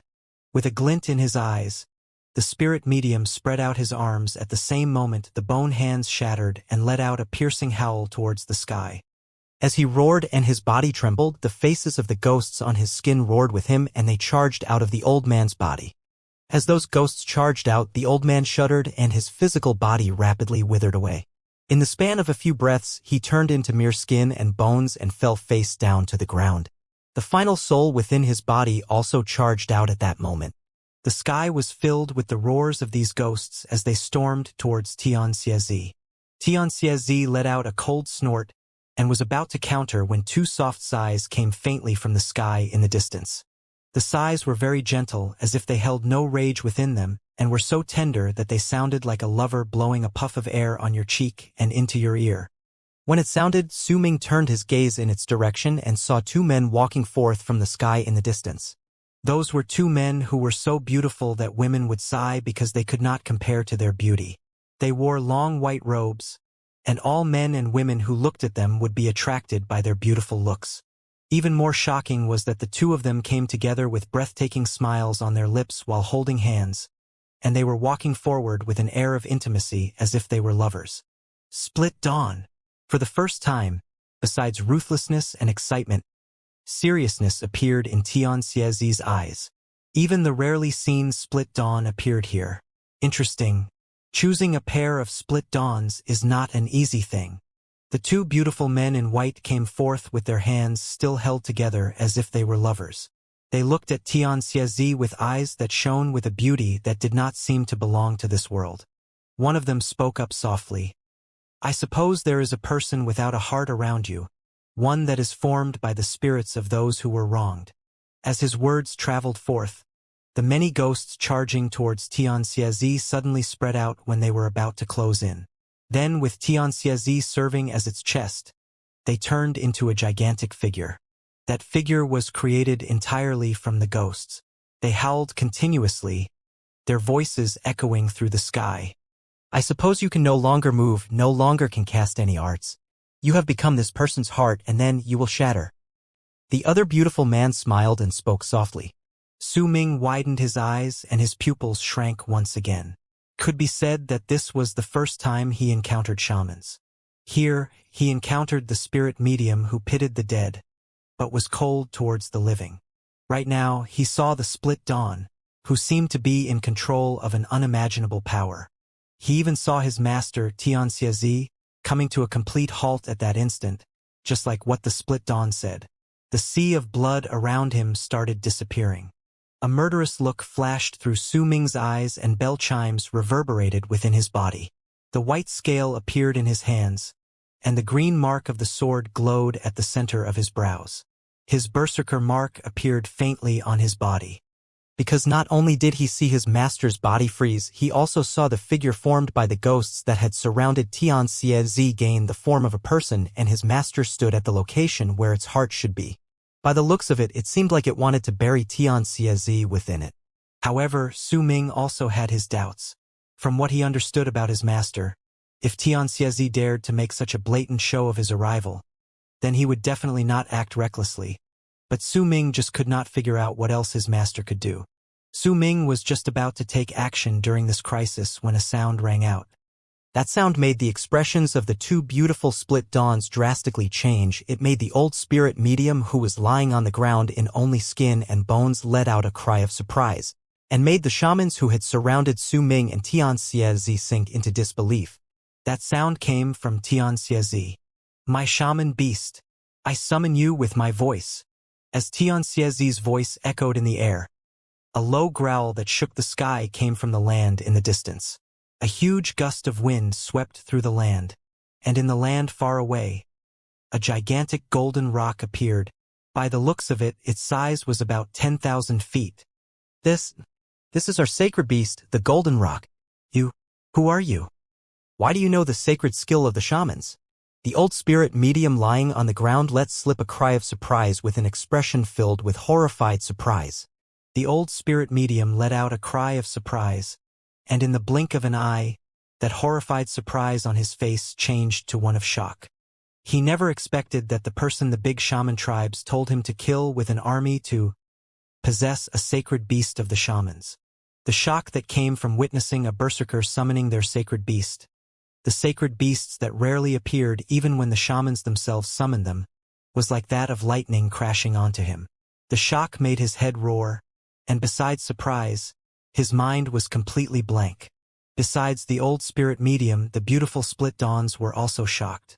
Their expressions instantly changed and disbelief colored their faces. This expression was incredibly rare on these two men. The two of them were sent to this place 15 years ago along with the old spirit medium, and their goal was to wait for the person who would appear in this area once every few years and bring about genocide. Everything was going smoothly when they ran into Xianxia this day, but at the critical moment that one sentence from Xianxia changed everything in a manner as if the world had been turned upside down. The sacred beast, golden rock. No wonder we never managed to gain its acknowledgement and could never summon it even though we've sent our tribe members to its resting place multiple times in the past. So the golden rock already has an owner. But how? How is this possible? He's from the Berserker tribe and doesn't practice the ways of the shamans. How did he get the approval of the golden rock? In the time the split dawns sucked in a sharp breath, the golden rock arrived from where it was in the distance. Along with its arrival came a huge gust of wind that made people feel as if an innumerable amount of invisible mountains were crashing into them. The remaining shamans, who had surrounded Su Ming and Xianxia, lost all will to fight when the golden rock appeared. Terror appeared in the midst of their confusion, and they did not dare attack. The golden rock! Oh heavens! It's the golden rock! Uproars broke out at the sacred beast's appearance. The shamans held a level of respect akin to meeting the might of heaven itself in the face of their sacred beasts. This creature was like the totems within the shaman tribe. There was no way they could fight against it. At that moment, as the golden rock swept past the land and brought with it a huge gust of wind, these people were like floating leaves in the sky and were thrown back. As booming sounds reverberated in the air, the wall of people crumbled down instantly. Su Ming sucked in a breath when he saw the golden rock closing in. Its gigantic body that exceeded 10,000 feet formed an intimidating pressure that made morning sky turn dark in an instant. It was covered by the golden rock's body as if it had just covered the sun. Compared to it, the people around him who were swept away by the huge gust of wind and Su Ming himself were so tiny that they could practically be disregarded. The golden rock forced its way into all their sights in an incredibly arrogant fashion. The moment it closed in, the extraordinarily mighty golden rock shone with a golden light that made it look like a golden eagle. It made the people be unable to look at it, especially into its eyes. There was an aloof look within its eyes, and as it swept its gaze across the land, cracking sounds would appear in the air as if the air itself could not withstand that pressure. The intelligence it had made Su Ming believe without a doubt that it had far surpassed the intellect of all the ferocious beasts he had ever seen. Even the rod snake could not compare with it in this. However, the rod snake was still an infant, so it was only natural that it would have a hard time competing against the golden rock, which was a sacred beast that was famous within the shaman tribes. When the golden rock's eyes fell on Su Ming as its gaze swept through the land, it paused for a moment to look at him, and at the moment it did so, the golden light within its eyes instantly became stronger. It made Su Ming shudder, as if everything about him had just been seen through. Any other ordinary berserker would have lost all ability to think, but Su Ming did not just practice in the ways of the berserkers. He also trained in the skills of aura refinement and turned it into his divine senses. The strength of his divine senses might perhaps be nothing to those in the other realms, but among his peers in the berserker tribe, he was second to none. At that moment, while the divine sense in his mind still could not withstand the golden rock's gaze, Su Ming could at least still tell the reason behind the golden rock's interest in him. Su Ming had a feeling that the golden rock was not looking at him, but at the Han Mountain Bell residing within his body. More accurately speaking, there was something within Han Mountain Bell that the golden rock sensed, and it wanted to take a closer look. Almost at the same instant, the golden rock trained its gaze on Su Ming, the rod-shaped insect-snake hybrid that was recovering slowly in the Han Mountain Bell within Su Ming, suddenly curled up from its sleeping, relaxed position within the bell. It lifted its head instantly, and its dull eyes immediately regained their cruel glare. The glare seemed like the last rays of sunlight before the sky turned dark. It seemed strong, but was in reality rather scattered, and hidden within the depths of the glare was the rod snake's pride. It was as if that pride existed within the blood and soul of the rod snake itself. That pride was passed down through generations and existed even now. It had never disappeared. That pride that was hidden within its cruelty made it seem that if they took away the difference between their power, then the rod snake and golden rock did not even belong in the same category of creatures. Because within the rod snake's pride was an air of dominance and supremacy. Su Ming noticed that aura. He was shaken by this, and the light in the golden rock's eyes wavered for a brief moment, and Su Ming felt as if he saw hesitation within him, and he even saw the hint of fear lying underneath that hesitation. At that moment, Su Ming had a sudden feeling that the rod snake was like a tiger cub. Although it was small and injured, even if the tiger cub ran into lone wolves, it would still lift up its head and show off its unique aura. That feeling only appeared for an instant. As the golden rock turned its gaze away, that feeling also disappeared without a trace. No one around him noticed it, not even Xianxia. After all, the golden rock's gaze only stayed on Su Ming for a moment. In Su Ming's eyes, it had happened slowly, but in reality, it only lasted for a moment. When the golden rock's gaze swept through the entire land, a huge gust of wind swept through the land. The golden rock lifted its head and with its mouth wide open, it let out a shriek towards the sky. While the shriek might not have been deafening, it still reached its peak in an instant and turned into an indescribable sound wave that traveled in all directions. When the shamans who were swept away by the wind heard the shriek, they let out shrill cries of pain and blood gushed out of their eyes, mouth, nose. They exploded and their flesh and blood scattered into the air. The ferocious beasts under their feet had long since frozen. Ever since the golden rock arrived, they were shivering in midair and did not dare move.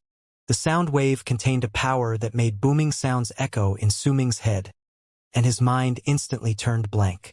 When he regained his senses, he saw the old spirit medium's head exploding as he cried out in pain.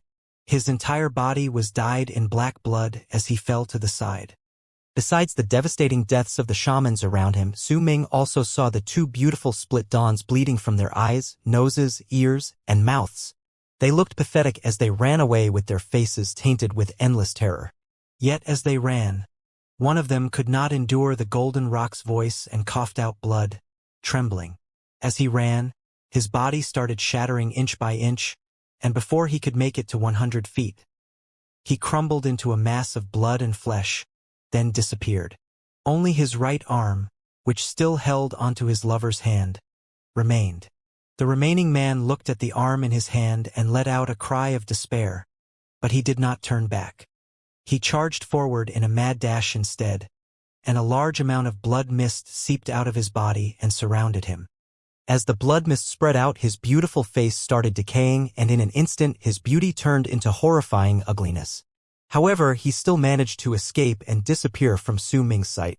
At the same time, the body of the person that was formed from the ghosts which had Xianxia buried within crumbled and exploded under the golden rock's voice.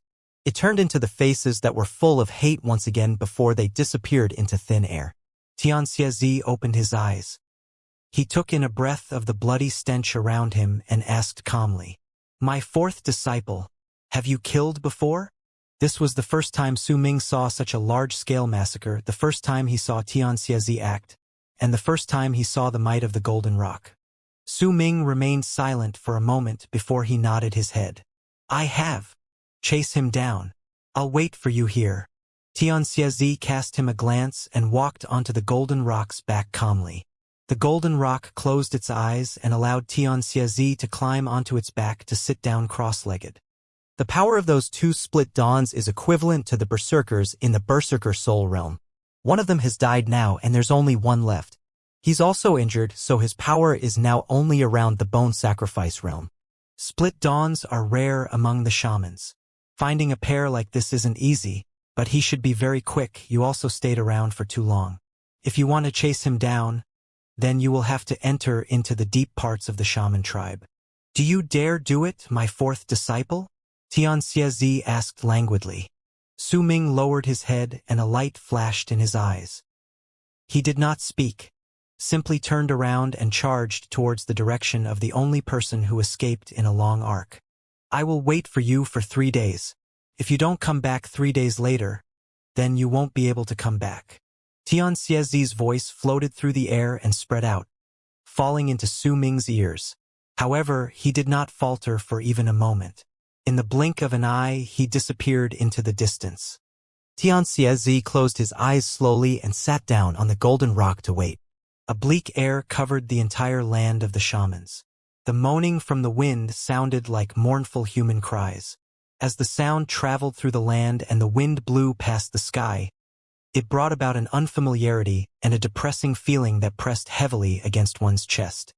Su Ming charged through the sky belonging to the shaman tribe, yet after he flew for an hour, he frowned and lowered his head to look at the land beneath him. The land was covered in an endless sea of forest. A glint appeared in his eyes and Su Ming flew towards the ground. After a moment, he stepped on the muddy floor in the forest and closed his eyes to spread out his divine senses. After a moment, he opened his eyes and disappeared from the spot. His body floated like smoke, and after a moment, he appeared by an old tree. Su Ming crouched down and touched the wet ground. There was a drop of blood there. He is afraid of being chased down, that's why he didn't fly in the air. Instead, he chose to use the forest as his cover and hide in familiar lands, so that he can buy time to recover. Su Ming mumbled and a smile appeared on his lips. Forests were his home. Master could have killed him himself, but he wanted me to do it. Su Ming stood up and once he looked around, a light flashed through his eyes and he sped forward like a ghost. It's because he saw that I wanted to join Sky Mist Shaman Hunt. That's why instead of having me experience the terrors of the shamans only at that time and fight against them without prior knowledge, he would rather give me this chance. He's allowing me to begin my very first shaman hunt. The light in Su Ming's eyes flickered. As he traveled through the forest, he would occasionally stop and observe the place before he continued onward. Sometimes, he would change his direction and continue the chase down another path. As time passed by, Su Ming started speeding up. The number of times he stopped also became fewer.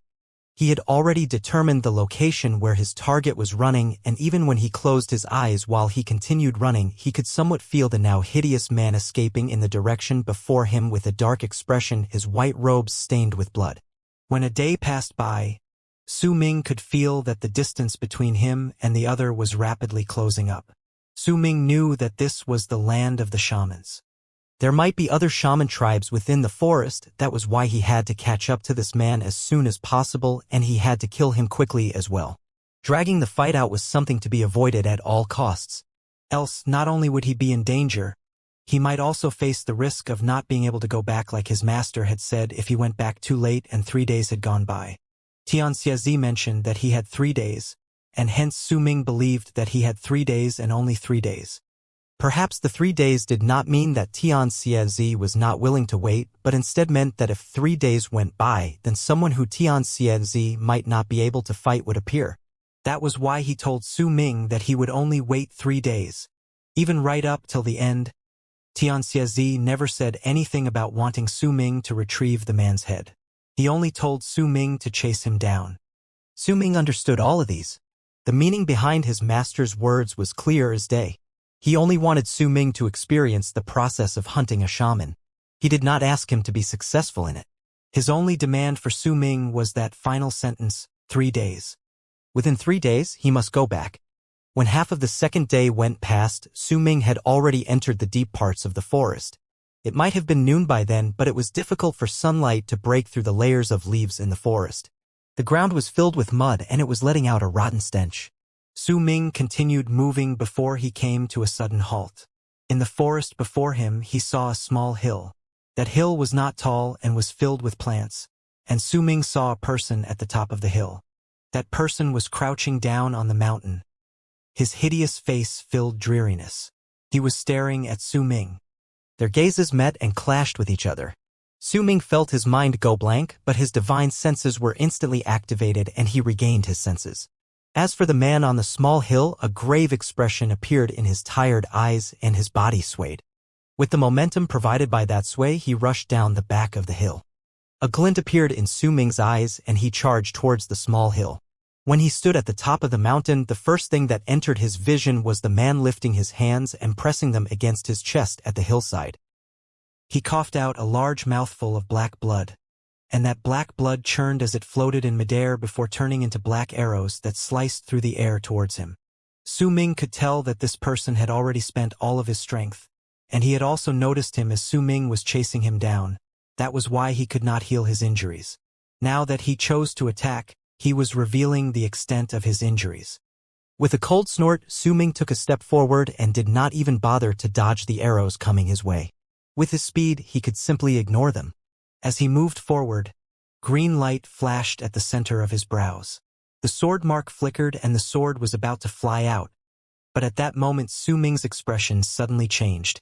His legs were moving down the hill, but the moment he started moving down, he immediately noticed there was something off about the slope. The man lifted his head swiftly, and a tinge cruelness appeared on his lips.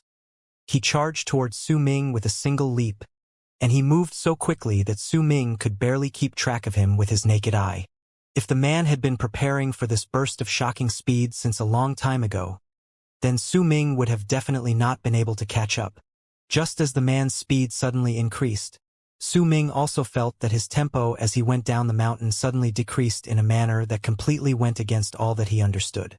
It was as if he had just exchanged places with this man, and that he was going up the hill while the other person was going down. That was why this difference in speed appeared, even though this was clearly not the case. All of this only lasted for an instant. The man's arrows closed in on Su Ming. Although he avoided them, the moment he did so, the man closed in on him with that shocking speed of his. A sense of life-threatening danger immediately rose within Su Ming's body like a tidal wave. The hairs on his body rose. His body felt as if it was stuck on the mountain. Even if he wanted to fly, his greatly reduced speed and the man's shocking speed would not let him avoid the man's clearly prepared killing move. It had been a long time since Su Ming last felt as if his life was being threatened. Now that it happened once again, it allowed the emotions in his eyes to quiet down in an instant, and a calm that was akin to still water in an ancient spread through him. His first act was to let his entire body be surrounded by black fog. A black armor that seethed with a murderous aura appeared on his descending body. It was his divine general armor. The instant the armor appeared, Su Ming's second act was not to bring out Han Mountain Bell to defend himself. Instead, he activated the power of his divine sense. His body might have slowed down, but with his divine sense, he could still see the trajectory of his incoming opponent's line of attack. He saw the man lifting his right hand as he was quickly closing in on him and his fingernails turning into sharp claws that were surrounded by black mist. They went straight for his chest and would arrive in an instant. When he saw all of this clearly, Su Ming moved to the side slightly. A loud bang rang through the air and he jolted. Unable to withstand the attack, his divine general armor started shattering. Yet even though it was shattering, it recovered within an instant, and this continued multiple times until the armor completely canceled out the man's attack. However, sharp pain that came from the jolts shot through Su Ming's entire body because his divine general armor was just an illusion and did not have physical form. Su Ming had not yet gone to the Great Yu dynasty to retrieve his true armor. That was why, while the armor could resist the power of the five-fingered claw, it could not withstand the shell knife that was formed after the 5 fingernails gathered together once the man brought all 5 of his fingers together. That was a black shell that was about the size of a knife. If anyone took a closer look, they would see that it was tortoise shell, but if that shell was taken apart, it could be stored within the man's fingers. They looked like fingernails, but if they were gathered together, then its real form would appear. That shell knife pierced through Su Ming's divine general armor and stabbed right into his chest. The knife's target was originally Su Ming's heart, but due to Su Ming moving his body slightly once he activated his divine sense, the knife missed his heart. It might hurt immensely, but at least he was not heavily wounded. All this happened in an instant. Once the shell knife in the man's hand pierced through Su Ming's right side of the chest, a stunned expression appeared on his face. Clearly, he did not expect that Su Ming could still avoid the attack when his speed had decreased, while the man's speed increased. He was also shocked by the fact that Su Ming was one of the divine generals in the Berserker tribe, and his desire to kill him grew stronger. His shock quickly turned into a cold sneer. Just as the man was about to pull out his shell knife, he saw Su Ming lift his head and a monstrous killing aura appear within his eyes. That was not all. He also saw a brilliant red hue in Su Ming's right eye that made it clearly different from his left eye. That enchanting brilliant red made his eye seem like a moon that was dyed in blood. When the man saw it at such close proximity, for some unknown reason, he was horrified. "This knife is pretty good. I'll be taking it." Su Ming spoke in a hoarse voice and grabbed the shell knife that had stabbed into his chest with his left hand with such a tight grip that the man could not pull it out. At the same time, a bell chime spread out from within Su Ming's body. That bell chime boomed and reverberated in the air, causing layers of ripples to form around Su Ming and the man. The bell chimes were filled with a sense of graveness, but when they fell into the man's ears, they sounded like the heavens themselves were howling in anger, and those howls turned into thunderous roars. It caused his body to shudder, and even if he had used the mysterious power residing within the hill to increase his own speed, he could not help but flinch. The moment he flinched, with the shocking murderous aura spilling out from the red in his right eye, Su Ming crashed his head against the man's head before him.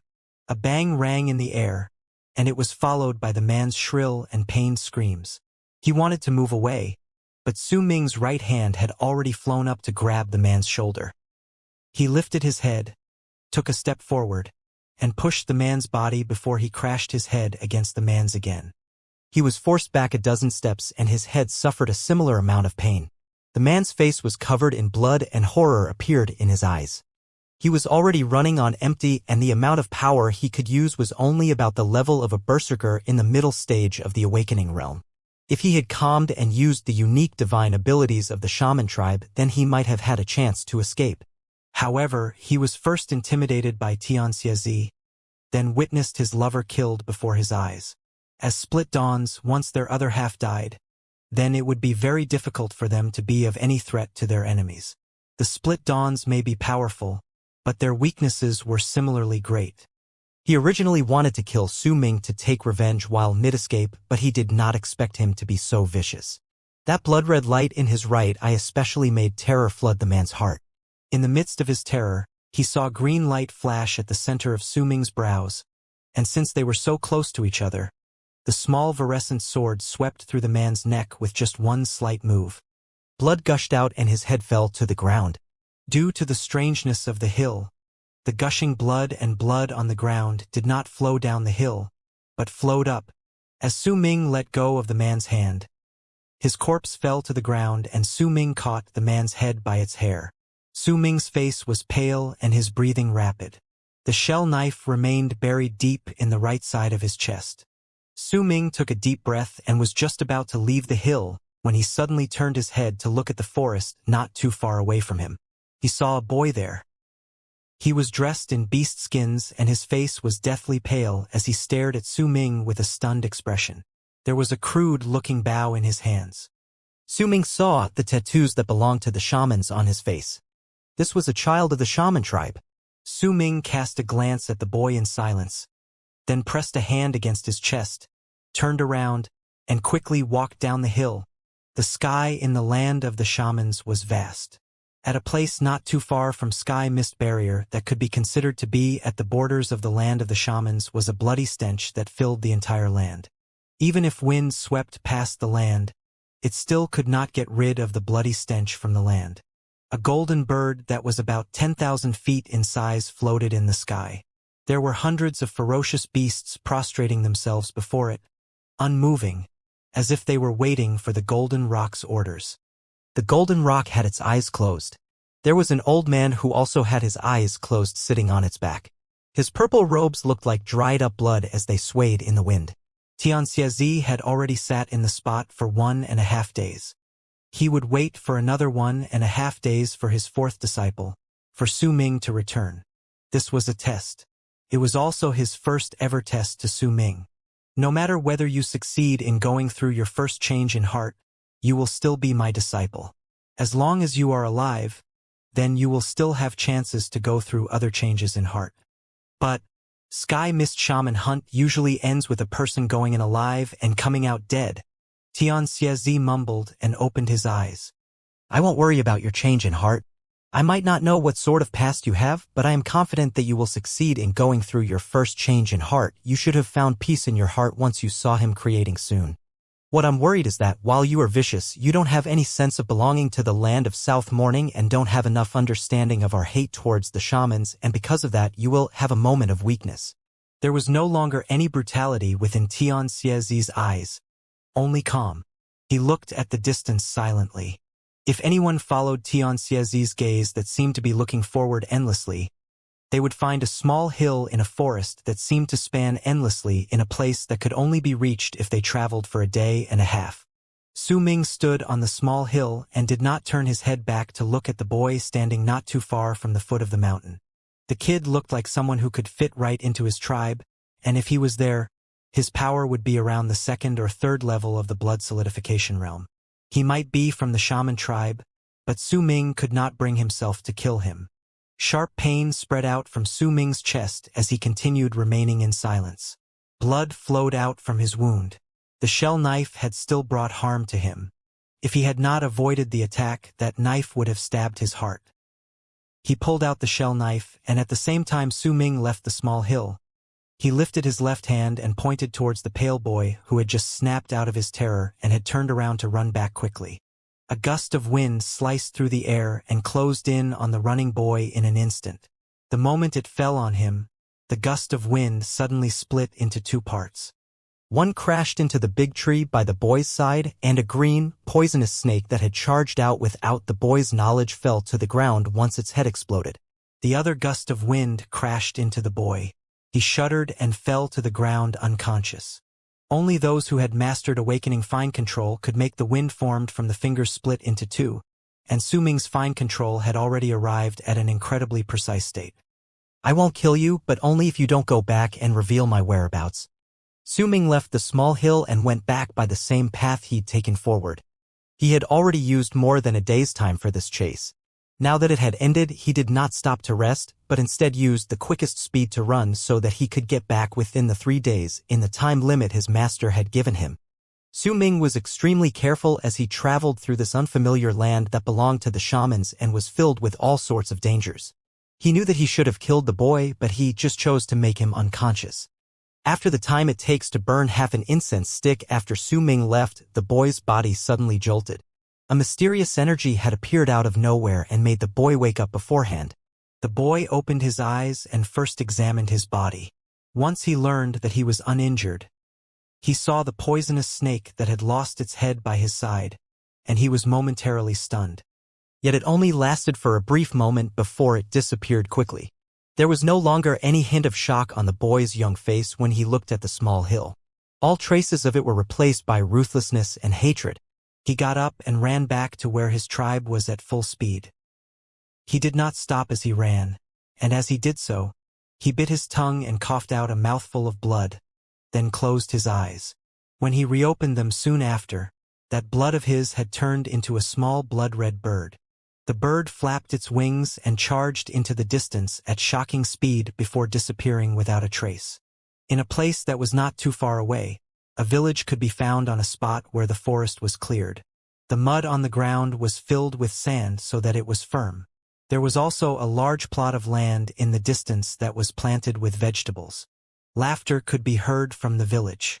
Men belonging to the shaman tribe with tattoo-filled faces could be seen occasionally roaming the village with wary expressions on their faces. Yet when an hour later they saw the red bird that suddenly flew out of the forest, their expressions immediately changed. That small red bird flew into the village and straightaway went into one of the houses in the village. There was an old man sitting within the house. The old man was half naked and only had a beast's skin wrapped around his waist. There was a small cauldron before him and it was burning with some herbs. Wisps of smoke seeped out of the cauldron and were sucked into the old man's eyes, ears, nose, and mouth as he breathed in, before coming out of his pores, enveloping him in a hazy, distorted aura. There were two beautiful girls from the shaman tribe behind him. They knelt by his side and fanned him gently with fans made of big leaves. The breeze was very light and could not blow away the wisps of smoke. The entire house was silent. Yet the moment the small red bird broke in, the old man suddenly opened his eyes, and within one of his eyes, for pupils could be seen. The small red bird closed in and landed before him the moment the old man opened his eyes. With a bang, it turned into a layer of blood fog, and as the old man inhaled, the fog was taken into the old man's eyes, ears, nose, and mouth. Once he did so, the light within his eyes immediately flickered as if pictures had just appeared out of nowhere before his eyes, allowing him to see everything clearly. A berserker. A cruel and bloodthirsty smile appeared on the old man's face and he licked his lips. If any berserker saw his tongue, they would definitely be taken aback because the length the old man's tongue had clearly exceeded the normal length of a human's tongue. It looked like that of a snake, and it seemed as if the old man wanted to. He could lick his own hair. With that bloodthirsty and cruel smile on his lips, the old man stood up, and once he walked out of his house, he spread out his arms and let out a low growl. Once he growled, the entire tribe instantly fell silent. All the people turned their gazes towards the old man. "Can you smell it?" The old man's voice was hoarse, ghastly. "This is the smell belonging to a berserker. This smell is the sweet smell of a berserker's blood. A berserker has entered the forest where our lizard god lives. He has walked on our land and killed a warrior of the shaman tribe. He has disturbed the lizard god within the forest. Kill him, take his head and hang it outside our tribe. Dig out his heart and squeeze the blood out. His blood will be drunk by the powerful shamans of our tribe. Kill him and pull out his teeth so that we can hang them off our necks as trophies." A short period of silence fell among the people before the entire tribe erupted in a maddening roar. That roar came from all the shamans within the tribe, and ruthless looks could even be seen on some of the children, women, and the elderly. The old man took a step forward and turned into a long arc as he charged out of his tribe. Around 20 other people followed behind him, charging swiftly into the forest beyond the village. Once they left the village, they split into two teams. The old man led a few men and flew into the sky.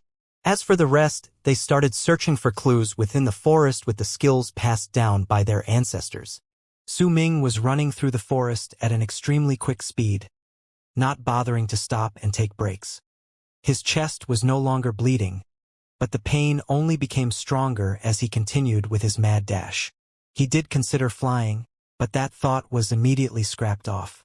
If he flew for a day and a half, then he might run into shamans. To him, who was currently in the unfamiliar land, this act was one of foolishness. Compared to the sky, the forest was more suitable for Su Ming to traverse. Time trickled by as he continued running.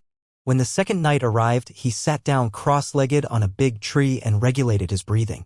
Judging from the distance, I'll reach my master's side by tomorrow night.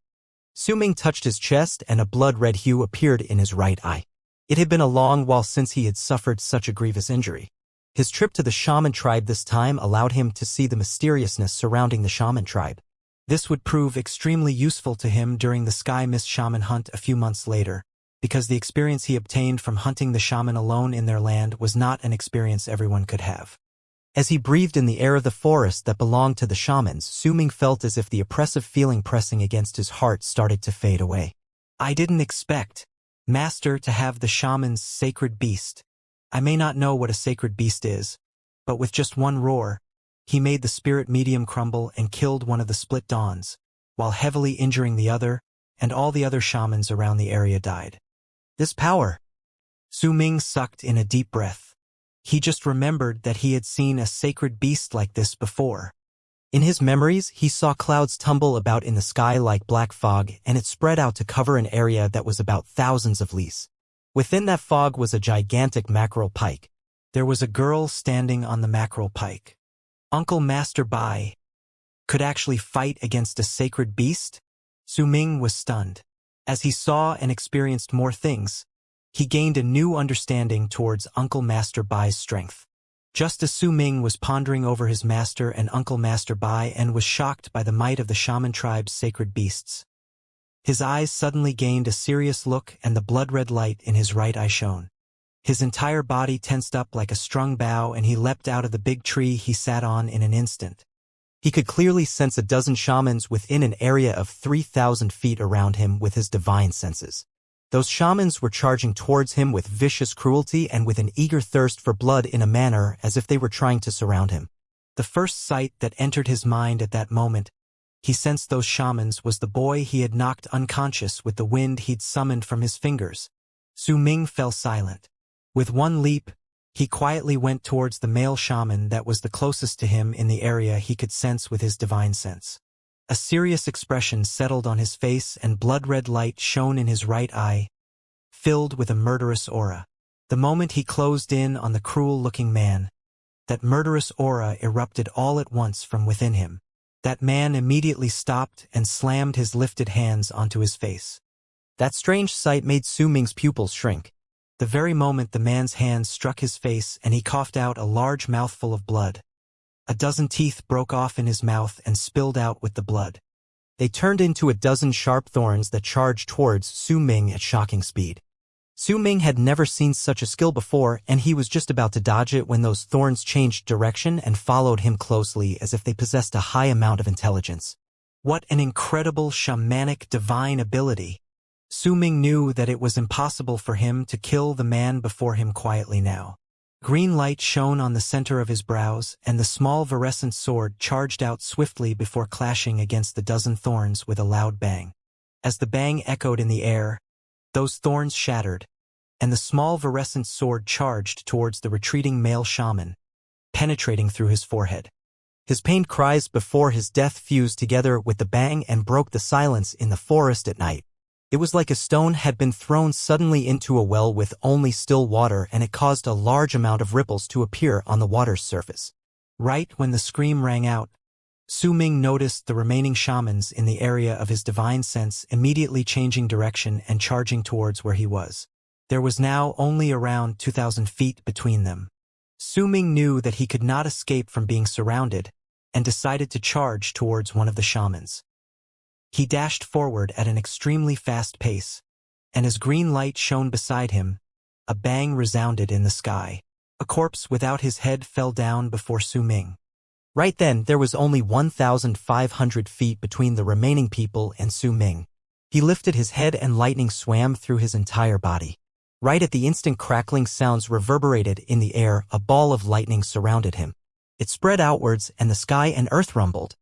If anyone was to look from above, they would see that the land had turned into a pool of lightning and Su Ming stood in its center.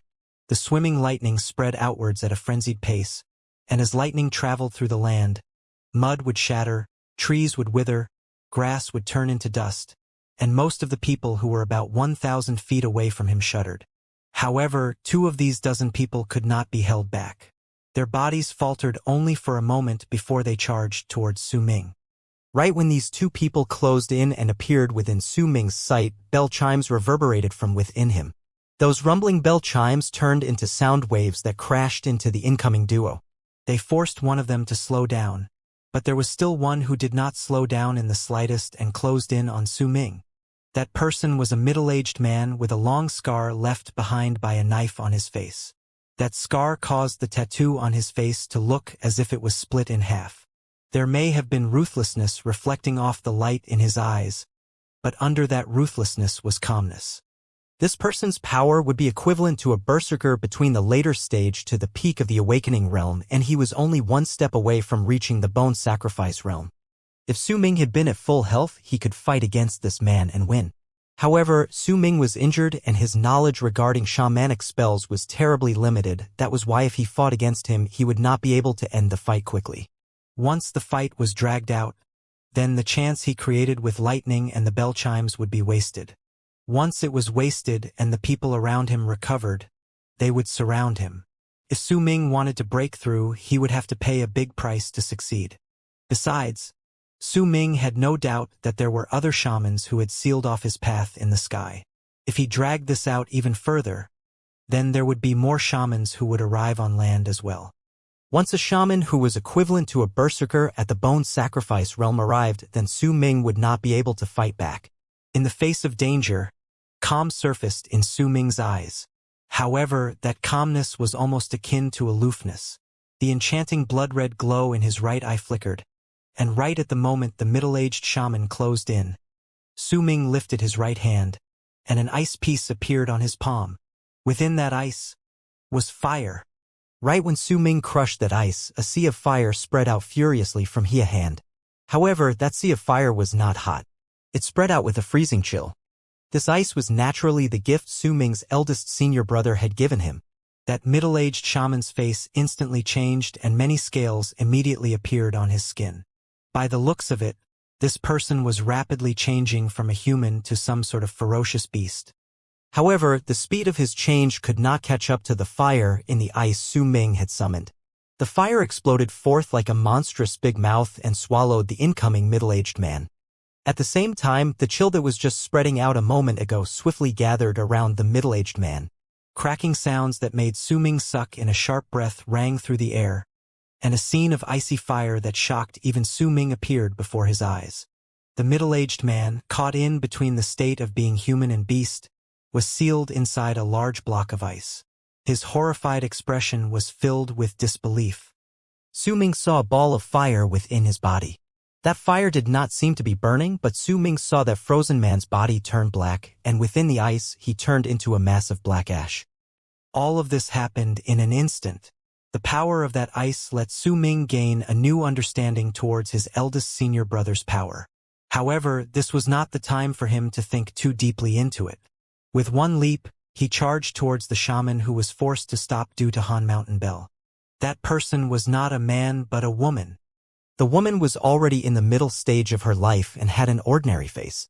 The tattoo on her face flickered and she had an equally vicious look on her face as the man had. However, when she saw Su Ming making one of the incredibly powerful shamans in her tribe die in such a bizarre fashion, that viciousness turned into shock. She was about to move back, but another bell chime rang through the air instantly, causing her mind to ring and her body to stop once again. This would also be the last time her body stopped moving like this ever again. In the span of a breath, Su Ming went past the woman like lightning, and once he did so, he brought with him a head gushing with blood. The woman's body fell to the ground twitching. The moment her corpse fell to the ground, Su Ming panted harshly. His face was pale and the wound on his chest worsened. In the short amount of time, he had killed multiple people. Although he had killed the most powerful person among these people with his eldest senior brother's gift, the high-speed movement exhausted his injured body. Nonetheless, he did not stop. As the murderous aura in his right eye flickered, he charged towards the remaining people who were frozen from lightning continuing to swim around him. Moonlight from the sky gathered behind Su Ming and formed a moonlight cloak reminiscent of the time when he was in Dark Mountain. As it floated behind him, the light turned into countless threads that danced behind Su Ming as he moved. He went past all the shamans who were stunned by his lightning, and their heads flew into the sky. Green light shone, and the small virescent sword let out piercing sword whistles as it was dyed in blood. When Su Ming closed in on the final person, he waved his hand, and the moonlight threads behind him swarmed forward, wrapping up the shaman swiftly. Then right away they tore through him. The final shaman of those that had surrounded Su Ming in the forest let out a piercing scream before his body was ripped into shreds. Blood gushed into the air. However, the battle was far from finished. Su Ming did not even have time to calm his ragged breathing. Almost at the instant after the final shaman was slaughtered by the moonlight threads, a furious roar came from the sky. "How dare you, berserker!" The voice was like thunder, and shook Su Ming. He lifted his head and saw 8 people coming from the sky. Among these 7 to 8 people was an old man. He was as thin as bones, but there was a mighty presence coming from him, and that presence made an incredibly grave expression appear on Su Ming's face. The old man was not the one who spoke. Those words came instead from a man standing among the 8 people. That man's power was at about the same level as the strongest shaman Su Ming had killed just now. There was something else that made Su Ming's pupils shrink. Besides the old man, all the people in the sky stood on ferocious beasts that looked like ligers, and all of them were roaring at him. The old man did not move, but the remaining 7 people all charged towards Su Ming. The ruthlessness in their eyes, their thirst for blood, and the mighty presences made the exhausted Su Ming feel as if he was caught between life and death. Su Ming hadn't expected that the results of that one merciful act could be so terrible. He had clearly saved the boy's life before he had knocked him out. He had clearly killed that poisonous snake. Su Ming closed his eyes. He knew that he might have made a mistake. Perhaps I really made a mistake. As Su Ming mumbled under his breath, he sat down cross-legged and lifted his right hand. In the face of death, right at the instant the 7 people from the sky came charging towards him roaring, his mind became empty. There was no terror, no regret. He even forgot about life and death itself. The only thing in his heart was the one strike that had become his own after the tens of thousands of strokes he had practiced. He lifted his hand and closed his eyes, then sliced at the sky with a gentle swipe of his fingers. That single slice caused the weather to change. It was as if some seal was broken, but it was also different from the time he had competed against Tian Lanmeng in the 7th summit. Even if Sima Xian bore witness to that single slice right then, he would also find it difficult to find any sort of similarities between this attack and the first style of the god of Berserker's transformation. This one slice was Su Ming's strongest attack. The instant he drew that line, the aloof old man in the sky suddenly changed his expression and waved his arm. Wisps of smoke immediately spread from his body and turned into a gigantic lizard formed from smoke. Stuck out its tongue at Su Ming. Its tongue charged towards him and crashed into the line he had drawn. That one stroke was Su Ming's strongest attack from all the divine abilities he had learned. That one stroke came to being after he copied the first style from Sima Xian's god of Berserker's transformation and drew it repeatedly day and night with a clear mind, allowing this one line to contain his own creation. That one line was no longer Sima Xian's sword slash, neither was it that stroke he had used that day when he competed against Tian Lanmeng. It was instead a combination of his life up to this point, all the difficulties he had went through in the land of South Morning, his memories in Dark Mountain, and once all these things combined together into this one line, this one stroke became creation itself. This line that Su Ming drew couldn't be found in the world before this. This line seemed to have been born out of nothing, and because of this, it became Su Ming's first ever creation. With that one line towards the sky, the weather changed, but the wind and clouds remained still. As that line sliced through the air, the tongue from the lizard that was formed from the old shaman through the smoke that came out of his pores clashed into it. A piercing cry and thunderous bang suddenly reverberated through the forest and the entire land of the shamans. It was as if the sounds had pierced through the sky itself and spread in all directions. The tongue from the gigantic smoke lizard shattered instantly, destroyed by the one line Su Ming had created with his fingers in the world. Things were far from their end, though. The moment the lizard's tongue exploded, the expressions on the 7 shamans who had pounced onto Su Ming changed. A light flashed briefly in their eyes, but that light did not come from within them. It was instead a reflection of the light caused by the line Su Ming had drawn. And the instant the light shone, these 7 people started trembling, and the person standing right at the front exploded, turning into a layer of blood fog that scattered in the air. Vicious trembles wrecked the 2 people behind that man, and their right arms and right legs were separated from their bodies as if they had been cut off by a sword. Screaming in pain, they fell back. As for the person behind them, a terrifying long mark had appeared on his chest. It was as if his chest had turned into a drawing board and that one line from Su Ming fell on his chest. He coughed out a large mouthful of blood and his face turned deathly pale. Horrified surprise appeared on his face. The 4th person behind the man who exploded was a man in his 20s. He was handsome and did not have a lot of tattoos on his face. However, there was now a line of blood tearing apart his face, stretching from his forehead right up to the right side of his chest. Blood flowed from the corner of his lips, and he staggered back a few steps before he finally managed to stop. The beast skins on the upper body of the fifth person disappeared like ashes in the wind. There was a faint bloody line where his heart was, but even though it was faint, it had still cut through his skin and made blood flow from that wound. The sixth person's clothes were also torn apart, but there was no wound on his chest. Nonetheless, his face had gained a deathly pale hue. The final person was completely uninjured, but he was also the one who was shaking the hardest. He had just witnessed one of his comrades killed, two mutilated, another one heavily wounded, while the rest of them sustained various degrees of injuries. The source of it all was the berserker before them, who had done all this with a seemingly effortless slash from his right hand. That one slash captured his soul and stunned his heart.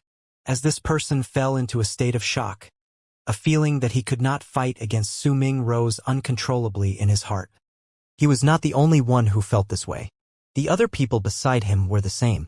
When Su Ming drew that line, he had his eyes closed and executed that attack in what seemed to be an effortless manner.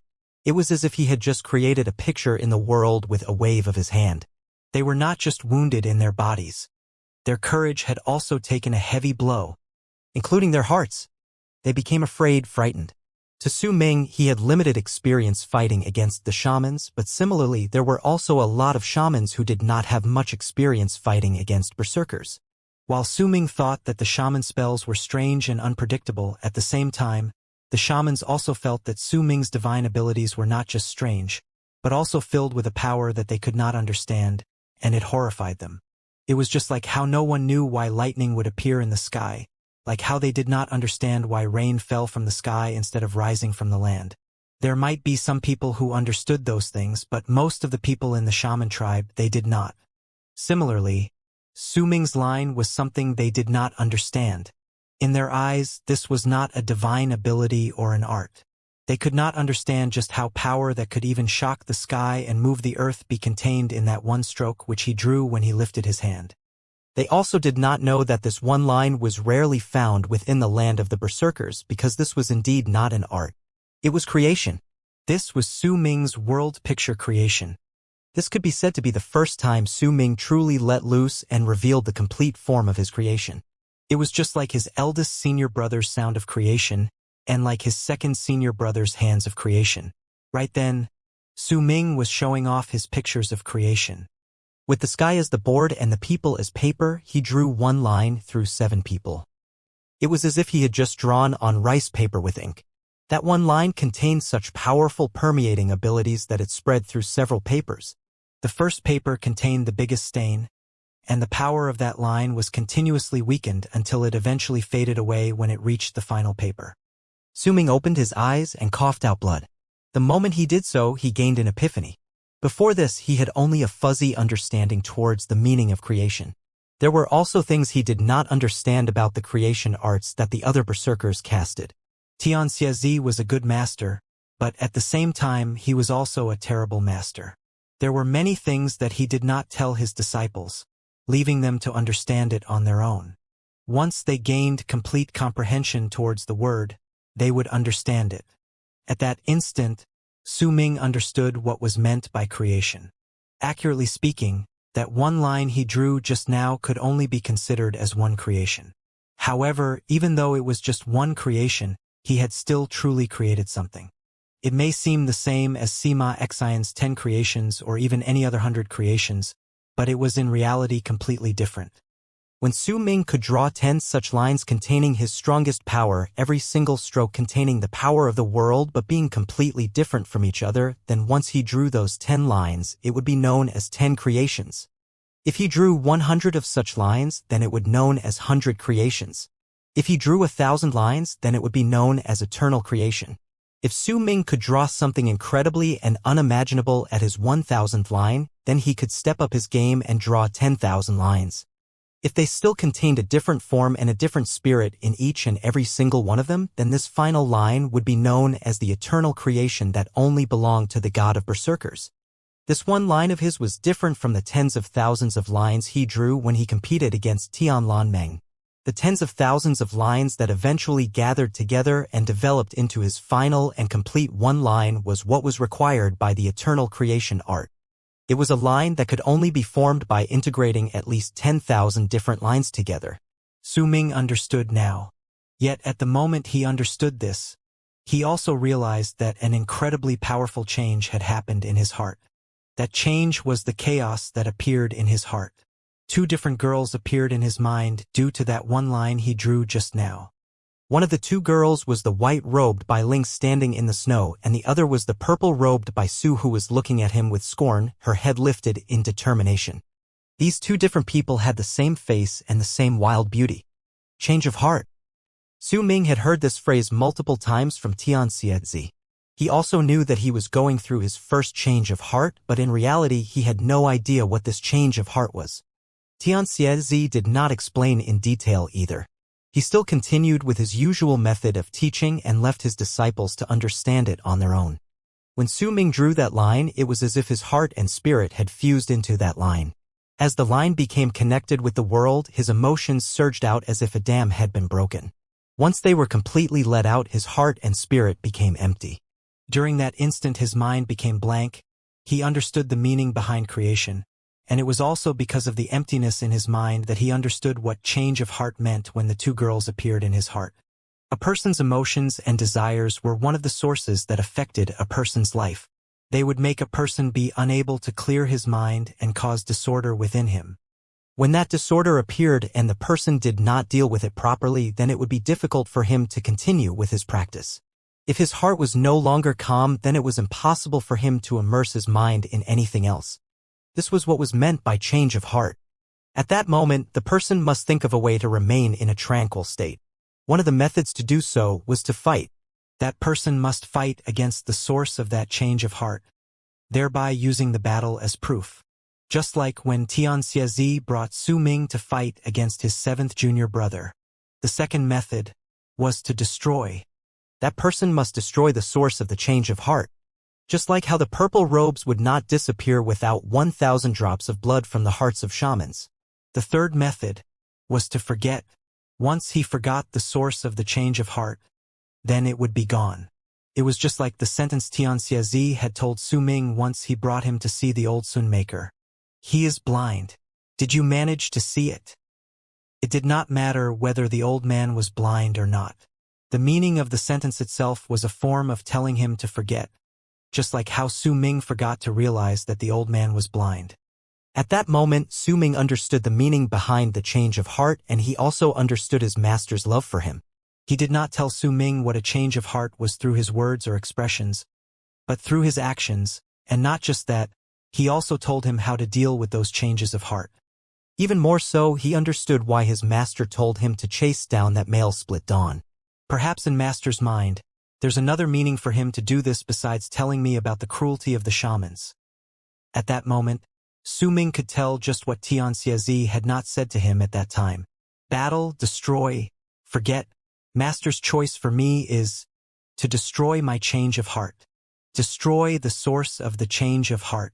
By killing Bai Su, he could remove this change of heart within him.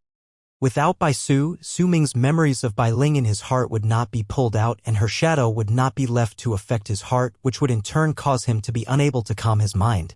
If he could not, then he must forget. He must forget everything to get through this change of heart. If he could not, then he must fight, be it against Sima Xian or anyone else, then use that battle to find proof for his heart. This was the road Xianxia pointed out for Su Ming. The moment Su Ming understood everything, more questions arose within him. If a person is unfeeling and merciless, has no emotions and desires, then would he not experience changes of the heart? All these thoughts appeared within Su Ming's head once. He gained his epiphany when he opened his eyes after he finished drawing that line. It might have seemed slow, but in truth, it only lasted for the duration of his right hand drawing the line across the sky. As blood flowed from the corners of his lips, Su Ming's body swayed, tumbled backwards, and he ran into the deeper parts of the forest. His strongest attack could allow him to battle against those 7 people, but he knew that he could not fight against the old man in the sky looking at him darkly. He could only use the shock brought to the shamans after he drew that one line and turn it into a chance to escape. Su Ming could not see through the old man's power, but he gave him a feeling that he was extremely dangerous. In fact, when Su Ming had executed his strongest slash, instead of acting on his own, He had used a divine ability that Su Ming did not understand and gathered up smoke to create that giant lizard. The slash might only have touched the lizard's tongue and caused it to crumble, but it also made Su Ming's strongest attack only kill one person. More importantly, Su Ming had a strange feeling that besides using the smoke lizard's tongue to counter his slash and reduce its power, there was another meaning as to why he had summoned the creature. That feeling was deeply rooted within Su Ming's mind. He had guessed that when his slash crashed into that tongue, countless pairs of invisible eyes appeared in the air and were all watching closely for the fine details when he drew that line. It was as if they were learning it. That feeling turned into a sense of danger that made Su Ming run without hesitation. In the blink of an eye, he charged into the forest. Su Ming knew that if he fought here and used all the attacks he had to keep that old man busy, due to the existence of other shamans in this place, it would be difficult for him to survive the battle. Instead of doing so, he would rather use the chance to escape.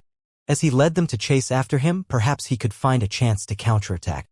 Once Su Ming left, the remaining 6 people who had not died in the air turned towards their leader, their supreme patriarch. The old man's face was dark and he slowly closed his eyes. After a moment, he opened them once again, and right at the instant he did so, the gigantic lizard that had lost its tongue and was now floating behind him immediately lifted its head and howled towards the sky. As it howled, wisps of smoke appeared out of thin air around it. Most of them came from the place where its tongue had crashed into Su Ming's slash just now. They gathered up and seeped into the gigantic lizard's body, and soon the shattered tongue appeared once again in the lizard's mouth. The moment its tongue appeared, the lizard stuck it out and drew out an arc at lightning speed. If Su Ming was there, he would recognize that the arc was incredibly familiar to the one line he had drawn previously. However, it was simply similar to it. I didn't expect that the berserker who entered our land this time would have gained such an epiphany. That one style I saw just now was incredibly different from what I saw in other berserkers. I will capture this berserker personally. I'll capture him alive and turn him into a shaman puppet. He will become the servant of our tribe's sacred spirit. As the old man spoke, another 2 pupils appeared in both of his eyes. It made him look bizarre, and at the same time all those who looked at him would feel dazzled and not dare to look him in the eye. A cruel smile appeared on his lips, as if this sort of chase excited him. With one leap, he charged into the forest, towards where Su Ming ran. The people on the land looked at each other, and in their silence, they saw respect within the eyes of their comrades towards what had happened just now. After a long while, these people turned into long arcs and flew back to their tribe, supporting the wounded. Su Ming's breathing was ragged as he ran.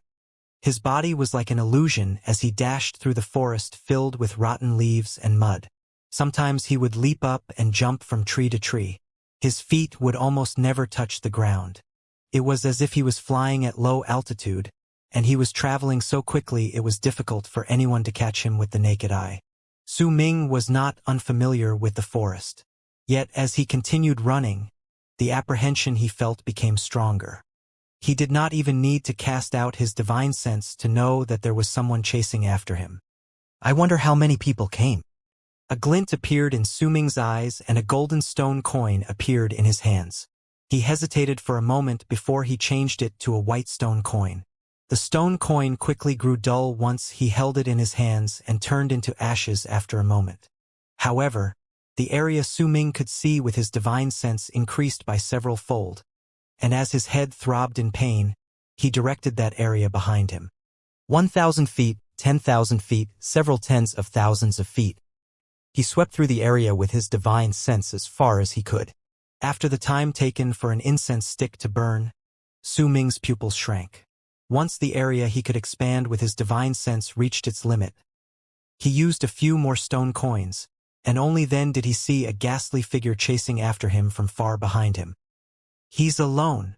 All of Su Ming's hair stood up on end and a wary look appeared on his face. He saw that the person chasing after him was that old man, and his familiarity with the forest far exceeded his own. This, however, was nothing. What really made Su Ming's heart sink was that the tracking skills he used were also incredibly difficult to understand. As Su Ming was running away, he created several signs to throw his opponent off, but the old man did not change his direction at all. He merely continued with his pursuit. This not only made the sense of danger Su Ming felt become stronger, it also made him clearly sense the person's power once he swept through the area when his divine senses were stretched to the limit. This person's power must be equivalent to the bone sacrifice realm, and by the looks of it, he's not any ordinary bone sacrifice realm shaman either. He might be in the later stage of the bone sacrifice realm. But when I used my divine sense to scan the area, he didn't notice me. I wonder if that's true, or he's doing it intentionally. Su Ming was yet to reach the bone sacrifice realm, and it was difficult for him to be certain. He could only guess, and even though he had been prepared for this, his heart still sank. Tens of thousands of feet away from Su Ming, the thin old man's lips curled up in a cruel smile as he continued walking through the forest. He had grown up in this forest since he was young, and even if he had become the patriarch for his tribe, there were few who knew this forest better than he did in the tribe. Using the clues provided by the forest to track down wild beasts was his favorite pastime. Once in a while, he would personally lead his tribe to go through this activity. Right now, he was hunting his prey alone, and this was nothing difficult to him. Looks like this little berserker child is also familiar with the forest. The tracks he set up are pretty good, but he's still too naive. The old man licked his lips, and with one leap, he traveled several hundreds of feet forward. Run. Run faster. The old man's smile became even crueler. However, it was clear that he did not notice Su Ming had used his divine sense to scan the area. Su Ming's face turned pale and his chest continued bleeding as he ran through the forest. This ceaseless fleeing not only made him tired, it also made the murderous aura in his eyes grow stronger.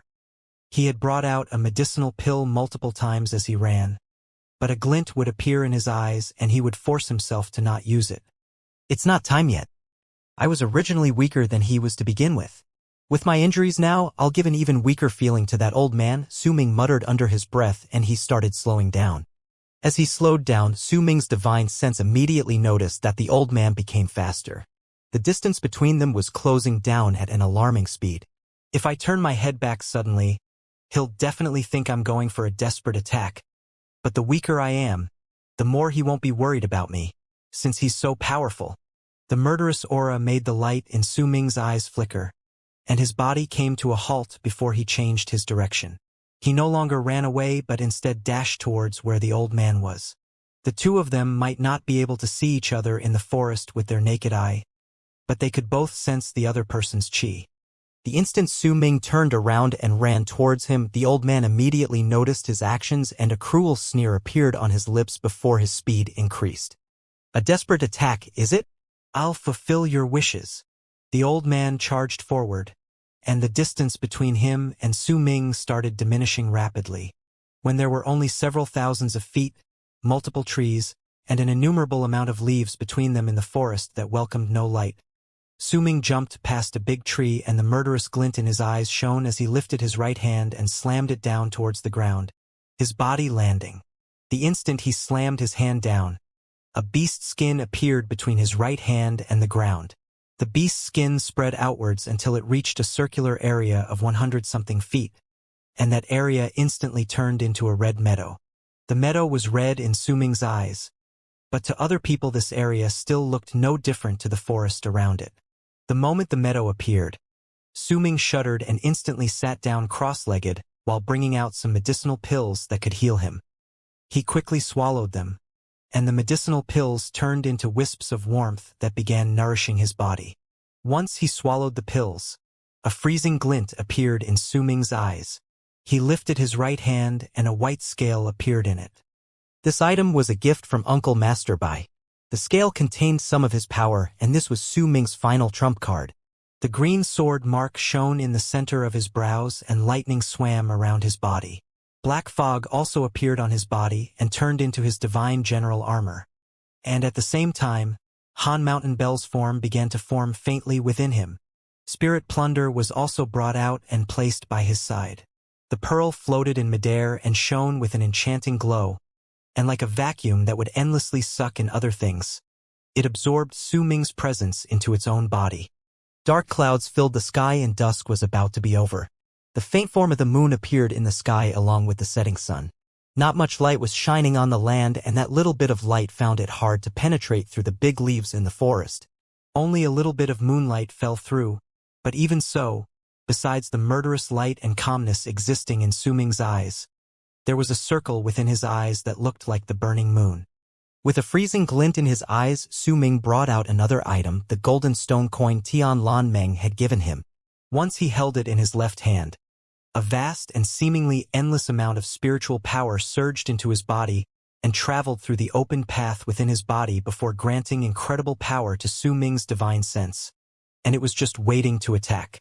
Su Ming's breathing gradually evened out until it was eventually so quiet that it could practically not be heard. His eyes were extremely calm, and the murderous aura in his right eye had sunk down as if it was waiting for the critical moment to strike. Su Ming stood up and stepped onto the red meadow, and the moment his presence disappeared, the old patriarch that had closed in was taken aback. However, there was already only 2,000 feet between him and Su Ming. Right when the old man stopped, stunned, a powerful divine sense along with a shocking sword aura sliced through the air from the direction before him. And it did so in a manner that spoke of absolutely wanting to end him, with a calmness dripping with killing intent. As the power of the divine sense swept outwards, a pressure that seemed like a gust of wind that could cause people to suffocate rose within the quiet forest and crashed into the old man in an instant. It caused the trees before the old patriarch to shatter and explode into pieces. The leaves dancing in the air seemed to have turned into sharp blades that were flying in between the sky and earth. The mud on the ground also let out loud cracking sounds, as if there was lightning hidden underneath. As it erupted, the mud flew into the sky and a rotten stench spread all over the place. The sky was dark. The forest itself was originally dark. But when that divine sense suddenly struck, the trees in the area, including the leaves and everything else, were blasted into smithereens. They flew all over the place and allowed moonlight to descend upon the ground unhindered, though the light was still scattered by the shards from the trees and leaves. The scattered moonlight made it seem as if the moon itself was killed. The old patriarch was stunned but quickly regained his wits. Yet since at the critical moment he was taken aback by the sudden loss of Su Ming's presence, it made him lose the initiative. The invisible divine sense came charging and crashed onto the old man with a bang. He did not feel pain, but at that instant, his mind was thrown into disarray and chaos, and he let out a grunt as his eyes, ears, nose, and mouth bled. This attack with his divine sense was the strongest attack Su Ming could muster after he obtained the ways to train his divine sense. And to top it off, he had even used the golden stone coin Tian Lan Meng had given him. The spiritual power contained within the golden hue of that stone had even tempted Su Ming when he first saw it. This stone coin was definitely not a common object. When Su Ming held it in his hands, he used the power stored within without any hesitation to strengthen the power of his divine sense up to a level that was similar to the feeling as if his divine sense was about to experience a transformation. He was in a life-threatening situation, and the disparity between his power and the old man's was great. If Su Ming wanted to live, then he had to do whatever he could to arrive at the strongest state he could possibly be. As he attacked, Su Ming's calmness reached a state he had never encountered before. He could remember that he was still by his master's side 2 days ago, and 3 days ago he was still in the 9th summit. Yet now he was outside Sky Mist Barrier in the land of the shamans. In this forest that housed a shaman tribe, he had killed dozens of shamans, and he was now fighting against the strongest shaman of that tribe. When Su Ming's divine sense crashed into the old shaman, the old man was pushed backwards and his mind roared in his head. His vision had also become clouded and fear rose within his heart. As that fear appeared, an ancient legend that was buried deep within his heart surfaced along with deeply rooted shock and disbelief. This is... The old man's pupils shrank. As he moved back, his thoughts were interrupted by a piercing sword aura. It was a sword flashing with green light, and it had fused together with that divine sense as it sliced through the air, closing in on him in a green arc. The sword was so sharp that as it passed through the air, the shards that were dancing in the air were blown into smithereens and a tunnel was ripped through the air. All the shards that once existed in the tunnel had turned into ashes in the blink of an eye. When that sword and that green light closed in on the center of the old shaman's brows and were about to pierce through his forehead, the old man's originally normal-looking pupils turned into 4, as if they had been divided as he continued retreating quickly. "Stop!" The old shaman let out a loud bark, and as he shouted, veins started popping out densely at the corners of his eyes, spreading all over his face, turning into a complex-looking tattoo. The small virescent sword immediately came to a halt and let out a piercing screech as if it was rubbing against something. But it could not move forward. A glint appeared in Su Ming's eyes. He was sitting on the red meadow that concealed his presence and his body as he watched the old man fight against the small virescent sword. This was the first time Su Ming saw someone using such a strange method to force that sword to stop as he stood right before it after he was attacked by the divine sense. This was not any form of resistance. This was a power that was similar to his divine sense. Su Ming's mind trembled. He could clearly feel the divine sense gathered on the small virescent sword being attacked by a dark and chilling presence. That presence was filled with cruelty and malice, causing the divine sense Su Ming placed on the small sword to be destroyed. At that moment, Su Ming felt as if he heard harsh panting from that chilling presence, though he was not sure whether it was just a figment of his imagination. Those pants were very odd. They sounded as if they were mixed with chewing sounds. Yet since Su Ming decided to act, then he would definitely not stop with just his divine sense and the small virescent sword. Almost at the instant the small sword was forced to stop and Su Ming's mind trembled. The calm killing glint in his eyes flickered and he lifted his right hand. Spirit Plunder instantly rushed out. Once Spirit Plunder charged out, it was followed by bolts of lightning that appeared out of thin air. As they rumbled in the sky, the dark forest was filled with blinding light. With a flash, those bolts of lightning charged towards the old shaman. At the same time, Su Ming bent his body like a drawn-out bow and stared intently at the old man not too far away from him. His right hand was still tightly clenched. With his face covered in veins, the old man lifted his head swiftly. He no longer looked at the trembling small sword but turned his gaze, his terrifying eyes that contained 4 pupils, towards the incoming bolts of lightning and Spirit Plunder. The moment he looked over, Su Ming's body trembled. Once again, he felt the same cold and malicious presence he had sensed previously on his virescent sword coming from the origin lightning within his body. Under that presence, he felt as if all his lightning was gathered together, and Su Ming heard that strange panting sound accompanied by chewing noises once again. At that moment in the forest, thunder stopped rumbling, and bolts of lightning could be clearly seen frozen in midair before the old man, unable to move. There was a vicious look on the old man's face as the 4 pupils in his eyes shone with an enchanting and alluring glow. Yet at that moment, something that could not be forced to stop shot out suddenly from among the frozen lightning. It broke through the bolts of lightning and charged towards the old man.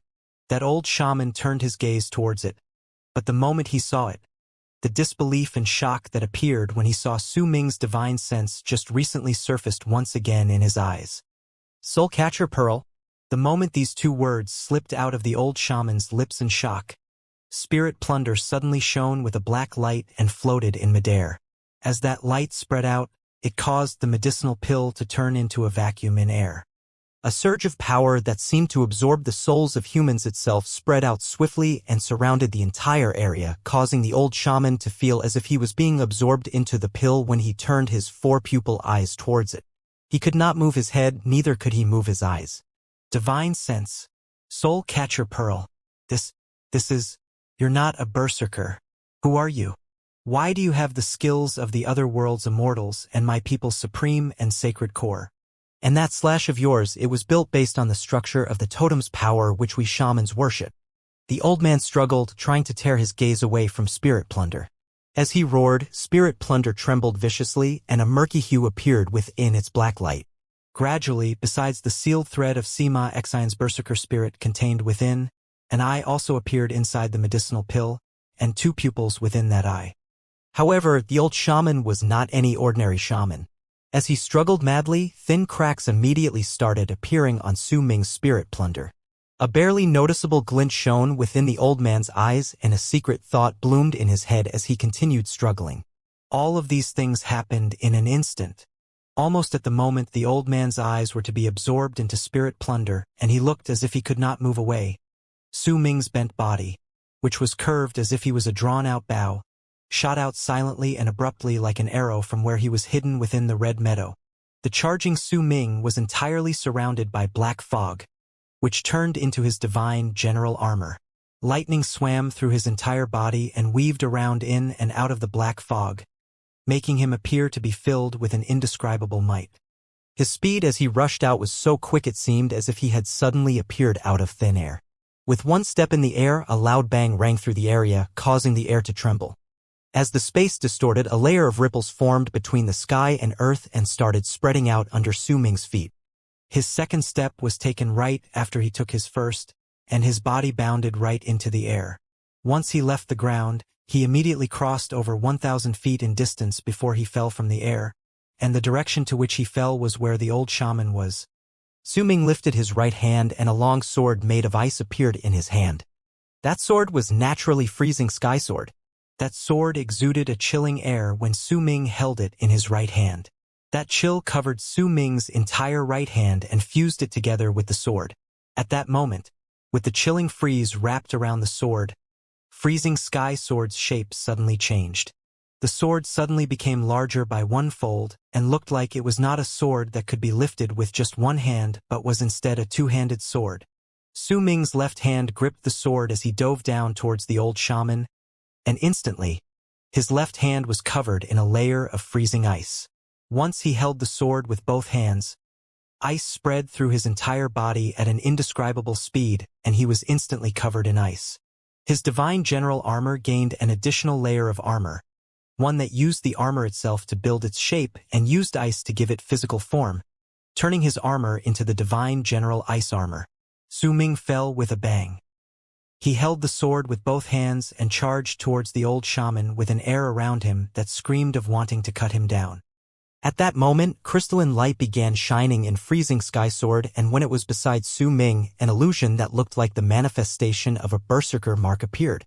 There was a powerful-looking man within that illusion. That man also held a sword in both hands, and as he leapt up, he swung his sword towards the ground fiercely. The sword which I create only has one style. Cut. Cut down everything. Su Ming's ears echoed with the arrogant words of the illusionary person formed by the art, contained within this freezing sky sword. All other things disappeared from his sight, and the only thing remaining was the person who was coming closer to him on the ground. The old shaman. With a swing of the sword, he slashed down. That one slash contained all of Su Ming's power. His body became as cold as an ice statue after that one slash. In his mind, there was only one thought: to kill the old shaman. Just as Su Ming's body charged down and his sword going straight for the old man's head was only a few dozen feet away, the old man's eyes suddenly shone and a cruel sneer appeared on his lips once again. Along with it came the disappearance of all the panic he previously had on his face. So you're a divine general of the Berserker tribe. You're finally out. Looks like this sword attack is your final move. The old shaman lifted his head and raised his right hand to point towards the incoming Su Ming. He was indeed frozen in place by spirit plunder just now, and was indeed shocked by the appearance of the divine sense as well as that of spirit plunder, but his power was much stronger compared to Su Ming. Even if he froze, it only lasted for an instant. That was why he could recover his ability to move the instant Su Ming rushed out. He had kept with his act of struggling because a hint of fear had appeared within his cunning mind from all the strange things done by Su Ming. He was not afraid of Su Ming himself, but of whether he had any other strange and shocking methods. His words to Su Ming might have been filled with scorn, but in truth, right from the moment they started fighting, he had regarded Su Ming highly. With his age, there were many times when his expression was not reflective of what he truly thought.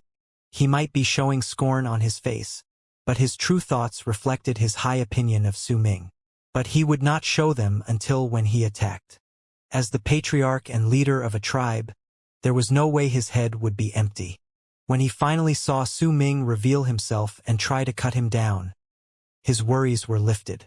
He believed that he hadn't exposed his true intentions, and that would mean he was giving his opponent a chance. In a situation where the enemy could not move, anyone would use the chance to use their full strength and execute their strongest move to attack their much stronger opponent, because this might be their only chance. The old shaman believed that if he was in Su Ming's place, he would do the same. That was why when he saw Su Ming swinging that sword, the old shaman's worries were set aside. With a dark smile, he pointed towards him. He moved his finger and a black scale covered it quickly. In an instant, that finger turned into something that no longer looked like a human finger but that of a beast's finger. His black fingernail shot out, and the scales on his finger let out a dark and malicious presence. He tapped his finger at air, and it crashed into Su Ming's sword with a bang. Rumbling and booming sounds reverberated through the air. Many cracks appeared on the ice enveloping Su Ming's freezing sky sword. As those cracks spread out, they caused freezing sky sword to instantly shatter to pieces. Only when it turned from a two-handed sword back to a normal sword did the cracks stop spreading. However, there was still a deep crack on the sword itself. The layer of ice on Su Ming's hands exploded under the power of the old man's finger. As it did so, cracks appeared on the ice on the other parts of his body as well. Once they spread through his entire body, the layer of ice crumbled with a bang. When it fell, Su Ming once again felt that cold and malicious presence surrounding him. It surged into his body, and as shudders wrecked his insides, he heard the strange, panting and chewing-filled sound once again by his ears. He opened his mouth and coughed out a large mouthful of blood. His face turned pale, and as his eyes became dull, that power forced itself into his body. He tumbled backwards in the air, and the divine general armor covering his body started crumbling and recovering rapidly but eventually fell apart, causing blood mist to surge out of his body. A wound on his chest was torn open and blood spilled into the air. Su Ming fell to the ground with a bang. There was a tree behind him. When he fell down due to the power of the shock, it made blood flow out of his mouth once again. His eyes lost their glow and he struggled to lean against the tree as he glared at the old shaman. Su Ming's right hand was held loosely by his side. No one could see his palm, they could only see that seemingly powerless struggle of his. The power contained within the old man's finger may have seemed ordinary, but in truth, that old man had gathered all of his power to his finger.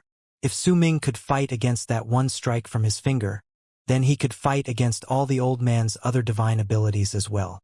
It may have seemed like only one strike from his finger, but it was in truth everything he had. The disparity between their power caused Su Ming to be powerless to resist against that one strike, especially when the old man had not been frozen by spirit plunder and was just baiting him. The old shaman lowered his right hand slowly. As he did so, his previously scale-covered finger started returning back to normal. Once he completely put it down, his finger had regained the form of a human's finger. A thin wound appeared on his finger pad and a drop of blood fell down. The old man put his finger in his mouth and licked away his blood. With a cruel sneer, he walked towards Su Ming leaning against the tree. It's a pity that such a talent is wasted. How could your master let you come alone to the shaman tribe? He just let me have something so good so easily. Or else, if you'd had more time and your level of cultivation was higher, then when I met you again I wouldn't have been your match. If you had truly escaped, you would have taken with you the experience of fighting against the shaman tribe. The next time I met you, trying to capture you would have been difficult. Baron Core, Divine Sense, Divine General, and the power from that one slash that contains a similar structure to that of the shaman tribe. Just how many secrets do you have? The old shaman slowly approached Su Ming. His gaze was like a knife that cut through Su Ming as he sized him up. Once he did so, he became certain that the youth had lost all ability to fight back. Oh, that's right. There's also the thing you did when you hid your presence and your body. All these will belong to me. Don't be afraid, I won't kill you. I couldn't bear to kill you. I'll turn you into a shaman puppet. The old man came to Su Ming's side and crouched down. He looked at Su Ming, and the smile on his face could not hide the ecstasy within his heart. Su Ming's eyes were dull, but there was still an aloofness within them. He wiped away the blood from his mouth and met the old man's gaze. What a nice look you have in your eyes.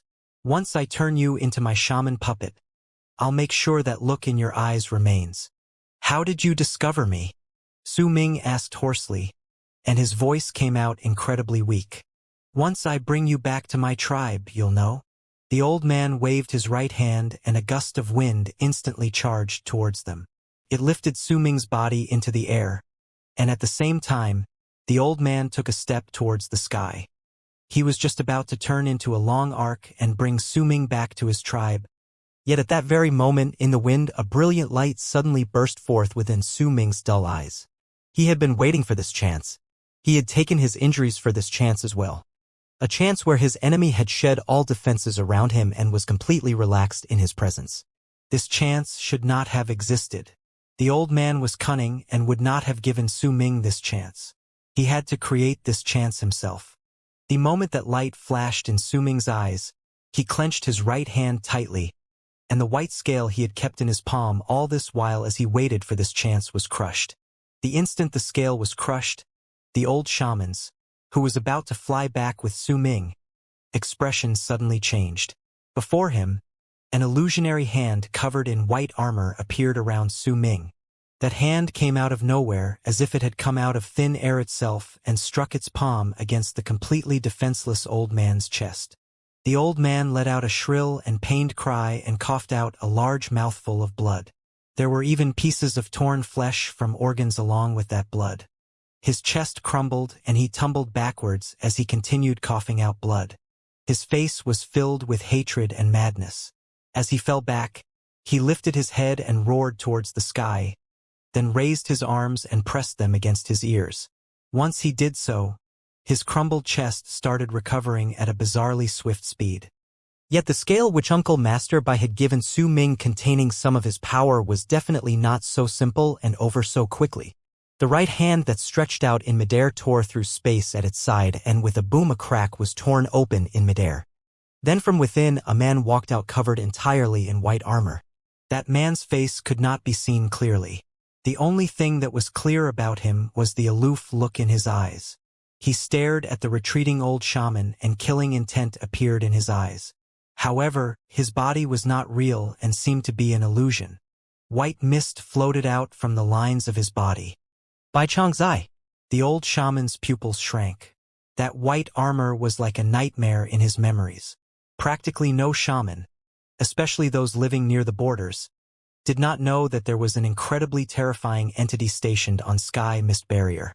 That person was a divine general and had a set of white armor with him. The shamans who had died at his hands could not be counted. He was so terrifying that even his presence was more alarming than the berserkers in the Berserker Soul Realm. You're just a divine clone. You won't be able to kill me when I'm here in the land of shamans. The old shaman's face was deathly pale, and as he continued retreating, a serious expression appeared on his face, one that had never appeared on him prior to this. He groaned in his heart. If he had not suffered that strike to his chest just now, then he would still have confidence that he could fight against Bai Changzai's divine clone until it disappeared. However, now, the old man's chest throbbed in pain. That strike had almost shattered his heart. So this is the little berserker bastard's true final attack. Damn it. How could he be so cunning when he's so young? The old man did not have time to pay any attention to Su Ming, but his hate towards him had already reached an intensity that could burn the heavens. With his experience, he had already understood that when he was plotting against Su Ming, he had also fallen into a trap. He had pretended to be frozen to lure him out and baited him to use his final attack. Yet while Su Ming had fallen into his trap, he did not bring out his true final attack. Instead, he used his injuries to create a chance where the old man would shed all his guard around him. This child's level of cultivation isn't that high, but he has a lot of attacks. The Baron Core, Divine Sense, his identity as the Divine General, and he even has Bai Changzai's divine clone protecting him. He must be a prodigy in the Berserker tribe, revered by others. He's a person of such status and is already so cunning. If he has enough time to grow, then he'll end up a disaster to the shaman tribe. Even if I give it everything I've got, I have to make sure this Berserker tribe prodigy dies here. The instant the thought formed in the old shaman's head and he looked back, the person in white armor in the sky took a step towards the old man. The old shaman knew that a prodigy like the young man before him would not have stepped onto the land of the shamans so easily. Once a person like this died, it would deal a huge blow to the Berserker tribe. I once heard a shaman follower of the great patriarch of the south say that there are some really excellent prodigies in the Berserker tribe. They are trained with all the available resources provided and are known as the people who are the most likely to become the fourth god of berserkers. I heard that Bai Changzai was one of these prodigies, but due to an accident he was excluded. A person like him, who was excluded, already contains such frightening power and battle prowess. Then the prodigies who are in the list of people trained to be the god of berserkers must be much stronger. This young man must definitely be one of them. The old shaman was absolutely certain of his judgment. He had seen some berserkers before, and none of them had had as many divine abilities as Su Ming, much less the protection of Bai Changzai's divine clone. If someone told the old shaman that a prodigy like this was not in the list of people trained to become the god of berserkers, he would definitely not believe them. If I can turn him into the shaman puppet for Lizard Shaman tribe and offer him to the great patriarch of the south, then my position in the god of shamans temple would surely increase exponentially. As these thoughts raced in the old shaman's head, he continued retreating. His eyes shone brilliantly as he fixed them on the man in white armor walking towards him in midair. A serious expression that had never appeared on the old man's face formed there. Bai Changzai was so famous it could be said that his name was known through the entire region. The rumors surrounding him had been circulating around the many shaman tribes near Sky Mist Barrier for many years. Su Ming immediately sat down in midair and brought out many medicinal pills, swiftly putting them in his mouth. He watched the old shaman with an aloof gaze, and the light in his eyes flickered. He was thinking whether he should use this chance to immediately escape and buy time to avoid the old man's subsequent chase, or to stay back and see whether he might have a chance to deal a heavy blow to the old shaman before his Uncle Master Bai's divine clone vanished. If Uncle Master Bai was here personally, then that old shaman would definitely die, but if it's just his divine clone. Uncle Master Bai told me that day that I could use this to protect myself when he gave me the scale. By the looks of it, when he said it could offer me protection, he meant that his divine clone could hold back powerful foes while giving me enough time to escape. The light in Su Ming's eyes flickered and a chilling glare appeared within. I most likely won't be able to fulfill my promise with Master. There's still one day left. With my current injuries and with this person chasing after me, it'll be difficult for me to return back to my master's side alive. If that's the case. Su Ming lifted his head swiftly, and determination along with firm resolution appeared on his face. He turned his head back to look at the sky in the distance. That place was where he came from. It was where Sky Mist Barrier was located, and in that direction his master was waiting for him. Su Ming had never expected that the experiences he obtained with the appearance of his purple-robed master would end in separation. Things happened far too quickly, so quickly that he had no time to prepare for anything. He Feng's fusion with the wings of the moon was still ongoing inside his cave abode in the 9th summit. If Su Ming did not return for a prolonged period of time, then there would be no one who could calm He Feng's agitation, and disaster would definitely occur. There was also Ziche, who was still guarding his cave abode and waiting for his orders. Then there was his second senior brother, who would lift his head to look at the sky so that sunlight would fall on his side profile as he smiled, and there was his third senior brother, who would grin foolishly as he bragged about how smart he thought himself to be. There was also his eldest senior brother, who showed his love for him quietly and gave him a treasure to protect himself. There was his master as well. Perhaps he would never see them again. Perhaps it would take an unknown amount of years and months before he could be reunited with him. There was also Bai Su. The girl who looked incredibly similar to Bai Ling. Su Ming did not even need her to stand in front of his face, and signs that his heart was changing appeared within him.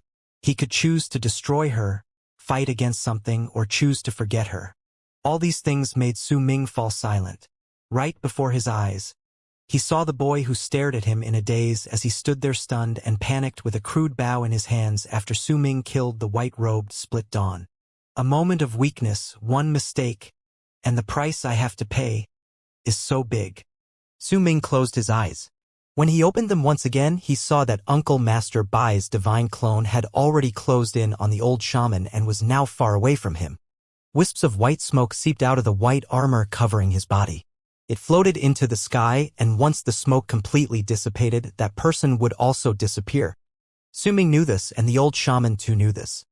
He was retreating to stall for time, but even though he was fast, the heavy blow on his chest that had nearly brought about his death not only made his speed as he ran back slow, it also allowed Uncle Master Bai's divine clone to close in on him like lightning.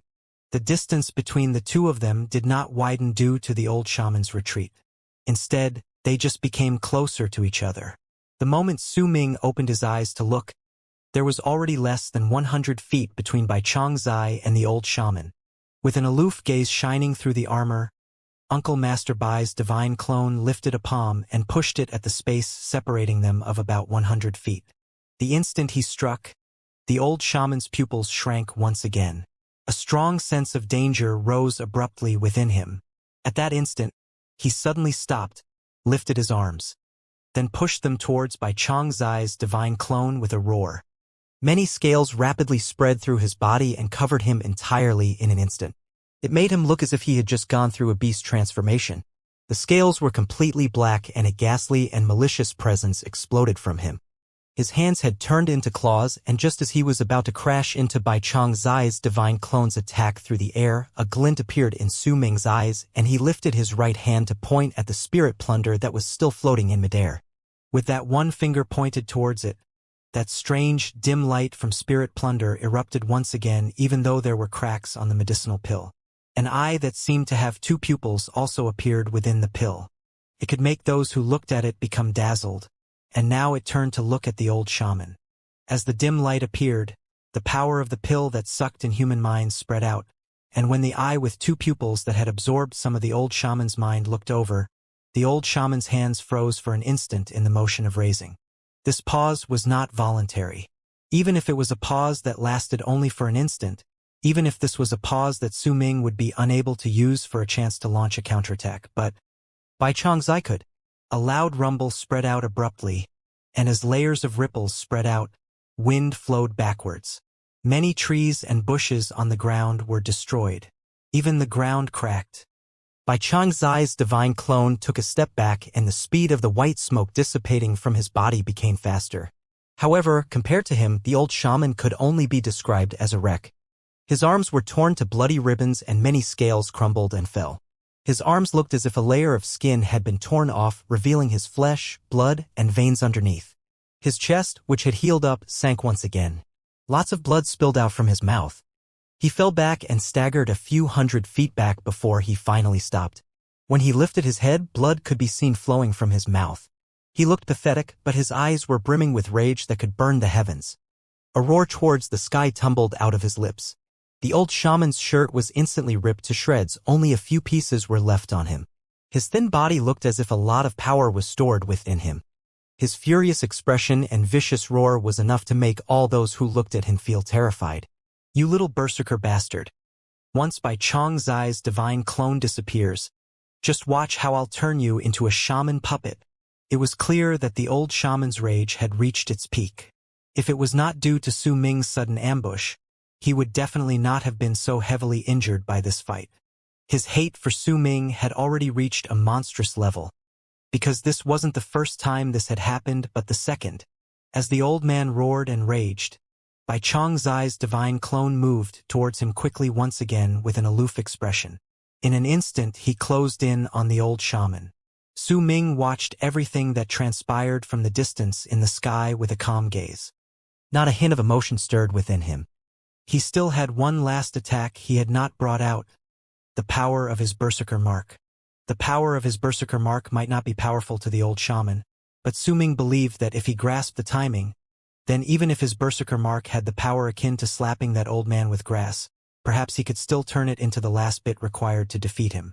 As Bai Changzai closed in once again, the old shaman found himself unable to retreat anymore. Not only did he have to fight against the divine clone, he also had to pay attention to Su Ming's attacks. This made him let out a low growl with a fierce expression as he knelt on the ground. The moment he knelt down, he slammed his bloodied hands onto the ground and lifted his head. His eyes were filled with sinister intent. He did not kneel on both knees but chose to go down on one knee. His left leg was stretched out straight behind him in a bizarre fashion that made him look as if he was trying to position his body to look like a beast. Almost at the instant he positioned himself in that manner, the endless sea of forest in the vast land turned deadly silent. The leaves did not move, the wind became still, even the birds and beasts within the forest all turned quiet at that moment. A ghastly and malicious presence that far exceeded the one coming from the old man surged forth from all directions, and along with it were panting sounds mixed with chewing noises. Su Ming was shocked. He turned his attention towards the ground swiftly, and his expression instantly turned serious. Once he spread his divine sense around the area, he sucked in a sharp breath. The ghastly and malicious presence was coming from every leaf on the trees, every inch of mud, every bird and beast, every single rotting carcass and beast bone buried under the mud, and from every corner of the forest. At that instant, it was as if the entire forest had become one with the old shaman. The totem of lizard shaman tribe, the sacred beast of lizard shaman tribe. O great lizard god, I am your servant, and I ask you to come upon your land and let loose your raging fire upon the enemies who offended you. Let them burn in the depths of hell. Once the old man finished speaking, he lifted his head and roared towards the sky. That roar did not sound like it came from a human, but instead like the roar of a wild beast. The instant he roared, streams of black fog charged forth from all directions in the forest. That black fog was so quick that it surpassed the speed at which Bai Changzai moved. Almost in an instant, the entire sky, earth, and forest were covered by this endless mass of black fog. In the old man's tribe located deep within the forest, almost all the members of the shaman tribe there were kneeling down. They linked their hands together and surrounded a black statue that was about 100 feet in size with devout expressions, worshipping it relentlessly. That statue was not a person but a gigantic lizard. That lizard had a vicious expression on its face and exuded a cruel and malicious presence. It had its head lifted towards the sky, and within its gigantic mouth was a child. That child did not seem to be dead and was struggling as it cried. That statue looked almost alive. When anyone looked over, they would find the child's pained expression was so clear that it would make them feel as if they could hear the child's wretched cries. They could also see that the child's face was not filled with the tattoos of the shaman tribe, but a berserker mark. Under the lizard's forelegs were 3 people. They were an old man, a woman, and a young man. These 3 people who were carved on the statue were also crying out shrilly. Berserker marks could be seen clearly on their faces. Around the terrifying statue were hundreds and thousands of shamans.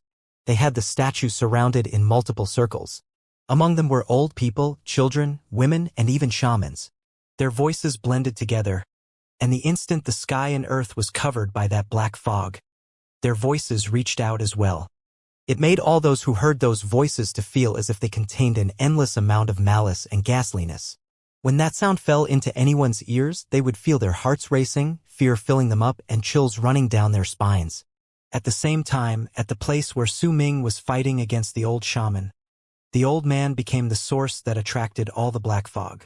As it continuously surrounded the old man and enveloped him, the fog turned into a gigantic lizard. That lizard was lying on the ground and swinging its tail. Red light shone within its eyes, and its tongue was stuck out its mouth when it lifted its head to roar at the sky.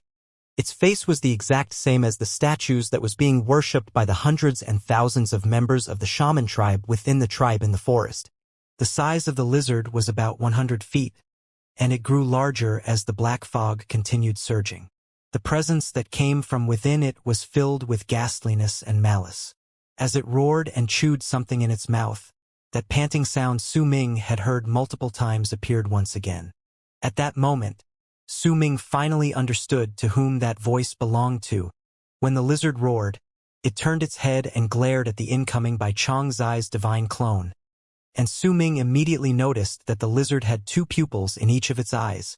The instant the lizard looked at Bai Changzai's divine clone, it swung its giant tail. With a shocking whistle, it struck the air, which caused a faint crack to appear in the air, and it charged straight towards Bai Changzai. Bai Changzai did not even bother stopping. He had already mostly disappeared, and whatever remained of him looked almost transparent. The moment the lizard swung its tail, he lifted his right hand and hurled out his fist. That punch may seem ordinary, but the moment the lizard's tail touched it, the lizard was forced to retreat a few steps. A few parts of the tail shattered and blood spilled into the air. Yet at the same time, Bai Changzai's divine clone became even more faded out, as if he would disappear at any moment. Right then, the giant lizard took a leap, and a large amount of black fog from midair gathered around him. It allowed him to grow until he was nearly 1,000 feet in size, and with a body built like a small hill, it charged towards Bai Changzai. Your divine clone is about to disappear. Let's see how you'll deal with the descent of my tribe's sacred beast. A raspy voice shouted out from within the lizard's mouth. As that voice reverberated through the air, the lizard rapidly closed in with Bai Changzai. Su Ming stood up. Blood-red light flashed in his right eye and he lifted his right hand. With a determined look on his face, Dark Mountain appeared behind him. A mighty pressure came from the five-peaked Dark Mountain, and as Su Ming pointed a finger at the giant lizard, the mountain charged towards it. Almost the instant the giant lizard closed in, Bai Changzai's illusionary body lifted his head and a brilliant glare suddenly appeared in his eyes. Within that glare was an indescribable fighting spirit. That was a feverish battle spirit that was so hot it could burn another person's eyes. The moment that glare appeared, on the endless sky mist barrier which was located far from the battle, Bai Changzai's real body also lifted his head from his position where he had been sitting on the wall quietly meditating. The same glare appeared in his eyes and his body instantly became thinner. At the same time, back at the spot where the battle was ongoing in the forest of the land of the shamans, Bai Changzai's divine clone returned from the illusionary and almost transparent state to the form of when he looked almost real. Right then, he clenched his right fist and charged towards the incoming lizard. A shocking bang reverberated through the area. Bai Changzai's fist landed on the lizard. With that one punch, his body began to quickly dissipate, and in the span of a breath, he became almost invisible. The lizard let out a piercing screech, and the spot where Bai Changzai's fist connected started to crumble. Its body began to be torn to shreds, which spread through his whole form. Its gigantic body also started falling backwards as if it could not withstand that punch. Bai Changzai's almost dissipated body took one step forward and appeared right before the lizard. He lifted his right hand. This time he did not use his palm or his fist. Instead, he used a finger and tapped it against the lizard's head. Through the entire process where the finger was lifted and fell, Su Ming, who was not too far away, had the misconception that the dark sky had just suddenly turned brighter. This attack is my own creation. Its name is white. As the calm voice sounded, Bai Changzai's right index finger turned into a white light that could chase away darkness. It became the brightest spot in the world, and at the moment it fell on the giant lizard's body, the lizard instantly turned white. As it brightened up to a blinding degree, loud booming sounds reverberated through the world. The lizard let out a piercing screech that shook the sky and earth. Its body crumbled entirely, and its destruction did not start at the spot where Bai Changzai tapped with his finger but its tail. It started crumbling apart inch by inch and turned into black fog that scattered away, revealing the old shaman's left leg within it. The next thing that was destroyed was the lizard's body.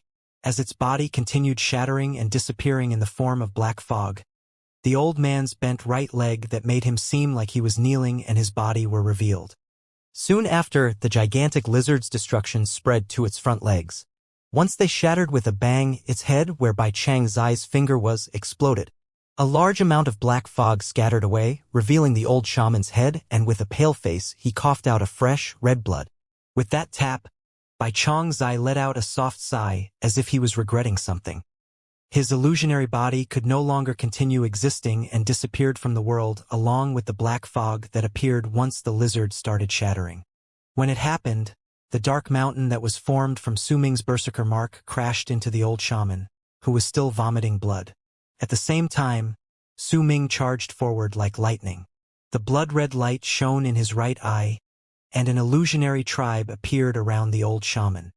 That tribe was naturally Dark Mountain Tribe. When it appeared, a blood red that seemed like it was burning rose in the world around the old man. The picture of the blood moon and dark mountain. Once the picture was completely revealed, the area within it seemed to have turned into another dimension, and the pressure formed within that dimension caused the injured old shaman to cough out blood once more. His eyes became dull, but there was madness within them. He might be heavily injured, but he was not about to breathe his last just yet. He was on the land of the shamans, and especially in the forest where his totem beast rested. His life force was still aplenty. He would not die that easily. Su Ming's quick charge made it seem like another line had been added to that picture of Dark Mountain in the world. He rushed towards the old man, and when the old man came towards him with a roar, the two of them clashed into each other. Loud booming sounds reverberated through the air. The five-peaked Dark Mountains attack, the grief contained within the buildings in Dark Mountain tribe, and the red glare shining from the blood moon in the sky fused together with Su Ming's body, causing another line to appear in the picture of Dark Mountain. It made it seem almost complete. The instant the two people closed in on each other, Su Ming lifted his right hand and drew a line at the old man. Right when he did so, that entire picture of Dark Mountain moved and twisted as if it had turned into ink. It was absorbed by Su Ming's line, and once it fused together with that one line, they sliced at the old shaman. At the same time, a grief filled with age radiated off Su Ming's line. That feeling had not been there even when he had drawn out his strongest line before. This presence had only existed when he instinctively drew that line when he fought against Sima Xian. As that presence appeared, a faint voice that did not seem to exist but also seemed to have been in existence since the beginning of time spoke from within Su Ming's line. When I was born, everything was still. Su Ming raised his hand. After I was born, the berserkers had weakened. The line was drawn. If the heavens are heartless, then we will all be separated. Su Ming lifted his head, and his eyes were filled with grief. The earth was heartless, and it made my Dark Mountain die. That one line contained the entire Dark Mountain, contained Su Ming's everything, and slashed across the old shaman's chest.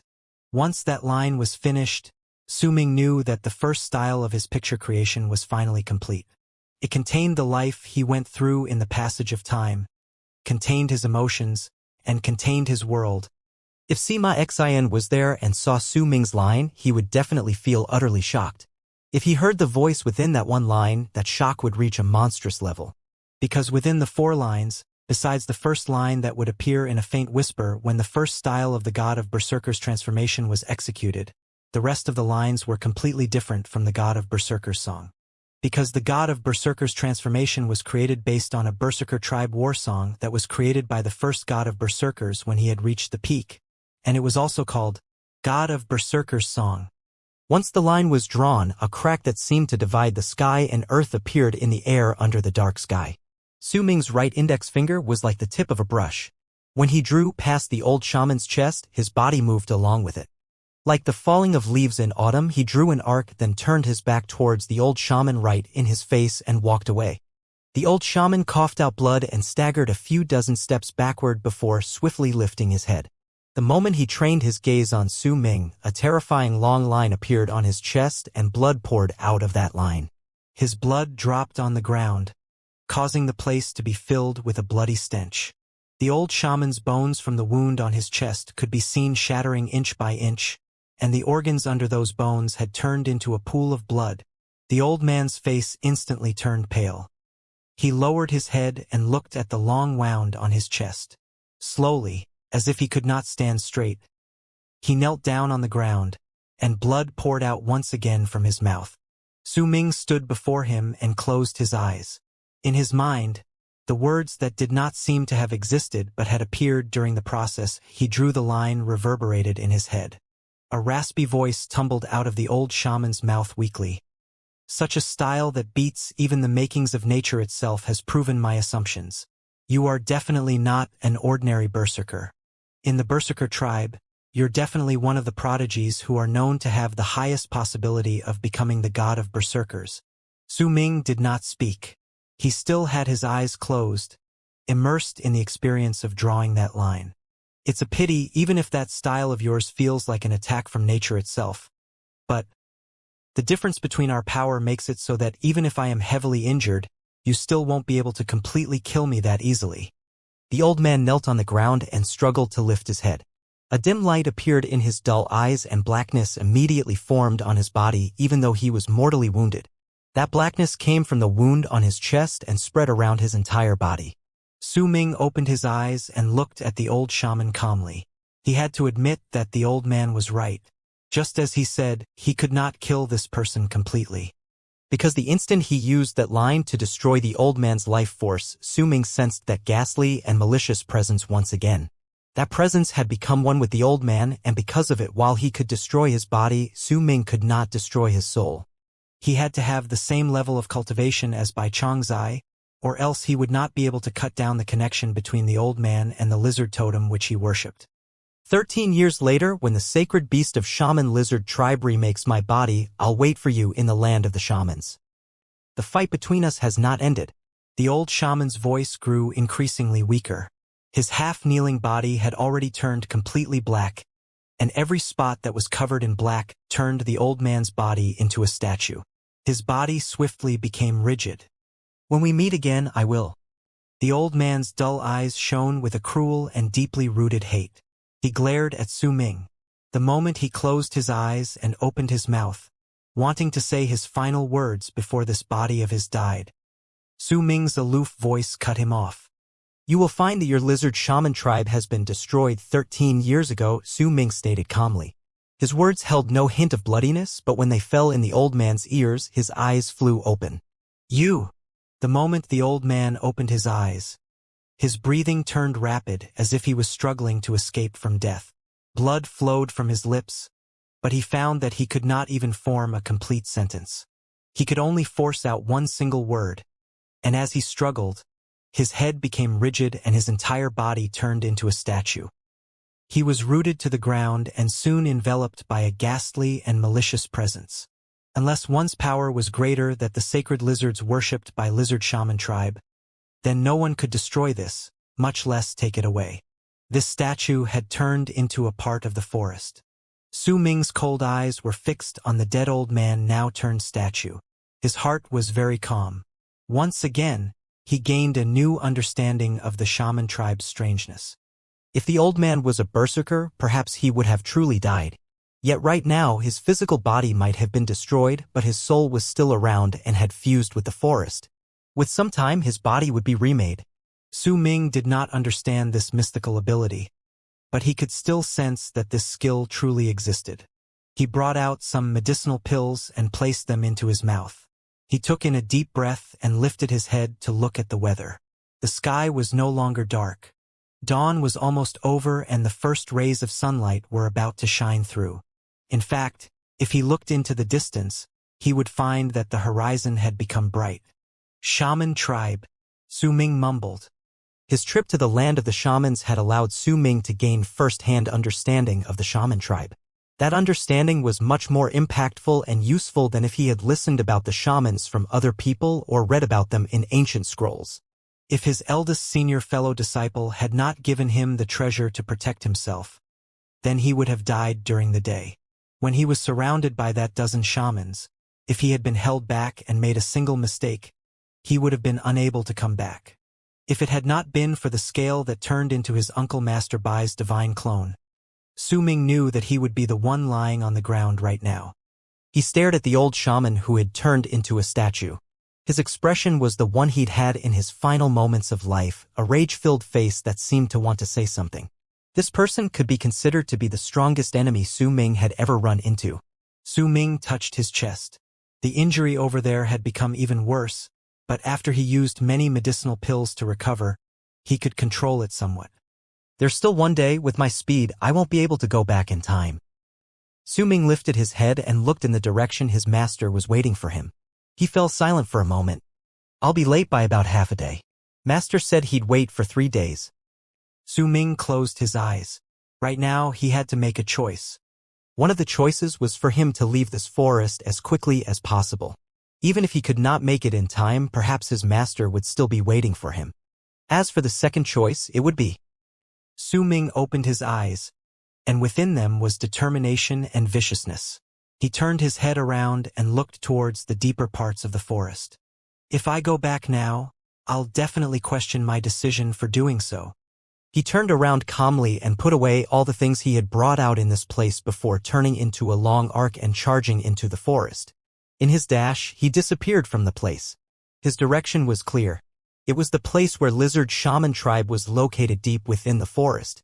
Su Ming might not know the exact location of where the Lizard Shaman tribe was located, but he had lived in a forest since he was young. If there was a part in a forest where a tribe of more than 100 people lived, then there would definitely be tracks and clues that showed where they were in the forest. It might be a little difficult for other people to look for a tribe hidden within a forest based on those clues, But to Su Ming this was not difficult, especially when he had his divine sense helping him. With that, the search became even easier. This tribe is definitely not a big tribe and there aren't a lot of powerful shamans in there. Since I killed quite a number of them and the old shaman from their tribe died. If I don't bring an end to this, I'll regret it. Killing intent flashed in Su Ming's eyes. He had harbored no hostility and grudge toward the tribe, but because of one moment of weakness, he had fallen into a situation where he almost died. Not long after Su Ming left, at the place that had just been a battleground moments ago, rustling suddenly could be heard in the midst of the silence right beside the old shaman that had turned into a statue. That sound was of someone walking slowly from the distance. Before long, a person came out from the forest. That person was dressed in purple robes. Naturally, he was Xianxia. Xianxia walked towards the old shaman, now turned statue, and stood beside him with a calm look. Once he lifted his eyes and cast a look in the direction Su Ming had left. His gaze fell on the old shaman's statue, and at that instant, his eyes were filled with a powerful killing intent. How dare you try to hunt down my disciple? Since you provided a chance to sharpen his skills, I'll grant you death. Xianxia lifted his right hand and slapped the statue gently. With that slap, the statue trembled and with a loud bang, numerous cracks appeared on its body before it shattered into pieces that scattered in the air. A faint sound that sounded like a pained cry echoed in the air. The moment Xianxia's palm struck the statue, he broke the connection between the old shaman and the sacred lizard in the forest, which in turn destroyed his soul and brought about his true death. And you little reptile. You were merely a thing that gained sentience after a small shaman tribe worshipped you. Do you really think you are a sacred beast of the shaman tribe? Xianxia said to the air unhurriedly and lifted his right leg before stomping on the ground. The instant his foot landed, a violent gust of wind passed through the forest. The earth trembled, and many piercing, moaning sounds rang out. Su Ming, who was running through the forest, could not hear it. Only the cause of that sound, Xianxia, could notice it. As his foot landed and the piercing moan echoed in the air, a lot of black fog began forming in the air before him. Right before Xianxia's face, the black fog gathered together and turned into a gigantic lizard. The lizard was indistinct. Its originally cruel eyes now showed panic, terror, and a plea for mercy as it looked at Xianxia. It trembled, and right on the spot where it was, it bowed its head and worshipped Xianxia. Xianxia remained silent for a moment before he let out a cold harumph. Looks like the lizard shaman tribe has worshipped you quite a lot. Not only have you gained a form because of it, you also have intelligence. I can grant you mercy. Stay here, and when you meet my disciple again, you must follow him and protect him with your life. If you disobey my words, then I will send you back from whence you came. Xianxia's voice was serene, but when his words fell into the illusionary lizard's ears, it made the creature shudder, and within its eyes, gratitude and obedience appeared. Be gone! Xianxia waved his arm, then walked towards the direction Su Ming had left. The illusionary lizard turned into black fog once again and disappeared into the ground. While running through the forest, Su Ming would occasionally stop to observe the signs around him, then change his direction according to what he discovered. The sky gradually brightened, and when the sun reached its brightest point at noon, a glint appeared in Su Ming's eyes. He had already discovered the location of Lizard Shaman Tribe. That tribe was somewhere before him. Su Ming's body floated forward like an apparition, but when there was still about tens of thousands of feet between him and Lizard Shaman Tribe, he suddenly came to a halt. He saw a person standing before him. Master. The person standing before him was dressed in purple. That familiar robe and familiar presence shocked Su Ming. A feeling of having found his family instantly spread through his heart and body. As the word master spilled out of his mouth, Xianxia turned around. His expression might still have been dark, but there was a smile curling up at the corner of his lips. You went through a lot, Xianxia said softly, praise evident in his eyes. Su Ming sucked in a deep breath. He had originally thought that it would take years before he found his master again, or even worse, perhaps he would never be able to see him again. He did not expect that Xianxia would appear outside Lizard Shaman Tribe. Master. Su Ming touched the wound on his chest and shook his head. Go, do what you should do. I'll wait for you, then let's go home together. Xianxia looked at Su Ming and the praise in his eyes grew stronger. Su Ming fell silent for a moment, then wrapped his fist in his hand and bowed towards Xianxia. Without stopping, he charged towards the lizard shaman tribe behind his master. Xianxia looked at Su Ming's back and an eager look appeared on his face. My fourth disciple, what will you choose? He mumbled. As Su Ming ran forward, a big village appeared before him. Large amounts of wood had been used to build a fence around the village, and bubbling laughter could be heard coming from within. Those voices belonged to the elderly, the children, the women, and the fighting men, shamans. That sound made Su Ming slow down. He looked at the village, and even though he was still a bit of a distance away, he could feel the happiness that was shared by the tribe members within the village. If I was captured by the old shaman, then that laughter might have even increased when he returned to the village. Su Ming sighed. He did not know whether what he was about to do next was correct, but he understood that he had paid the price for a moment of weakness in a world where only the strong survived. He walked towards the village silently. The moment he was only thousands of feet away from the village, a piercing whistle pierced the air. That sound worked as an alarm. The moment it reverberated through the village, 4 people shot out from within. Right when those 4 people saw Su Ming, their expressions immediately changed. Su Ming was not unfamiliar with these 4 people. They were the few who had survived his strongest attack because they were saved by the old shaman. The instant he saw those 4 people, killing intent rose in Su Ming's eyes. He leaped up and the small virescent sword at the center of his brows shone before shooting out in a green arc, flying as quickly as lightning. Then the moment the 4 people closed in, a bell chime suddenly echoed from within Su Ming's body. That bell chime was like a funeral bell. When the rippling sound spread out, a green light flashed in the sky. The small sword penetrated through one of the people's chest with the speed of lightning, bringing with it fresh blood and screams of devastation. The curtains for the massacre were lifted. After a moment, 4 corpses lay on the ground before the village. There was blood on Su Ming's body as he walked calmly forward. The instant the deathly silence fell within the village, the small virescent sword cut down the village's gate. A loud bang cut the air and the gate instantly shattered. It shattered into countless shards and tumbled to the ground.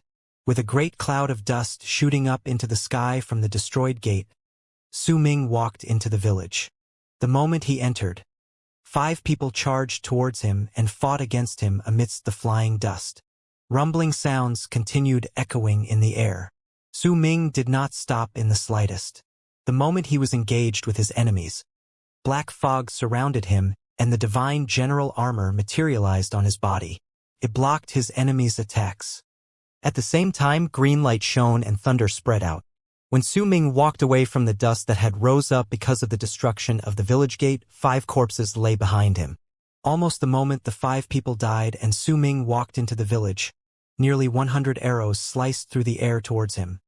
But they froze a few feet away from him and exploded into smithereens.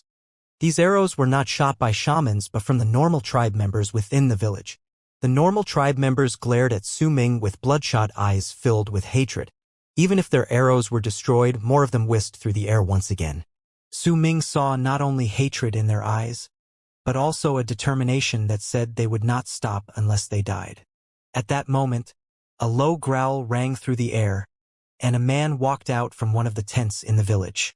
That man was half naked, and with a stomp on the ground, he leaped towards Su Ming. Soon, a dozen more shamans stormed towards him from various corners of the village. Su Ming closed his eyes in silence. With his right hand lifted, he drew a line. That line was like the might of heaven itself. The instant he finished drawing the line, the man in the lead shuddered and his body was instantly torn to shreds. His head flew into the air. The remaining people all let out shrill, pained screams the moment Su Ming finished drawing the line with his eyes closed. They fell from the sky, and once their bodies crashed onto the ground, they breathed their last and died. Su Ming opened his eyes and swept his gaze through the village. This was not a big village.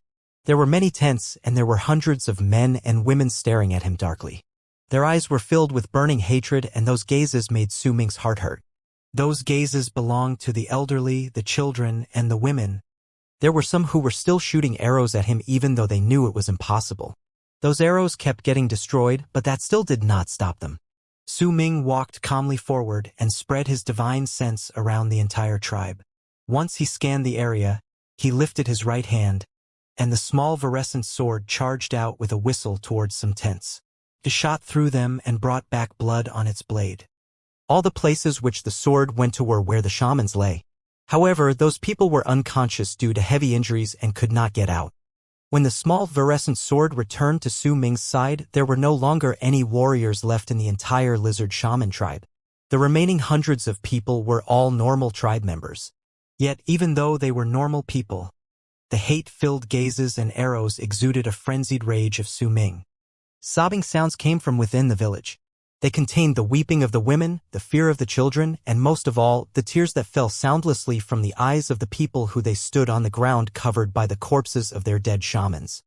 Su Ming stared at these people quietly. He understood the hate within these people's eyes. However, if he did not come here in this manner but was instead captured back by the old shaman, stepped on, and turned into a shaman puppet, none of them would have shown any pity to him. They would instead have been cheering with cruel excitement.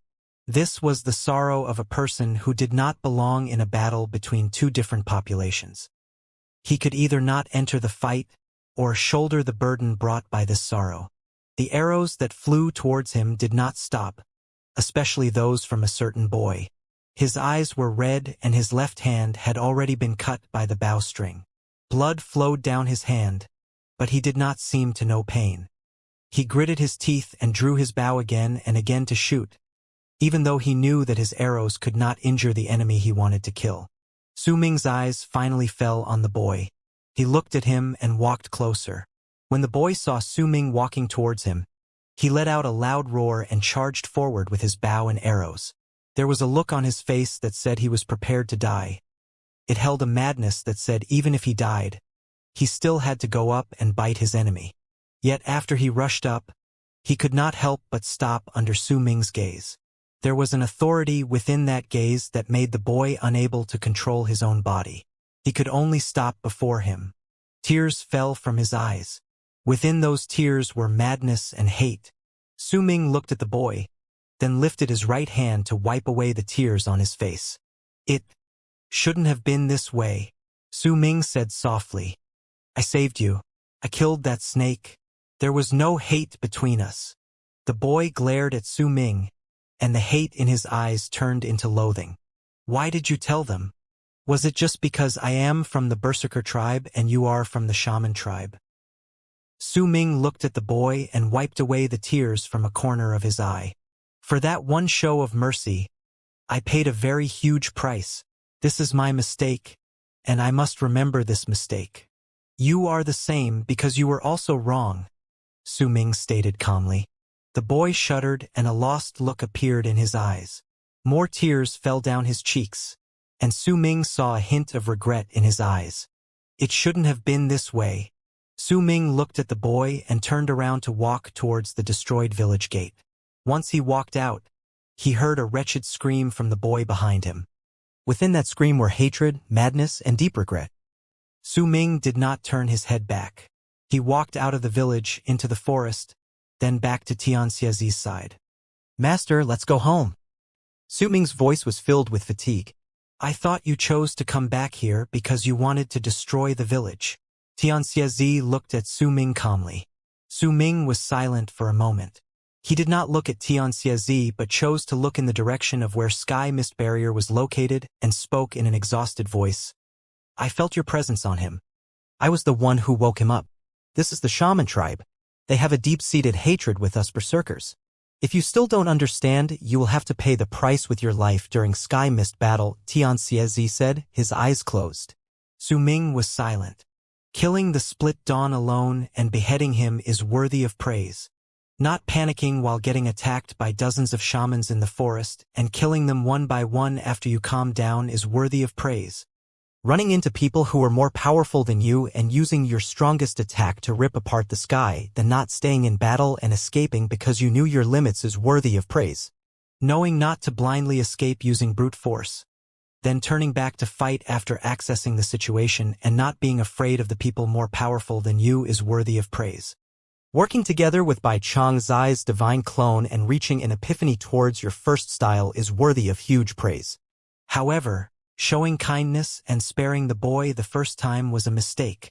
And yet after knowing all these and returning to the place, you still chose to spare the boy. That is a huge mistake. As your master, I will right your wrong. Xianxia turned around and started walking towards the shaman tribe.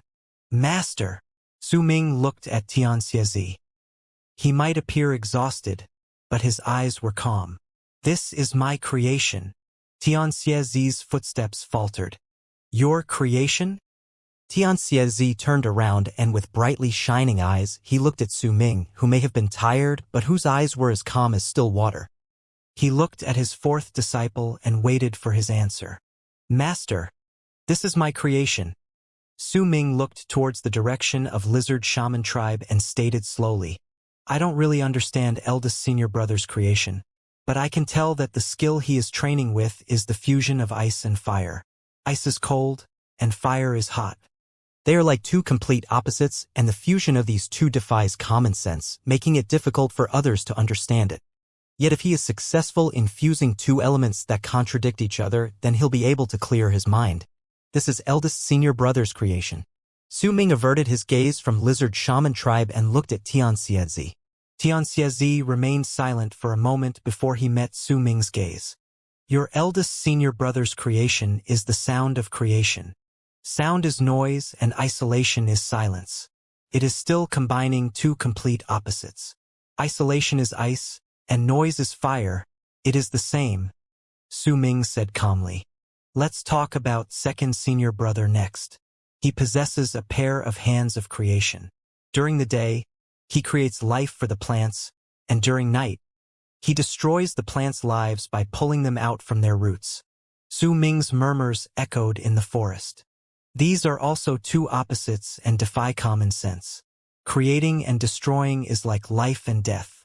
Second senior brother's creation is the fusion of life and death, the combination of creation and destruction. Xianxia's face was calm, but his heart was shaken. He did not expect that Su Ming, who had not been long in the ninth summit, would have made such discoveries and arrived at such conclusions. Continue, he said. Third senior brother trains with two complete opposites as well. His is a mindset that defies common sense, a fusion between truths and lies. The truth is reality, and the lie is his dream. He is trying to fuse reality and dreams together. By being constantly drunk, he can linger in a state between being awake and being asleep. If the day comes that he truly wakes up, then his creation will be complete. Su Ming's gaze fell upon Xianxia once again, and he asked softly, Master, am I right? That is indeed the road your third senior brother is taking. A praising look appeared in Xianxia's eyes, and he nodded his head. It's not. Su Ming's voice was weightless, but his words were filled with determination. Xianxia frowned. This is the road you want them to take. Su Ming shook his head. Because they cannot be understood, because they have to fuse those two opposites. That's why people think that all those within the ninth summit are weird. Eldest senior brother is always in isolation, so he seems slightly more normal than us, because he rarely ventures out and the people don't really understand him. Second senior brother plants flowers during day and destroys them at night. Using weird to describe his actions is no longer sufficient. Third senior brother is constantly drunk and always talks about bringing people into his dreams. When those who don't understand hear him, they might think he's crazy. Because these things defy common sense, because they are different from other people, because they are not understood by others, that is why they are praiseworthy to you. They have become the vice that is the meaning of your middle name, the Xie in Xianxia. When Su Ming reached this point of his speech, he stopped talking. Xianxia was silent. Both master and disciple remained silent in the forest for a moment until Su Ming whispered, Master, this is your path, not mine. Then what is it that you pursue? Xianxia looked at Su Ming and a complicated look appeared in his eyes. I don't know. Su Ming shook his head. He cast a glance towards Lizard Shaman tribe once more before he turned his gaze towards the sky. If there really is one, Then I think it should be to open my eyes. Su Ming closed his eyes. What do you want to see when you open your eyes? As Xianxia looked at Su Ming, the look in his eyes became even more complicated. He looked at Su Ming and found himself seemingly looking at his past self at the time when he talked to his own master. Their words might be different, but they had the same expression on their faces. Perhaps it is to see the world that others can't see. Su Ming opened his eyes, and a brilliant light could be shining within them. There was a firm resolution within that light, along with determination and aspiration. Why do you want to see a world that others can't see? Xianxia asked calmly. His voice was laced with curiosity and echoed in the surroundings. Su Ming was silent. After a long while, he looked back at Xianxia. To see myself, my true self, he mumbled. A smile appeared on Xianxia's face. Then it gradually grew wider before it escalated to a full-blown laughter. His laughter reverberated through the forest and floated into the skies. Good. What you pursue is not the vice I want either. You want to open your eyes to look at a world that no one can see, and that means that the entire world is drunk, and you are the only one sober. This is not a vice. This is a state that has far surpassed a vice. This is a life which I don't even know the name of. Su Ming, if you eventually manage to do it someday, then you must be prepared. You might find yourself unable to tolerate this drunken world anymore. Because you will be awake. Su Ming shuddered. He looked at Xianxia and nodded. Come. I'll take you home now. Xianxia patted Su Ming's shoulder and waved his arm. A huge gust of wind appeared out of nowhere and lifted both master and disciple into the air before they disappeared into the vast sky belonging to the shaman tribe. But before we go back, I want to bring you to some places. Once you see these places, you will gain a deeper understanding of the blood feud between the shaman tribe and the berserker tribe. It will also prepare you for when you open your eyes and see a bigger world. Xianxia's voice echoed in the air before they gradually disappeared. Within sky mist barrier, at the borders of the land of South Morning belonging to the berserker tribe was a mountain range. The sky above that mountain range distorted, and from within the distorted ripples, Xianxia and Su Ming walked out. Take a close look at the ground below you and tell me what you see. Xianxia looked at the mountain range below him, and his voice fell into Su Ming's ears. Su Ming's fatigue remained, but his wounds were already under control. He looked at the place where Xianxia pointed. That place was filled with mountain ranges, and at first glance there was nothing strange about it. The only thing that stood out was perhaps the few mountains that were rather desolate and barren. There were absolutely no plants growing on them. Su Ming frowned. He descended from midair and stood on one of the barren mountains. Then he crouched down and grabbed a handful of sand from its surface. When he placed it by his mouth, a bright glint appeared in his eyes. There's a faint stench of blood. Su Ming lifted his head and looked around. The instant he swept his gaze across the place, he suddenly focused his eyes on a certain spot. That was a mountain ridge, and it was filled with a desolate air. Even the sand was bleak. He walked towards the mountain ridge with uncertainty in his heart. Gradually, a grave look appeared on Su Ming's face. He lifted his right hand and pushed his palm towards the ground through the air. A large gust of wind instantly roared through the air and lifted the sand around the area, turning into a vortex. The wind rose and blew away the sand layer by layer. Some broken wood and shattered stone bowls were revealed buried under the sand. There were also human bones that had turned brown due to time. The entire place was filled with broken bones. Su Ming swept his gaze across the broken bones. Some of the bones were rather thin, some thick. Eventually, Su Ming's eyes fell on a rather complete skeleton. It was a child's skeleton. Only the upper half of it remained, but he could see that many of the bones were broken. The child's hands suggested that he or she had been holding on to something before death, but that thing was no longer around. A shudder ran through Su Ming's body, and he lifted his head swiftly to look at Xianxia standing in the sky. This was once a tribe. It was a rather big small-sized tribe. There were about 700 people in it, though they had less than 40 berserkers in their tribe. The others were either normal tribe members or toddlers. 300 years ago, we failed to defend a part of sky mist barrier and some shamans entered our land. This tribe was one of the tribes they destroyed. The men, women, old, and young were all killed brutally. Su Ming lowered his head and looked at the child's bones. He fell silent. If you go east from here, you will find more than 40 of such tribes that were destroyed in this fashion. There are tribes here that were destroyed 300 years ago, and there are also those that were destroyed far earlier in the passage of time. Su Ming took a step forward. Instantly, he started charging towards the east.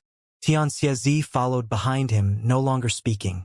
He simply watched as Su Ming moved through the ruined tribes. As time passed by, Su Ming's face became darker with each ruin he passed. Once an entire day went by, Su Ming stood on a plain of grass with dark clouds covering the sky. Lush grass grew underneath his feet on the plains, but it could not hide the blood and slaughter that had occurred in this place before. Xianxia moved to Su Ming's side and said calmly, "This is just a part of it. In the sky mist barrier, entire tribes that were massacred like this amount to too many. Thousands of years have passed by since then, and this has turned into the hate between us and the shaman tribe. Unless one of us dies, we will never stop fighting against each other." Su Ming closed his eyes and only whispered his thoughts after a long time had passed. "The shamans are very strong." "That is true." Xianxia turned his gaze to the sky in the distance. Su Ming hesitated for a moment, then started. Then the so-called sky mist shaman hunt. The one who answered Su Ming's question was Xianxia, who was standing by his side. To the shaman tribe, this once-in-a-decade activity is known as the berserker hunt. Su Ming's pupils shrank. The bloodiness within those two simple words could not be formed by killing just 10 or 100 or 1,000 or even 10,000 people. This was a mass slaughter that had happened throughout the ages. As people spoke and listened to these two words, they would feel a murderous aura spilling out from within them. This is just like an agreement made by both sides, a massacre that occurs once a decade. A glint shone in Su Ming's eyes and he looked towards Xianxia. Xianxia looked at Su Ming. After a long while, he nodded his head. "This is a game." "A game?" Su Ming looked at the grass plains under his feet and let out a chuckle. "The game is played by both sides. The reason why it has lasted for thousands of years is because both sides have their own goals. As for what the goals are, well, you have to find the answer yourself. Now tell me, do you still want to join Sky Mist Shaman Hunt?" Xianxia turned around and walked towards the sky. Su Ming stood there for a while before he turned into a long arc and flew back to his master's side, who was waiting for him in midair. "I will join Sky Mist Battle. As a member of the Land of South Morning, I will take part in this game." Su Ming's voice was calm. He and Xianxia turned into two long arcs, moving in the direction of Freezing Sky Clan. They gradually flew into the distance and disappeared. To all the people within the 9 summits on the Great Frozen Plains in Freezing Sky Clan, 5 normal days had gone by.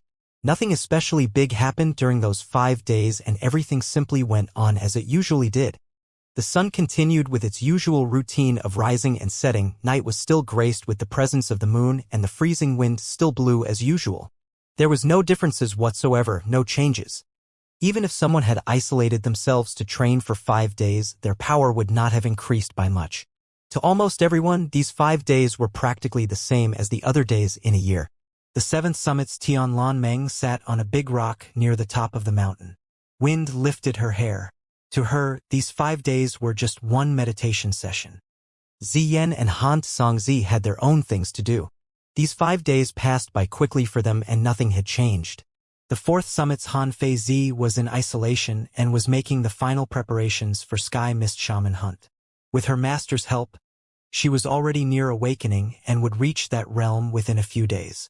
The 1st summit's Sima Xian still sat in his cave abode as he usually did. Occasionally, when he woke up, his eyes would be cold and dark. There was nothing different about him. Most of the people were as such, and it was the same for the 9th summit. Hu Zi remained drunk and did his usual things during those 5 days. He would drink, dream, and snore like war drums, happily waking up and happily falling asleep again. Su Ming's 2nd senior brother continued planting flowers during day and floating around like an apparition during night. These 5 days passed by very quickly to him. To the eldest senior brother, these 5 days passed by like the blink of an eye. Within the silence of isolation, if he did not pay even the slightest amount of attention to his surroundings, it would not be just 5 days that had passed by. However, there were a handful of people to whom these days passed like years. Ziche was one of them. During the first day, he was very calm. But this calmness had turned into doubt after 3 days had gone by. It was already 3 days since he saw Su Ming. More importantly, he could not feel any presence from the cave. It was as if Su Ming was no longer there. That feeling became clearer when the 4th day arrived. He had a vague feeling that something was not right. Su Ming rarely isolated him. Even if he was meditating, he would occasionally walk out and stand on the platform to look at the horizon. Yet 4 days had already passed by and Su Ming had not appeared. This made Ziche think that there was something off. Especially since Ziche was not the only one waiting for Su Ming outside his cave during these 5 days, there was also Bai Su. She had already waited there for several days, not leaving. If it was not for Ziche stopping her, she would have entered Su Ming's cave a long time ago. During the 5th night, Ziche sat outside and frowned as he looked at Su Ming's cave with his heart filled with uncertainty. But he did not dare enter the cave. As Ziche remained hesitant, a voice that made him feel resigned fell into his ears. "Just how long are you going to stand in my way? I want to see Su Ming." That was from Bai Su. She was dressed in purple and was sitting right in front of Ziche with determination showing through her wild beauty. "Su Ming, it's already been 5 days and you still refuse to see me? Is seeing my face really that shocking to you? Even if you don't see me, are you going to stay in your cave forever? Unless I die, then I won't give up." The dark cave was quiet, like always. Not a hint of sound reached them from within. This silence made Bai Su's determination grow stronger. Ziche did not even bother talking to Bai Su anymore. To him, this girl was unreasonable and her constant badgering was annoying. Bai Su felt bitter. She had naturally seen Ziche's expression and knew that her constant badgering had caused him to hate her. But she had to do this. At that moment, a freezing wind whistled by and lifted a large amount of snow to blow against their faces. When the wind passed, the area returned to silence. Neither Ziche nor Bai Su noticed that a person had walked into the cave with the wind and sat down inside. Xianxia also walked back to the top of the 9th summit. He chose to re-enter isolation and the color of his clothes slowly changed. Xianxia and Su Ming's return went unnoticed by Hu Zi. He continued snoring in his sleep. His second senior brother floated in the air like an apparition, lifting his head a moment before resuming his search for his other self that represented destruction. A gentle gaze came from within the ice where the eldest senior brother had isolated himself before he closed his eyes once again, and that gaze disappeared without a trace. Su Ming sat down in the cave, and the dark cave gave off such a feeling of familiarity it reminded him of home. He took a deep breath and looked at his surroundings. To the others, these 5 ordinary days might have passed by quickly, but Su Ming, he had gone through an earth-shattering change, an experience that a normal person would rarely have to go through, and a life-threatening crisis. To Su Ming, those 5 days had been like 5 years, even longer. Within those 5 days, he saw Master's junior brother, witnessed the shocking fight, although that fight had become a blur in his mind and he could no longer remember it clearly. 5 days ago, he saw the old Sun Maker and played a song. He gained an epiphany and an understanding towards the change of heart which led to him making his own decision. In those 5 days, he went to the land of the shamans, saw his master's incredible power, saw the spirit medium, saw the strange split dawn, and also the gigantic sacred beast that was about 10,000 feet in size, the Golden Rock. In those 5 days, he killed one of the split dawn and went through a series of pursuits for his life. In those 5 days, he completed the first style of his picture creation and heard his very own God of Berserker's song. In those 5 days, he went through a complete transformation. Battle, destroy, forget. Su Ming lifted his head in the darkness and looked at the world outside his cave. There seemed to be a girl's figure in the gentle moonlight. Among the 3 methods to deal with the changes of heart, the easiest would be to destroy it. Kill her and everything will end. The hardest would be to forget. Forget Bai Ling and Bai Su won't be able to affect me. As for fighting, it won't solve my problems. Bai Su's voice from beyond the cave reached Su Ming's ears. Her voice was very clear in the silent night. These are Master's methods, not mine. Su Ming's eyes were calm as he looked at the moonlight beyond the cave. The change of heart is triggered by a person or event. A person can choose to destroy, fight, or forget. These three methods are all a form of escapism. Since it had already existed since the beginning, then I might as well let it continue existing. I'll face it head on. Su Ming mumbled under his breath. If a person's heart can change due to persistently holding onto something, then why can't that persistence grant me peace? Su Ming closed his eyes, and after a moment, he slowly opened them. He brought out his drawing board and flipped it to its front. Ever since he drew that piece on the front, he had never looked at it. The drawing board was empty, but in his eyes, his own body had appeared on the drawing board, and his foot, which he wanted to lift up, was tangled by grass. A smile appeared on his face. He looked at the grass, then slowly lifted his head. Ziche, let her come in. Ziche had sunken into a state of hesitation and doubt outside the cave. He had a feeling that something was off in Su Ming's cave. Just as his ears rang with Bai Su's constant badgering, Su Ming's words suddenly floated out of the cave. As his voice left the cave, Ziche's heart trembled and the mixed feelings within his heart immediately disappeared without a trace. He got up, bowed towards the cave, and obeyed. A glint appeared in Bai Su's eyes. With one single move, she walked past Ziche and immediately stormed towards the cave. He followed behind her and the two of them entered Su Ming's cave. Due to the darkness outside, the cave was tossed into an even darker shade of black. Once they entered, they could only see a faint outline of Su Ming's body. Anything beyond where he sat was practically impossible to see clearly.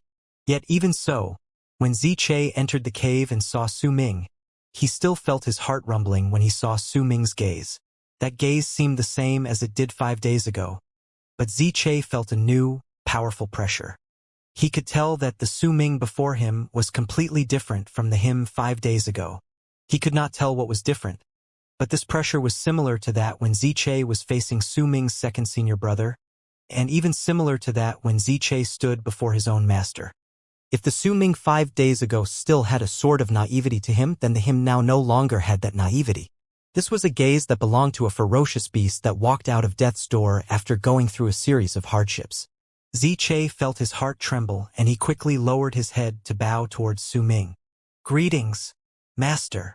Ziche's breathing quickened slightly. His heart pounded against his chest, and that intimidating feeling became stronger. Just what had happened to him during these 5 days? Ziche did not dare lift his head. Shock rose in his heart along with bafflement. Ziche was not the only one who felt this way. Bai Su was the same. The moment she saw Su Ming's gaze, she was shocked. She could not help but slow down her originally overbearing walk and eventually come to a stop.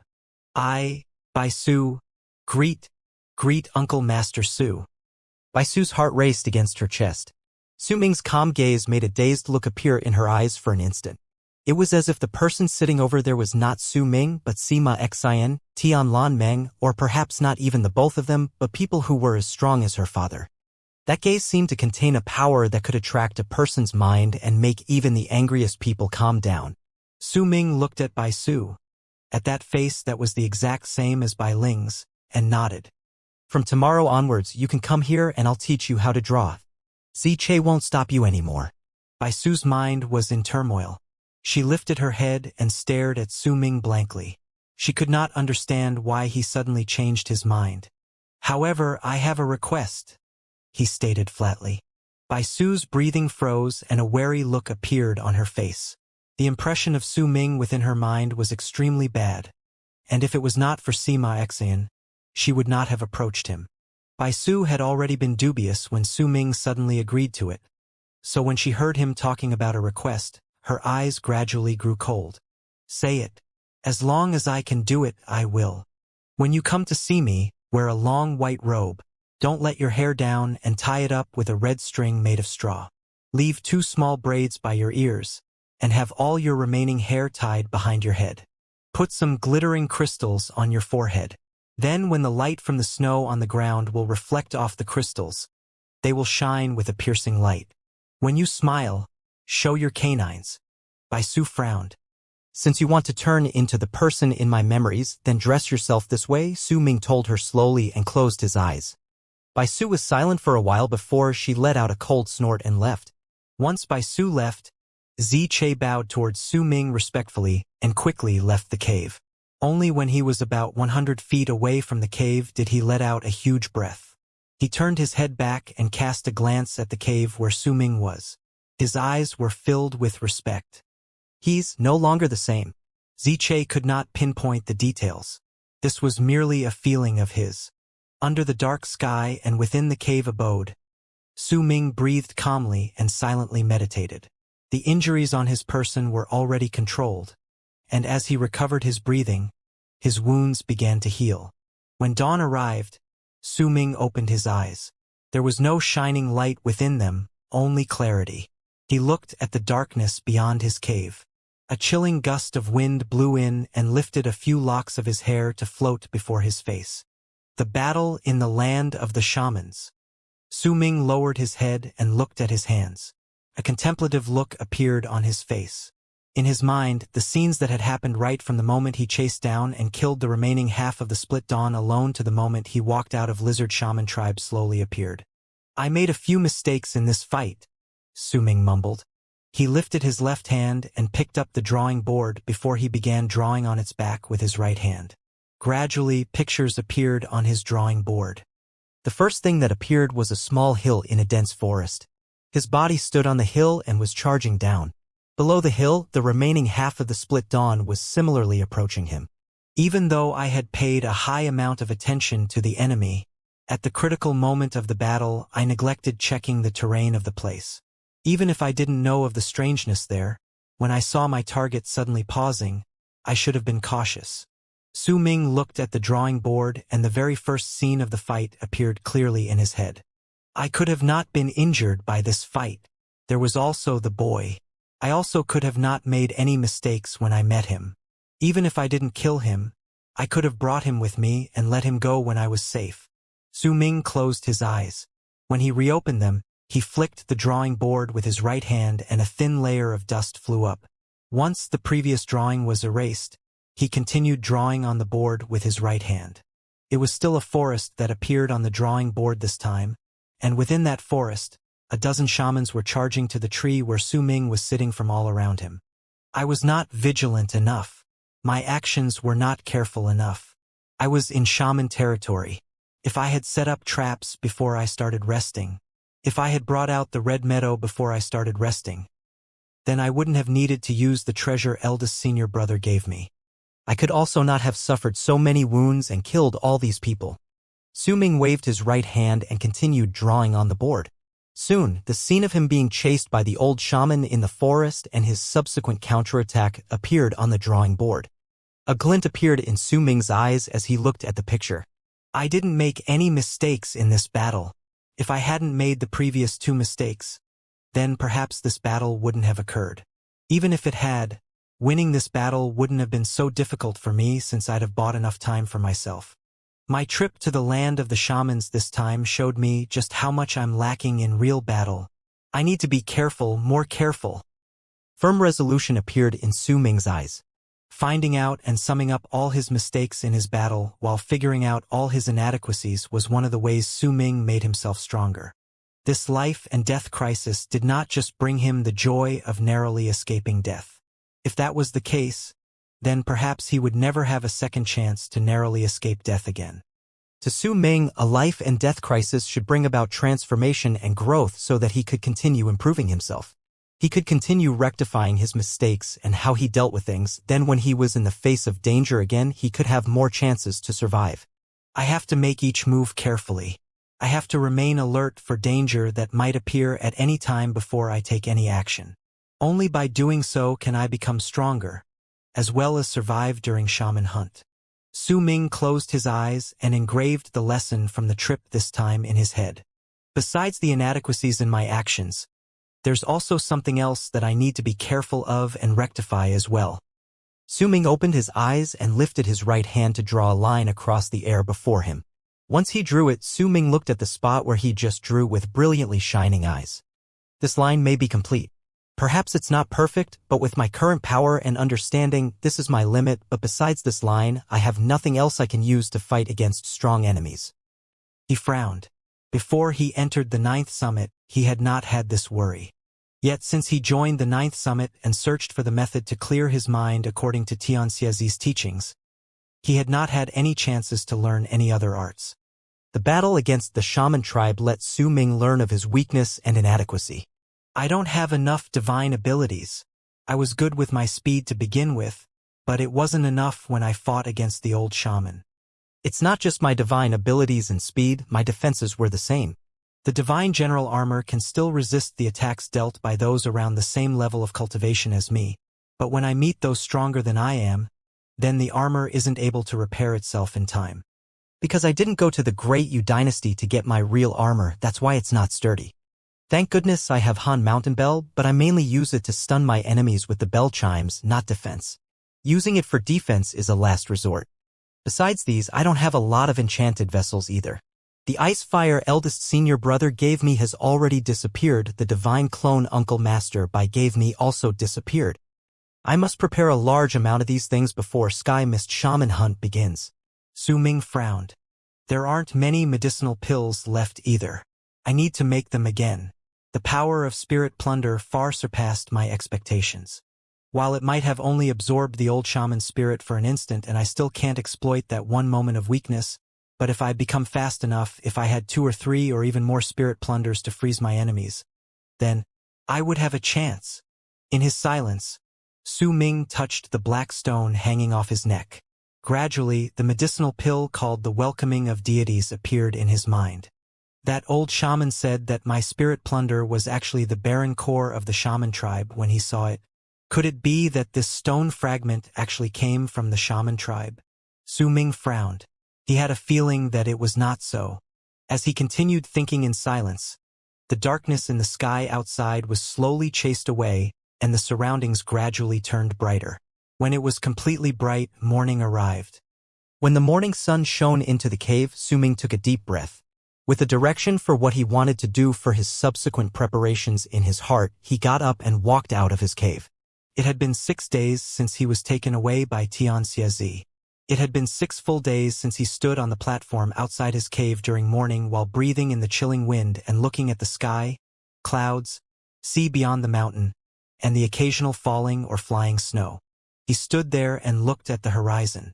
He might not be able to see it clearly, but he could still feel just how the land of shamans looked like in this morning beyond the sky mist barrier that obscured the view. Youngest junior brother, morning. A gentle voice that sounded like spring wind came from behind Su Ming. When he turned around, he saw his second senior brother walking towards him with his usual gentle smile while dressed in long robes. Second senior brother, you're up early today. Su Ming was curious. He seldom saw his second senior brother waking up so early. Most of the time, he only woke up when it was noon. After all, wandering about during night would leave him needing sleep when the morning sun rose. Second senior brother let out a few fake coughs and turned his face to the side slightly so that the sun could shine on his side profile. Youngest junior brother. There's one sentence that I finally understood. Waking up early is good for you. Second senior brother swayed his head slightly. Su Ming smiled and did not speak. Second senior brother was about to say something when his gaze suddenly focused. He took a few scrutinizing looks at Su Ming, patted his body with his right hand, then walked around him once before suddenly speaking in a low voice. Fourth, tell me, did Master come to you at night when he was dressed in purple? How did you answer him? I told him. I wanted to see it. Su Ming smiled. That's no good. Second senior brother was momentarily taken aback before a faint smile appeared on his lips. That smile grew wider until he finally burst out laughing. Why didn't I think of that? That's really no good. A hint of eagerness appeared in second senior brother's eyes and he patted Su Ming's shoulders. And then? What did Master do? He brought me to see a battle, we watched a person making a sun, then went to the shaman tribe and killed a whole bunch of shamans. Su Ming said softly. Second senior brother widened his eyes and an expression that said he was looking forward to it appeared. Resolution gradually formed in his eyes. Next time, When Master comes to me in purple, I'll answer that way as well. Second senior brother was about to continue, but he suddenly lifted his head and quickly straightened up his robes before turning his body to the side to make sure the sun shone on the side of his face. A gentle smile appeared on his lips. 2 long arcs charged out from the 7th summit in the sky. Those 2 arcs traveled one after another. The person in the long arc in front was a woman. That woman was beautiful but had a frown on her face, as if she did not want to come. It was Ziyen. Once she was close to the 9th summit, she glared at Ziche. Ziche did not dare look at her and quickly lowered his head. Su Ming's second senior brother moved forward, and with the sun still shining on his side profile, he spoke gently to Ziyen. Miss Ziyen, let's go. As he spoke, he took a step in the air and walked towards Ziyen. They turned into 2 long arcs and went into the distance, reluctance evident on Ziyen. Su Ming did not look at his second senior brother and Ziyen leaving. Instead, he looked at the girl who came in the second long arc. She was dressed in white, had her hair tied up with a red string made of straw, had 2 small braids by her ears, and had a few glittering crystals on her forehead. At that moment, a dazed look appeared in Su Ming's eyes. Su Ming! The girl in white walked towards Su Ming through the sky with a smile that revealed her canines. There was a ribbon underneath her feet. That ribbon floated about, causing the girl to look as if she was walking on thin air as she walked towards the platform before Su Ming. Her gentle voice sounded as if it had traveled through the passages of time when it fell into Su Ming's ears. It awakened the sorrow that was hidden deep within his memories and the promise he did not manage to fulfill that year. At that moment, because of the wind, the snow from the sky was lifted and flew in between Su Ming and the girl. The snow covered their sight as if it wanted to obscure their vision. But as the snow blew past them, their vision was cleared up once again. Su Ming, do you remember me? The girl in white bit down on her lower lip, and there was wildness within her bright eyes. She approached him with light footsteps and slowly came to stand before him. The faint and refreshing fragrance from her body was carried by the wind to Su Ming and wafted into his nose, then right into the deepest parts of the memories in his soul. Under the illumination of sunlight, the crystals on the girl's forehead let out a brilliant light. It shone into Su Ming's eyes and similarly seeped into that spot where he had buried all his memories. She had her hair tied up with 2 braids by her ears. The few locks of hair that were lifted up when she approached him touched Su Ming's face. Why didn't you come find me? The girl asked softly. Her gentle voice echoed in his ears. Su Ming trembled and stared blankly at the girl. Grief appeared in his eyes. Su Ming, do you remember me? Do you remember my name? Do you remember how we first met? The girl's soft words cut into Su Ming's heart. I remember, he mumbled. He lifted his right hand, touched the girl's black locks, removed the red string and tied it up for her again, then put the braids by her ears behind her shoulders before taking off the crystals on her forehead and changing the location where they were placed. Once he was done, calmness appeared in Su Ming's eyes and he spoke slowly. You only look more like her this way.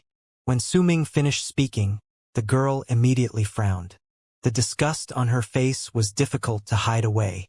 She took a few steps back, as if the act of Su Ming touching her hair itself was difficult for her to accept.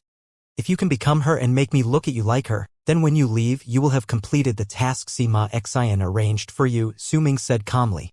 He cast a glance at the girl and turned around to walk towards Ziche, who was looking at them from the distance. Baisu stomped her feet. It could be said that she had made detailed preparations all for the sake of shocking Su Ming this morning. In fact, she had also practiced all the ambiguous words, including her expressions when she spoke, multiple times carefully. Before she came this morning, she had even practiced before the ice mirror. Back then, the moment she started practicing, she had a feeling that she had turned into another person. It was as if a stranger's soul had gathered in her body and changed all her actions. She knew deeply that the instant she first appeared as the person in his memories and stood for the first time before Su Ming with this look was her best chance. In fact, if she caught this chance, then there was a high possibility that there would no longer be any need for her to do anything else. When she saw Su Ming's dazed look, she had been pleased with herself, and when she noticed the grief in his eyes, It caused her to be even more pleased with the detailed preparations she had done the night before. Yet things did not go according to her plans. Su Ming's last words and actions made Bai Su understand that all her preparations to meet him in this appearance had failed. Su Ming walked up to Ziche. As Ziche looked at him respectfully, Su Ming gave him an order. I need an object that is not too big but is very heavy. The heavier, the better. Can you find something like this for me? Ziche was silent for a moment before he nodded his head. Master, I know a type of ice. It's called drowned ice. It's said that this ice will never melt and each piece of it is about the size of a fist. It weighs the same as a mountain rock about the size of a human. Bring back as many as you can, the more the better. Su Ming lifted his right hand and threw a plate into Ziche's hand. Ziche looked at the plate and a strange look appeared on his face. The plate was considered to be a sacred item to him before he came to the 9th summit. Yet the more he knew, especially when he learned that this item was something Su Ming had borrowed from Hu Zi, the more he became perturbed. He took the plate and wrapped his fist in his palm towards Su Ming before turning into a long arc and going off. Once Ziche left, Su Ming walked down the mountain path that led to Hu Zi's cave. Bai Su stomped her feet once again. When she saw Su Ming ignoring her, she took a few brisk steps forward and caught up to him. Hey! Didn't you say you'll teach me how to draw? What do you want to draw? Su Ming did not stop and his voice came out at a moderate pace. Slow down. I want to draw myself. Bai Su took another few quick steps forward and only then did she manage to walk beside Su Ming. It was clear that she did not want to walk behind him. Even if the ice on the mountain stairs was slippery, she still wanted to walk at the same pace as Su Ming. It's easy drawing yourself. Position yourself before the ice and draw yourself while looking at the reflection on the ice. Su Ming's voice still retained its mild tone and did not surge with any sort of emotion. Then what's the point of me looking for you? Bai Su was momentarily taken aback before her face colored red with rage. Yet Su Ming was walking very quickly and most of the steps he took were about several feet each. She could barely catch up to him. I didn't ask you to look for me. Su Ming did not even turn his head back. The distance between him and Bai Su was gradually widening. Bai Su gritted her teeth and ran once again. Su Ming heard Bai Su's voice coming from behind him. I don't want to draw myself anymore. I want to draw you. He stopped and turned his head back to cast a glance at the running Bai Su. When Bai Su saw Su Ming stopping, she quickly ran to his side and satisfaction rose within her heart as she thought that there was no way Su Ming could get out of it. If she needed to look at ice to draw herself, then if she wanted to draw someone else, she would naturally need that someone to stand before her so that she could draw them. You want to draw me? Su Ming looked at Bai Su. The pride in Bai Su's heart was reflected on her face. She lifted her chin and as the sun shone on the crystals on her forehead, they glittered. Her tied-up hair moved along with the wind. That's right. I want to draw you. Bai Su let out a snort. That prideful look on her face overlapped for a moment with the person buried deep within Su Ming's memories. He lifted his right hand and drew a few lines on the ice rock beside her. Once he was done and numerous ice shards flew into the air, a person appeared on that ice rock. That person was naturally Su Ming. Draw according to that. Once Su Ming finished speaking, he turned around and left. Bai Su was stunned for a moment. She looked at the person Su Ming had drawn on the mountain rock, then at Su Ming himself, who had already walked into the distance, and once again stomped her feet on the ground. Su Ming, you jerk! Bai Su's current appearance, expressions, and her words were completely different from how she was when she was with Sima Xian. When she was with him, Bai Su would always look naive. She would always look at him with a gentle and adoring gaze along with a docile expression. Yet when she was before Su Ming in the 9th summit, it was as if she had turned into someone else. If Sima Xian was here, he would definitely be stunned because the Bai Su now was greatly different from the usual Bai Su before him. Bai Su was seething and her glare made her eyes shine. Once she stomped her feet on the ground. She saw that Su Ming had already walked away and could no longer be seen. She glared at his portrait on the mountain rock and lifted her foot to kick it. I'll kick you. Su Ming, you jerk. Only when Bai Su gave a few repeated kicks to the portrait did she feel her rage subside slightly. She looked at Su Ming's portrait on the ice. Suddenly, The light in her eyes flickered and that prideful expression appeared on her face once again. She took a few steps forward and brought a black cylinder from her bosom before starting to paint on Su Ming's portrait. As she continued painting on it, she started giggling in gleeful pride. Su Ming arrived before long outside Hu Zi's cave. He did not hear any snores but instead some strange chuckles coming from within. Su Ming did not stop and walked in. The moment he entered Hu Zi's cave, he immediately noticed Hu Zi crouching on the ground with numerous round, wooden pictures scattered all over the floor.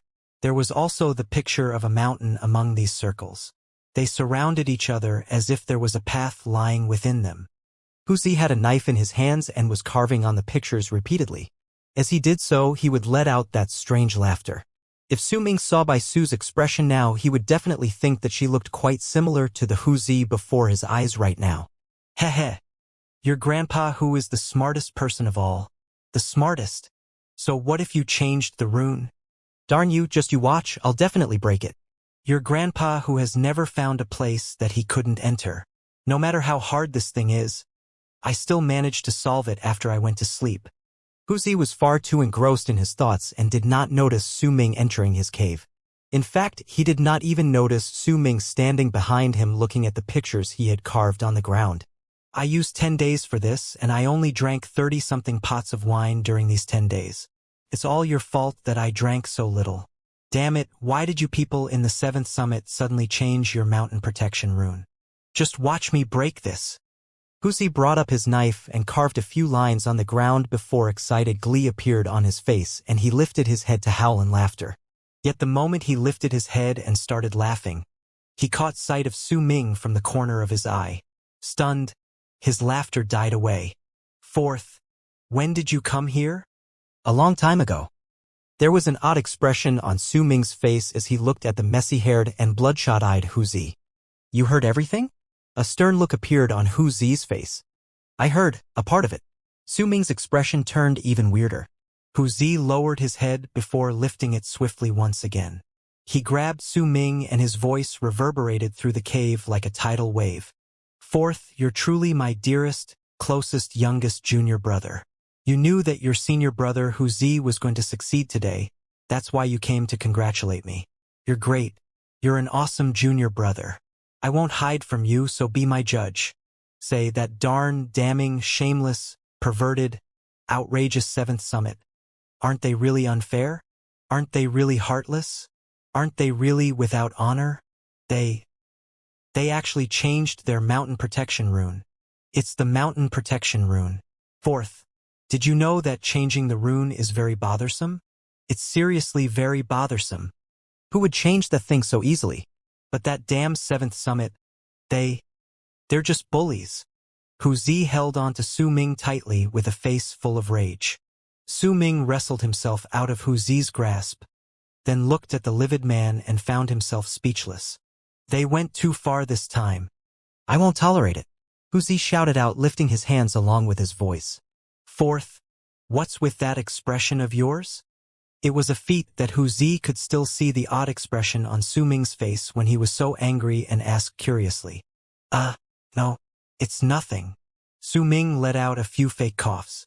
He had a feeling that now was not a good time to talk about the things he wanted with Hu Zi. Just as he was about to find a chance to leave as quickly as possible, Hu Zi's furious roar reverberated through the cave once again. They're humiliating me. This is a blatant challenge thrown in my face, isn't that right, youngest junior brother? Isn't it horrible that they did something like this? Isn't it heartless? Isn't it without honor? Isn't it utterly shameless? Hu Zi began pacing in his cave, and his messy hair made him look like a maniac as he continued shouting. They're horrible. It's a complete waste for me to have gone over to take care of their rune in the past. They're heartless. I repaired their previous rune multiple times in the past, you know. They're seriously without honor. How could they not tell me that they changed their rune? 3rd senior brother. I still have some things to do. I'm just going to go now.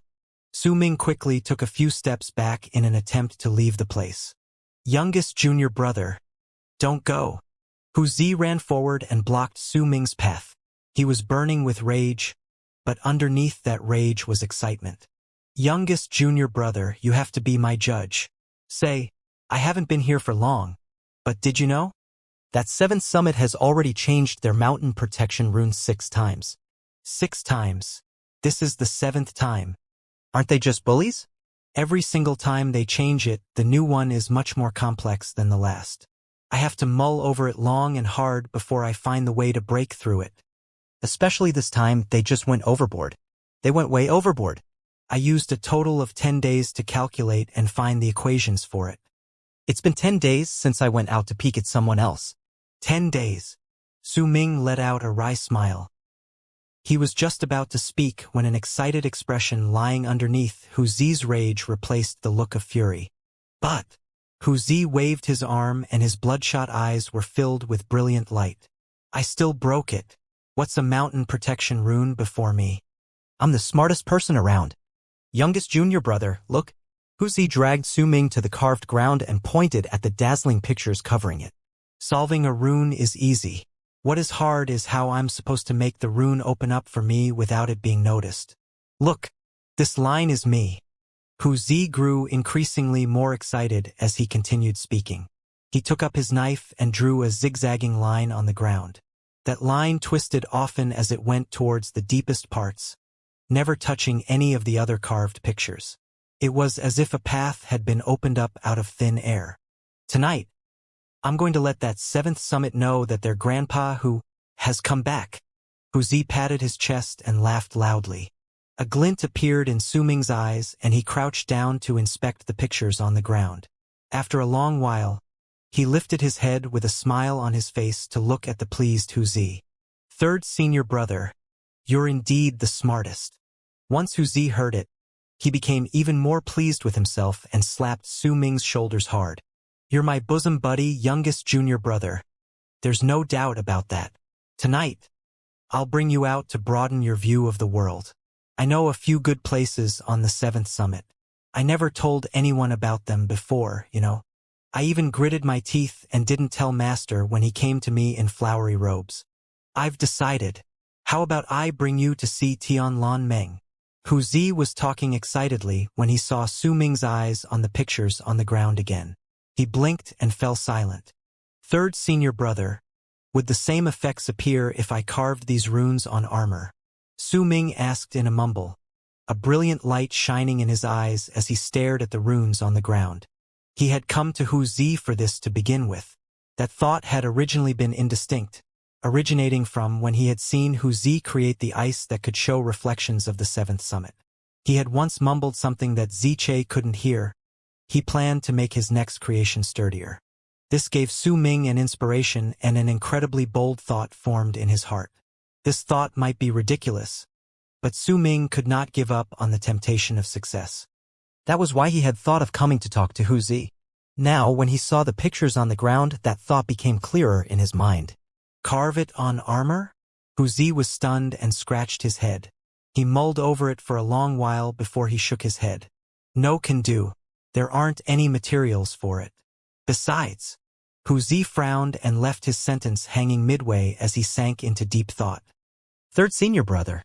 Su Ming stood up and shifted his gaze from the pictures on the ground to Hu Zi. I need some pictures of mountain protection runes just like these, from the simple ones to the complex ones. I'll have to trouble you for that. Hu Zi was still frowning. When he heard it, he nodded and patted his chest, saying, sure. I'll get it done in a few days. But youngest junior brother, it might be a bit difficult for you to do this. There aren't any materials to do so. Besides, mountain protection runes change all the time. They aren't immobile objects. Even if you manage to carve it down, they won't change anymore. Su Ming smiled softly before he wrapped his fist in his palm towards Hu Zi and walked out of his cave, leaving his 3rd senior brother in a state of confusion. Hu Zi thought for a little while longer inside his cave and still found that the thing Su Ming asked for was incredibly difficult to achieve. But since it was his youngest junior brother's request, he would definitely pour out his heart and soul to finish it. Yet when his gaze fell on the pictures on the ground, his eyes immediately started shining. He no longer thought about how Su Ming was going to carve the runes on his armor, but instead rubbed his hands together excitedly. I'll let that 7th summit know that I've come back tonight. They went too far this time. They're just heartless. Wuxia picked up his wine gourd and took a big swig, then started imagining what he would be doing that night before he started giggling in a silly manner. Su Ming left Wuxia's cave and continued working on the idea that made his heart pound in excitement. The more he thought about it, the more he thought that it was plausible. I might need to use extremely precise fine control to do this. A glint appeared in Su Ming's eyes, and he suddenly stopped walking. His eyes were trained on by Su standing on the mountain path in the distance with a pleased look on her face. Su Ming, I finished my drawing. Bai Su had been waiting there for a long time. When she finally saw Su Ming, she immediately pointed to the ice rock beside her and spoke in a melodious voice. Su Ming turned his gaze over and saw the picture of him on the ice rock having been altered. It was smeared to the point that it was a hideous mess. There was a giant shell on his back. Bai Su had also copied that picture on the ice rock by the side. She had drawn a turtle with its neck stretched out. That turtle looked lifelike, especially its eyes. They even resembled Su Ming's own eyes somewhat. Su Ming's expression remained passive, and he walked over to take a closer look before nodding. Not bad. Continue. Once he finished speaking, he calmly walked past Bai Su and left. Bai Su was momentarily stunned. Su Ming's calmness made her fly into a rage once again, and she ran up to him once more. Hey, I drew you. I know. Su Ming did not even slow down. He simply continued walking forward up the stairs. Don't you think it's alike? Bai Su continued pestering him. No, Su Ming replied flatly. If it's not alike, then why did you say it wasn't bad? I think it's very like you. Bai Su jogged towards Su Ming and struggled to keep up with him. That's why I told you to continue drawing. Su Ming returned to the platform outside his cave. Just as he was about to return to his cave, Bai Su's livid voice came from behind him. Su Ming, what's the meaning of this? I already dressed myself up as per your request and you agreed to teach me how to draw, but the day has gone by and you taught me nothing. Bai Su stood on the platform and glared at Su Ming. Su Ming turned around and looked at Bai Su. You don't act like her. How so? Bai Su immediately asked. Your expression. She's not as noisy as you are, Su Ming said coldly. Bai Su stared at him, then closed her eyes after a moment. When she opened them again, she turned her back towards Su Ming. She looked at the sky in the distance and lifted her hand to tie up her hair once again before tearing her collar and dragging out the fur over there so that she looked as if she had a ball of soft fur wrapped around her neck. Once she was done, she lowered her head and tore away a large portion of her long dress. When the dress was torn to shreds and they flew into the wind, the skin-tight long trousers underneath it were revealed, along with the fur boots on her feet. After that, she turned around and pursed her lips while looking at Su Ming. The disgust in her eyes was no longer there, replaced by a gentle look. The two braids in front of her shoulders moved as she turned around, and it led to the few locks floating before her eyes. A wild and untamed feeling seeped out of Bai Su's expressions, her clothes, and her appearance. As snow was brought down by the wind, some of it landed on her hair. Yet it could not hide the gentleness lying underneath her wild gaze. Her eyes dazed Su Ming once again. The snowstorm grew bigger, and when it blew between her and Su Ming, everything seemingly turned silent. Only snow remained falling from the sky, and only they remained staring into each other's eyes. Su Ming, you're back. Do you remember me? Her gentle voice echoed in the surroundings, as if it had fused with the snow. It silenced Su Ming. A smile appeared on Bai Su's face. That smile was very pure, beautiful, happy.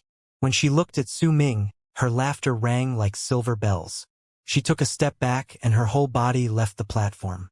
Without the power of awakening and anything to support her feet, she fell rapidly down the canyons of the 9th summit. Su Ming, you're back, but I left.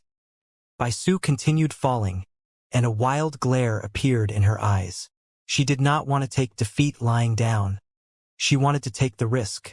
As she fell, she kept her eyes trained on the platform of the 9th summit that was growing further away until she fell on something soft and wind lifted her up, allowing the speed of her falling body to gradually slow down. A pleased expression appeared on Bai Su's face once again. I won the first day. Su Ming turned around silently and walked to his cave abode. The moment he turned though, he mumbled softly, she's also similar to you when she was being unreasonable. The first true contact between Bai Su and Su Ming ended when the sky became dark and the moon showed up. Bai Su thought she won that day. She thought that she had done her best and successfully made Su Ming notice her, planting a faint mark in his heart. If she did not win, then why would he look dazed when she met him initially? If she did not win, then why would he use the gentle wind when they parted ways? Bai Su thought that she had completely won.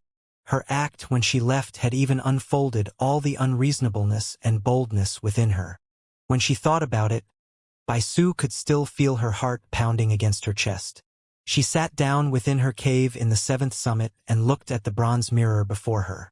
She looked at her own reflection in the mirror. Gradually, a prideful look appeared on her face. Su Ming, you must have not expected me to do this, hehe. When Bai Su thought of what had happened, besides her heart starting to race in her chest, a hint of lingering fear also rose within her. She had no idea what had come over her to do something so crazy. It was as if at that moment she was no longer herself but had turned into someone else entirely. She looked into the bronze mirror and that person in the mirror became strange and unfamiliar to her. That person had her hair tied by a red string. Her braids fell on her shoulders, and there were crystals stuck on her forehead. This appearance was one Bai Su had never put on before this day. She looked at herself and simply continued looking. This appearance isn't so bad. Bai Su smiled with pursed lips and slowly closed her eyes before immersing herself in her meditation. That day, she did not look for Sima Xian. In fact, Sima Xian's name never crossed her mind, which was an event that had never happened before. With a joy that she did not even realize she was experiencing and a smug smile on her lips, she eagerly waited for the next day. During that night, it was silent on the 9th summit. Xianxia stood respectfully outside Su Ming's cave abode. Before him were a dozen ice rocks the size of fists. Freezing air seeped out of the ice rocks, and when wind blew past, the freezing air blew into Su Ming's face, causing his eyes to flicker. This stone won't melt even when burned, but it's not sturdy. You can use cold air and mold the stone into all sorts of shapes. Master, I didn't have much time, that's why I could only find this number of stones, but don't worry, I will continue searching. Give me a month and I'll be able to gather much more, Xianxia said respectfully. When he saw Su Ming nodding, he retreated a few hundred feet away before sitting down and waiting for new orders. Su Ming looked at the dozen ice rocks and picked one up. Immediately, he felt the rock weighing down his hand. It was only the size of a fist, but it felt like he was holding onto a mountain that was the height of a human. It's such a strange stone, but it has such fatal weakness.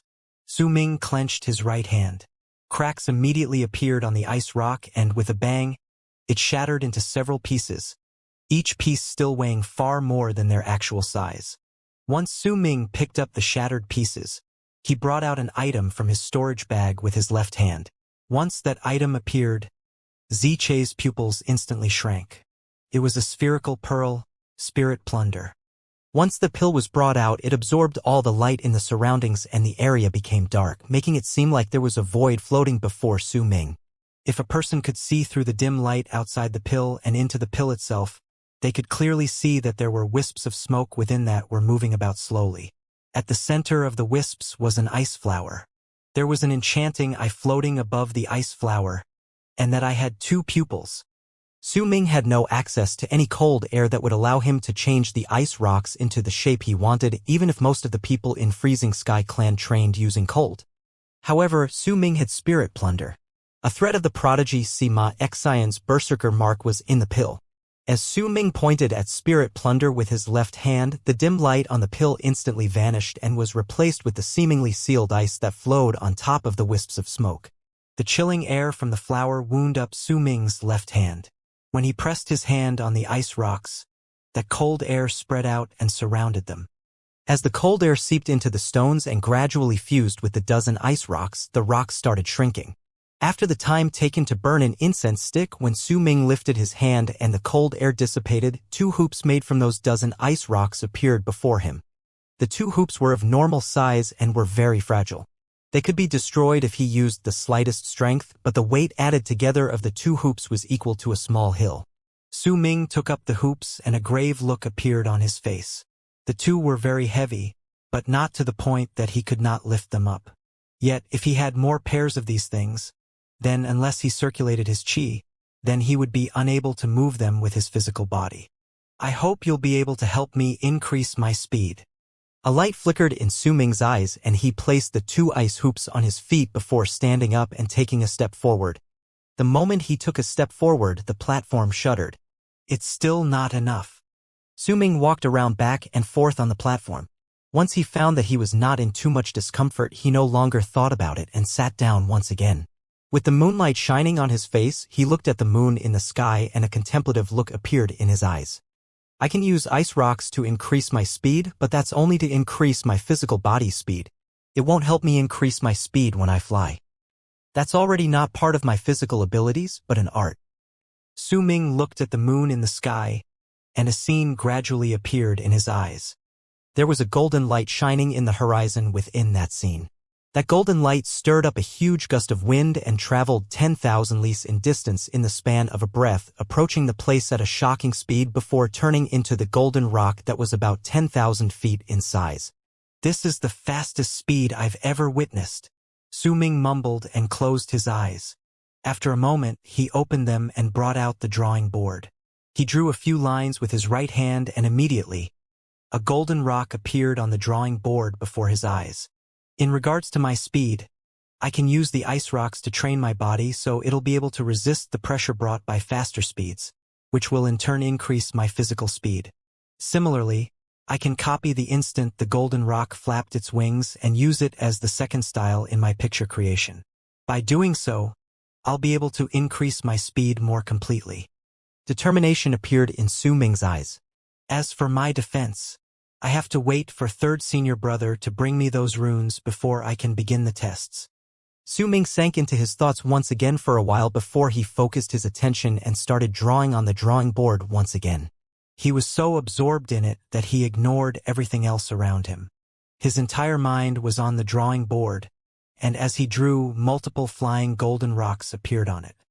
Every single time the golden rocks flapped its wings, their feathers would change, their bodies would transform, and under Su Ming's hand, the differences of each individual bird gradually became clearer. It was the same as when he had copied Sima Xian's sword attack. He would continuously copy it to search for his own creation. When morning arrived and the morning sun rose in the horizon, Baisu came once again to the 9th summit. She was still dressed in that manner and was still smiling while showing her canines. With a proud expression on her face, she walked past Ziche and stood before Su Ming. She looked at him sitting there with the morning sun shining on him as he drew on the drawing board. Baisu stood by the side and watched for a moment, but could only see Su Ming moving his finger on the drawing board. She could not see what he drew. In her eyes, that drawing board was empty. After a moment, she grew impatient. "Hey! I've been waiting for half a day. Stop pretending I'm not here." It was as if Su Ming did not hear her and simply continued drawing. When Ziche saw this in the distance, he smiled wryly and turned his head around to not watch them anymore. He could not understand Su Ming's actions. If he hated the girl, then why did he let her come here? But if he did not hate the girl, then why did he not choose to see her from the very beginning? Ziche could not see through the secrets behind this. When Baisu saw that Su Ming still pretended to not have heard her, she let out a harumph and went forward to snatch his drawing board. Yet the moment she wanted to act, for some unknown reason, when she saw the concentrated look on Su Ming's face, her outstretched hand froze. It was as if she hesitated for a moment, but her hand still seized the drawing board. The instant she touched the drawing board, her hair suddenly floated up and the red string tying up her hair immediately broke, causing her long hair to fall down. Her clothes started flapping viciously, as if a violent gust of wind was blowing against her. Baisu's face instantly turned pale and a dazed look appeared in her eyes, as if she had lost her soul and it was sucked into the drawing board. Right before her eyes, an unfamiliar world appeared. She saw a golden light passing by through a dark sky. Once the golden light passed by, another appeared. She had no idea how long it lasted, but Baisu saw countless golden lights. The moment she felt as if she forgot herself and her mind turned blank, an aloof voice seemed to echo within the clouded and indistinct world. "This is a lesson for you, don't interrupt my training." After the words, Baisu felt as if her soul returned and she regained control of her own body. She trembled, and the world before her shattered. Once her vision reassembled itself, she saw Su Ming's eyes. There was calmness within his eyes, but within that calmness was a might that made her heart tremble. That imposing might in his eyes was one that Sima Xian did not possess. Under his gaze, an indescribable fatigue and weakness spread through her whole body. She staggered a few steps back and her vision blurred.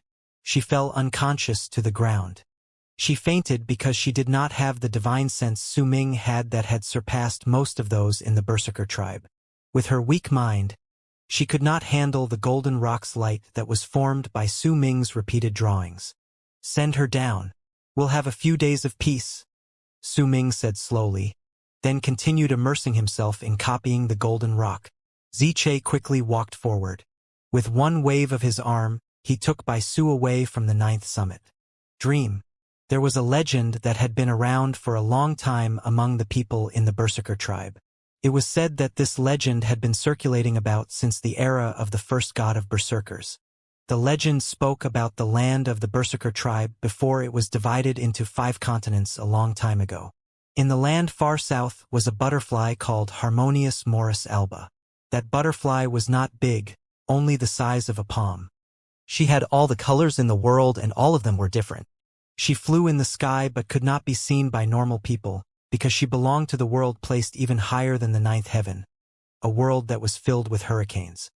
In the legends, it was said that even though she was a butterfly and had beautiful wings, she could only flap her wings 3 times in her life. Besides these 3 times, she would otherwise float in the wind. The first time she flapped her wings, it would be to fly into the place above the 9th heaven once she was born. The second time she would flap her wings at the peak of her life. It would be to show off those magnificent colors in search of her companions, but she would be unable to find them. The last time she would flap her wings at the point when her life ended. To leave a mark in the world, she would use all her strength, and the moment she would finish flapping her wings, her body would turn into sparkles of light and scatter to the ground in wind like seeds. These seeds would turn into cocoons, but only one of them would turn into a butterfly. This legend spoke of the 3 times the Harmonious Morris alba flapped her wings. There were also a series of other legends attached to this. It was said that when she flapped her wings the first time, an earth-shattering change would happen to the southern lands. The second flap of her wings would cause a mass of corpses with gray eyes to appear on the eastern lands. Her third flap would cause the snow in the northern lands to bring about a long-lasting night that would last for 10 years. That was the legend. That was a legend that Su Ming had never heard of before, but Bai Su had. At night, the unconscious Bai Su woke up in her dreams. She looked at the unfamiliar world before her with a dazed look and stood alone, a lost expression on her face. She knew that she was dreaming and that everything she saw was an illusion. None of this existed in reality. Yet she could not truly wake up from the dream and make it disappear. She could see snow on the ground and more snow falling from the dark sky. It was quiet all around her. There was only one mountain range located in one direction in the distance. Everywhere else was flatland. That one spot with the mountain range had a mountain that could not be seen clearly because it was covered by the snowstorm. She had a feeling that she had seen that mountain somewhere before. It was a mountain that shot into the clouds like a person's hands stretching out from the ground and wanting to lift the curtain in the sky. "Where is this?" Bai Su mumbled, and she looked more lost than ever before. In the midst of her confusion, she walked slowly forward. The snow trail under her feet seemed to be time itself, causing her to feel as if she was walking through all 4 seasons of the world with each step she took. As she continued walking, she arrived at a forest. She had no idea how long she had been in there, but at some point in time, she suddenly heard excited chatter by her ears. That voice came from afar and caused Bai Su to stop. Instinctively, she moved to the direction of the voices. Gradually, she passed through the mountain forest and saw something. It was a large mass of land that did not have any forest. There were a lot of skin tents over there, along with many powerful berserkers patrolling the area with aloof gazes. There were quite a number of people weaving in and out of the skin tents. That place was a small market. There were a lot of squares like these in the land of South Morning so that small tribes could trade with each other. Bai Su looked at the unfamiliar faces. The chatter she heard sounded real, but when she looked at these people, they could not see her. One of the patrolling berserkers even passed through Bai Su's body. This is the... She was even more lost. Yet right when she started feeling lost, she suddenly shuddered. She saw two people running quickly from the forest located not too far away. One of the two looked very strong and had an honest face. The other person running beside him was also a teenager, but he looked frail. He had a handsome face and his eyes shone with a clear light. He wore clothes made of beast skins and his features still showed his naivety. But the moment Bai Su saw the boy, she was shaken. Su Ming. Bai Su's breathing quickened. She had never expected that she would see Su Ming in her dreams. The Su Ming before her eyes was still a naive boy. That frail-looking person bore similarities to the Su Ming in her memories. But there were many more differences, so many that they seemed completely different people. Yet at that moment, a delicate voice shouting in anger rang out. Lei Chun. Bai Su instinctively looked over. When she saw the young girl speaking, a roar echoed through her mind. She saw a young girl and she was dressed in a shirt made of mink fur. Her long hair was tied up with a red string made of straw and there were small braids falling down her shoulders while glittering crystals decorating her forehead. With anger in her eyes and a frown on her face, she looked at Su Ming's companion, who was standing by his side. Her appearance made Bai Su fall into a trance. That was a young girl with the exact same appearance as Bai Su. It was the end. The sights froze in Bai Su's eyes and gradually disappeared. She opened her eyes swiftly and sweat beaded on her forehead. She looked around herself and found that she was back in her cave abode. It was quiet outside. Not a hint of sound could be heard. Bai Su stared blankly forward, her eyes unfocused. Her mind was still stuck seeing the things in her dream. After a long while, Bai Su draped a robe over her shoulders and pushed open the door to her abode. The sky was dark and a gust of cold wind made her feel slightly cold. She stood outside her cave abode and looked at the dark sky. Under the moonlight, her gaze eventually fell on the ninth summit. As she looked at it, a befuddled and complicated look appeared in her eyes. Why did I have that dream? Are the things in the dream real or fake? Bai Su mumbled. That same night, as Su Ming repeatedly copied the golden rock. At one point, when he drew one particular line, his finger froze and a dreamlike scene surfaced in his mind. It contained a land where wind and snow continuously blew. The wind was strong and snow floated in the air, obscuring his vision. He could not see too far ahead, but he could still see a young girl about 7 to 8 years old crying as she ran ahead. Walking in front of the young girl was a woman who had her back turned towards the young girl and was slowly disappearing into the distance. Mama, don't go. Mama, don't you want me anymore? The woman stopped for a moment, but she did not turn back, and then simply continuing walking forward at a brisk pace. Among the snow, the young girl's crying voice was the only sound that could be heard. When she could no longer run and fell to the ground, she still struggled to get up and tried to continue running forward with tears streaming down her face. She wanted to hold her mother's hand. She wanted to make her mother stay.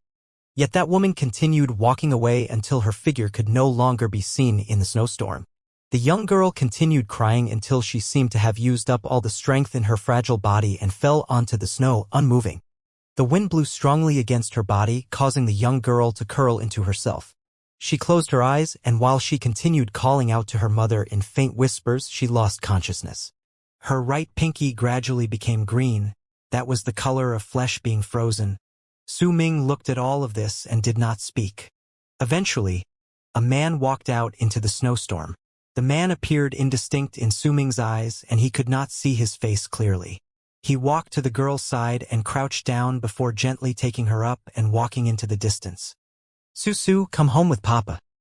The scene froze here for Su Ming. As it gradually disappeared, his body shuddered and woke up. He looked at his right index finger, which remained frozen on the drawing board. After a short period of bewilderment, he looked at a corner of the drawing board swiftly. That was the spot Bai Su had touched. Su Ming let his mind wander for a moment before he brushed the corner Bai Su had touched with his right hand, and a pensive look appeared in his eyes. Why did that happen? Ever since I awakened, I never dreamed. That voice in my dreams never appeared either. But when I was copying the golden rock just now, I fell into a trance. Su Ming frowned. That dream did not seem fake, and there's no way it appeared out of nowhere. There must be a reason to this. Su Ming stayed silent and thought for a long time. When dawn was almost over and the first rays of sunlight started showing signs of appearing, a thought suddenly struck him like lightning. Could it be, when Baisu touched the drawing board yesterday and had that brief instant of contact with my divine sense when I was fully concentrated in my task, it also meant that our memories were connected for a short moment of time. And because of that I had that dream just now. The divine sense also has the power to look into other people's memories? Su Ming sucked in a deep breath. His eyes flashed, and before the sky was fully bright, he turned into a long arc and left the 9th summit. He charged to the foot of the mountain. There were plenty of creatures who loved the cold, lurking around the endless ice outside Freezing Sky Clan. Due to the climate of the place, most of these creatures were aggressive. Su Ming stayed in one particular ice plains for nearly 2 hours. The sky was already bright by that time, and 8 ice wolf carcasses lay beside him. Su Ming lifted his right hand and placed it on the head of one of the living ice wolves and closed his own eyes. After a moment, he opened them once again, and the instant he did so, that ice wolf shuddered, fell to the side and died. Su Ming's eyes shone with curiosity. After a moment of silence, he turned into a long arc and left the place to return to the 9th summit. Yet the moment he arrived at the 9th summit and stood on the platform outside his cave, he saw Baisu coming once again.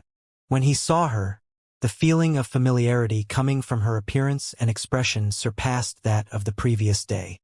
The beast-skin boots, black mink fur coat, straight posture, hair tied up with a red string, and the anger in her eyes along with the frown between her brows. Under the deliberate disguise, this Baisu had become exactly the same as the girl she had seen in her dream, no matter her clothes or her appearance. As Su Ming looked at Baisu too was looking at Su Ming. That morning, the two of them stared at each other on the platform outside his cave. When Baisu saw Su Ming hypnotized and bewildered for an instant, she no longer felt pleased with herself. There was only an indescribable feeling within her. She knew that her dream might very well have been real.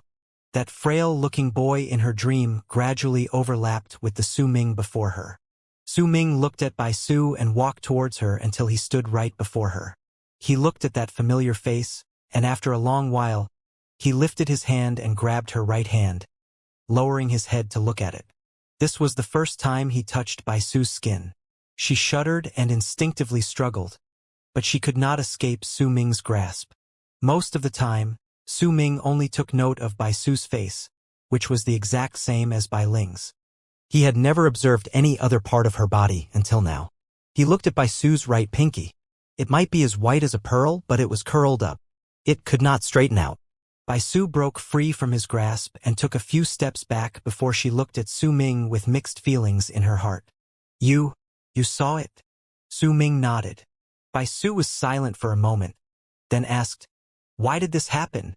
When she lifted her head, that complicated look could still be seen in her heart. That finger was her secret. She did not want anyone knowing about it. It was her most vulnerable part, and she had not even told Sima Xian about it. "You should not have interrupted my training." Su Ming shook his head and walked past Baisu before sitting down on the stone outside his cave abode and bringing out his drawing board to resume drawing. Baisu stood still for a long while, then for the first time she turned around quietly. Without making any noise, without becoming proud of herself, without any hint of fury, she left the 9th summit, bringing with her mixed feelings in her heart. When she left, Su Ming lifted his head and looked in the direction she had left before sighing softly. "This is your destiny and also my creation. This is the path you chose, I didn't force you to. When you can no longer tell who you are, Sima Xian will lose." Time trickled by without anyone noticing it, and in the blink of an eye, another 3 months passed by. There were less than 6 months left till Sky Mist Shaman Hunt. During those 6 months, an increasing number of people in Freezing Sky Clan entered their final isolation, begun their final preparations, and occasionally, some Freezing Sky Clan disciples would travel together to go to the affiliated tribes located at the borders of the Great Tribe of Freezing Sky, which were located not too far away from the school itself. There were quite a number of squares over there, and the disciples could buy some of the things they needed. Some people would even bring a lot of things that were unique to the other parts of the land of South Morning to trade in those squares. The Sky Mist battle that only happened once a decade would also bring about a many new trading squares. They would not only be formed by the great tribe of Freezing Sky itself, but would of many outsiders as well. This was even more so for the Great Sky Mist battle that only happened once a century. That was why during this period of time, there were two incredibly lively spots in the entire land of South Morning. One of them was the trading square outside Western Sea Clan, and the other was the trading square outside Freezing Sky Clan. Almost every day, there would be Freezing Sky Clan disciples going to these trading squares to get the items they needed. And since the amount of people going to them increased, auctions would also be occasionally held. The items that were brought out during these auctions would usually incite a large amount of interest from the crowd. During the last 3 months, besides copying the actions of the Golden Rock Inflate, Su Ming also trained his body by adding more weight onto himself after a set amount of time. Right now, there were already 8 ice hoops on his legs. The 8 hoops were hidden underneath Su Ming's robes, and no one knew about them besides him and Ziche. Every single time the latter watched Su Ming walking as if he was the wind itself, he would feel shocked. He knew clearly just how heavy those 8 hoops were. They were as heavy as hills, and under that weight, Su Ming would need to exert a great amount of effort to take a step. Ziche could be said to have witnessed everything that had happened to Su Ming after he wore those ice hoops. He had started relaxed, then whenever he added more ice hoops to each leg, he would be unable to take even a step forward. His body would tremble and he would need to stand still for an entire day before he could marginally get used to it. When he could walk around with ease with those 3 ice hoops on each leg, he added a 4th hoop and began a new round of getting used to that new weight. Gradually, those 4 ice hoops did not feel as if they weighed anything to Su Ming on his legs. It did not matter whether he walked or flew, he could do so at his normal speed. Yet only Ziche knew that Su Ming had poured in a large amount of effort to be able to do this. During these 3 months, he had practically not slept. Besides copying, having black fog surrounding his body and that divine general armor of his appearing, Su Ming used all the rest of his time getting used to the additional weights. During these 3 months, Su Ming's divine general armor would frequently appear. Sometimes it would gather up and turn into armor, and at other times it would scatter around him. Every single time the black fog from his armor appeared, Su Ming would pour all his attention into using fine control along with his divine sense to start making a series of combinations for his armor. These combinations were made according to the dozens of runes Wuxia had sent to him 2 months ago, and the changes were made according to the transformations within those runes itself. This was that absurd idea Su Ming had had. If he could not increase the methods he had to defend himself, then he would have to create them himself. The best way was to control the black fog he obtained when he was awakening was to turn it into various runes as the black fog was in the process of manifesting into his armor. In theory, it was simple, but when it really came down to it, it was difficult. Su Ming had no knowledge whatsoever regarding runes, so it was hard to make them with the black fog without making any mistakes. Besides, Wuxia mostly relied on his natural talent in this area and could not explain the concepts clearly to Su Ming. Su Ming had to rely on himself to understand everything. Fortunately, his picture creation allowed him to copy everything in the world, and after spending a large amount of time on it, he had managed to form a rune as the black fog turned into armor after a dozen tries since he started. However, not only was this rune the most basic of all runes, the transformations within it were also limited. After the few times it transformed, Su Ming could no longer control it. He would need more precise fine control and a far stronger divine sense before he could perhaps do it. Nonetheless, Su Ming did not give up. Even if he had only succeeded once out of those dozens of times, and that success was not perfect once he tested it out, he could clearly feel that the illusionary divine general armor's defense had increased by a large amount. This was a direction for him. When the day came that he could control it perfectly, then his divine general armor's defense would be incredibly powerful even though it had no physical form and was just a mere illusion. Su Ming had been continuously training and making preparations during these 3 months. But besides training, Bai Su had also been coming every single day during those 3 months. The complicated look in her eyes only appeared for the first few days. Once half a month went by, she seemed to have come around to her thoughts and returned to her unreasonable self. She maintained that particular appearance, and the outside of Su Ming's cave abode would be noisy every single day. Su Ming, what exactly are you drawing? I've been watching you draw for several months, but nothing ever comes out.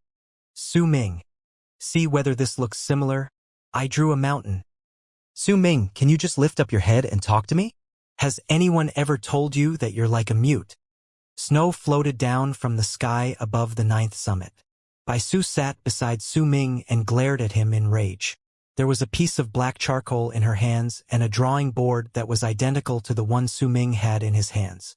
She drew on it angrily a few times. Su Ming did not open his mouth to speak. He remained seated with his legs crossed and his eyes closed. Black fog surrounded his body and turned into several strange shapes, but they would disappear soon because they could not maintain their shape. When she saw that Su Ming was not reacting, Baisu picked up her drawing board and threw it at Su Ming angrily, but the moment that drawing board got close to him, it stopped in midair. Baisu stood up and threw the piece of charcoal in her hand at Su Ming as well. That charcoal also stopped before Su Ming. Baisu seemed to be used to this sort of thing happening. She was not at all surprised and took a few quick steps towards Su Ming. She lifted her foot and was just about to kick him, but the moment she lifted her foot, she forced it down once again and glared at Su Ming, who still had his eyes closed, in anger. She had tried to kick him like this before, but the consequences were horrible. Yet when Su Ming continued sitting there with his eyes closed as if he did not hear her words, Baisu could not control her temper. She gritted her teeth and lifted her foot to kick him. I'll kick you, you stupid mute. I'll kick you. She kicked, but before her foot touched Su Ming, she immediately let out a cry of surprise. As if she was caught by an invisible hand, she floated beside Su Ming with her head downwards, along with her drawing board and charcoal. Su Ming, you jerk! Baisu yelled out, and fury once again burned in her eyes. She tried twisting herself, but she still continued floating with her head pointing downwards. As she continued yelling, Baisu could not help but grow tired. As time passed by, she became dizzy and her cheeks became flushed. She decided to shut up, but the anger in her eyes did not go away. In her mind, she continued thinking of ways to deal with Su Ming. At that moment, a long arc approached the place and turned into Xianxia on the platform. He took a few brisk steps forward to Su Ming's side, and he also saw Baisu, who was floating upside down. When Baisu saw Xianxia looking over, she started yelling again. What are you looking at? What's so nice about it? Haven't you seen this before? Xianxia straight up ignored Baisu's words. During these 3 months, he had already gotten used to her tantrums and Su Ming's subsequent punishments for her. Master, there are no more ice rocks. I've searched through many places, but I couldn't find them. The trading square at the borders of Freezing Sky Clan have been really lively lately, though. Many of the sect members go there regularly, so there must be ice rocks around. Please grant me permission to leave the 9th summit temporarily to go to the square in your place. Trading square. Su Ming opened his eyes. The black fog around him seeped into his body and disappeared. The closer Sky Mist battle gets, the more trading squares like these will appear at the borders between the great tribe of Freezing Sky and Freezing Sky Clan. Don't worry, Master. I'll only need half a month to return, Xianxia quickly replied. Be careful, Su Ming muttered softly. He had gained some understanding towards controlling his Divine General Armor's black fog lately, and did not want his training to stop because he had to go out. He nodded his head, lifted his right hand, and tapped Xianxia's body, temporarily lifting his restraints. Xianxia shuddered slightly and closed his eyes for a moment. When he opened them, a brilliant light shone within his eyes. The freedom that returned to him after a long period of time made him suck in a deep breath. When he looked at Su Ming and saw the calm gaze level at him, Xianxia quickly straightened his thoughts and wrapped his fist around his palm to bow. Master! Just call me Uncle Master. I released your seal for 10 days. Within 10 days you must come back. Su Ming interrupted Xianxia's words. He did not know when it started, but Xianxia had gradually started to refer to him as his owner. When he heard Su Ming's words, Xianxia fell silent for a moment. Uncle Master, I won't need 10 days, just 3 to 5 days are sufficient for me. I'll take my leave now. Ziche took a few steps back and flew up in a long arc. He took a leap in the sky before charging towards the horizon. After Ziche left, Su Ming's gaze fell on Bai Su, who was still hanging upside down. With a wave of his right hand, her body was instantly flipped over and placed on the ground. At the same time, the drawing board and charcoal flew towards her and floated beside her. Su Ming, you? Bai Su might have been suspended in the air for most of the day, but her anger was still burning strongly, making her look like an angry lion cub. She might not be baring her teeth and showing her claws, but her expression was quite close to that of a lion cub. If you continue making noise, I'll chase you out of the mountain today, and I'll never tell you what I drew. The ghost of a smile appeared on Su Ming's lips. His tone was not high, but it made Bai Su glare angrily at him for a while. She then turned her head sideways and let out a harumph. During these 3 months, Su Ming had discovered one of Bai Su's weaknesses. This girl's curiosity far exceeded a normal person's, and she really wanted to know what Su Ming had been drawing the past few months. Once he caught onto it, Su Ming gained the upper hand most of the times when he spoke to Bai Su.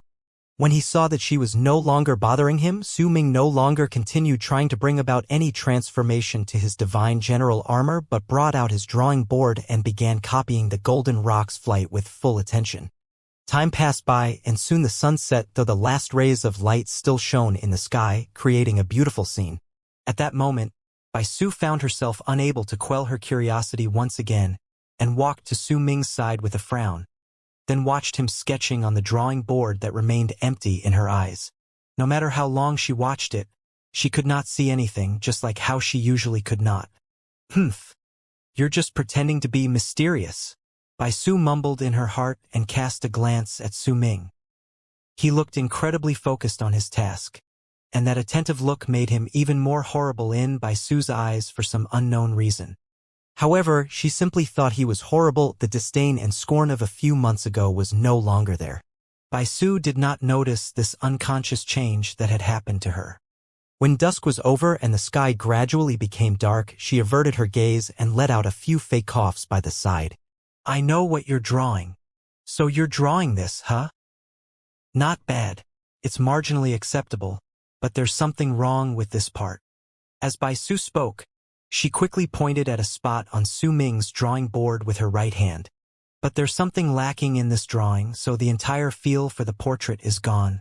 If you change the brush strokes here, then it'll be better. This part too isn't really that good. Bai Su put on an air as if she had seen through what Su Ming was drawing and started giving directions as if she was an old expert in this.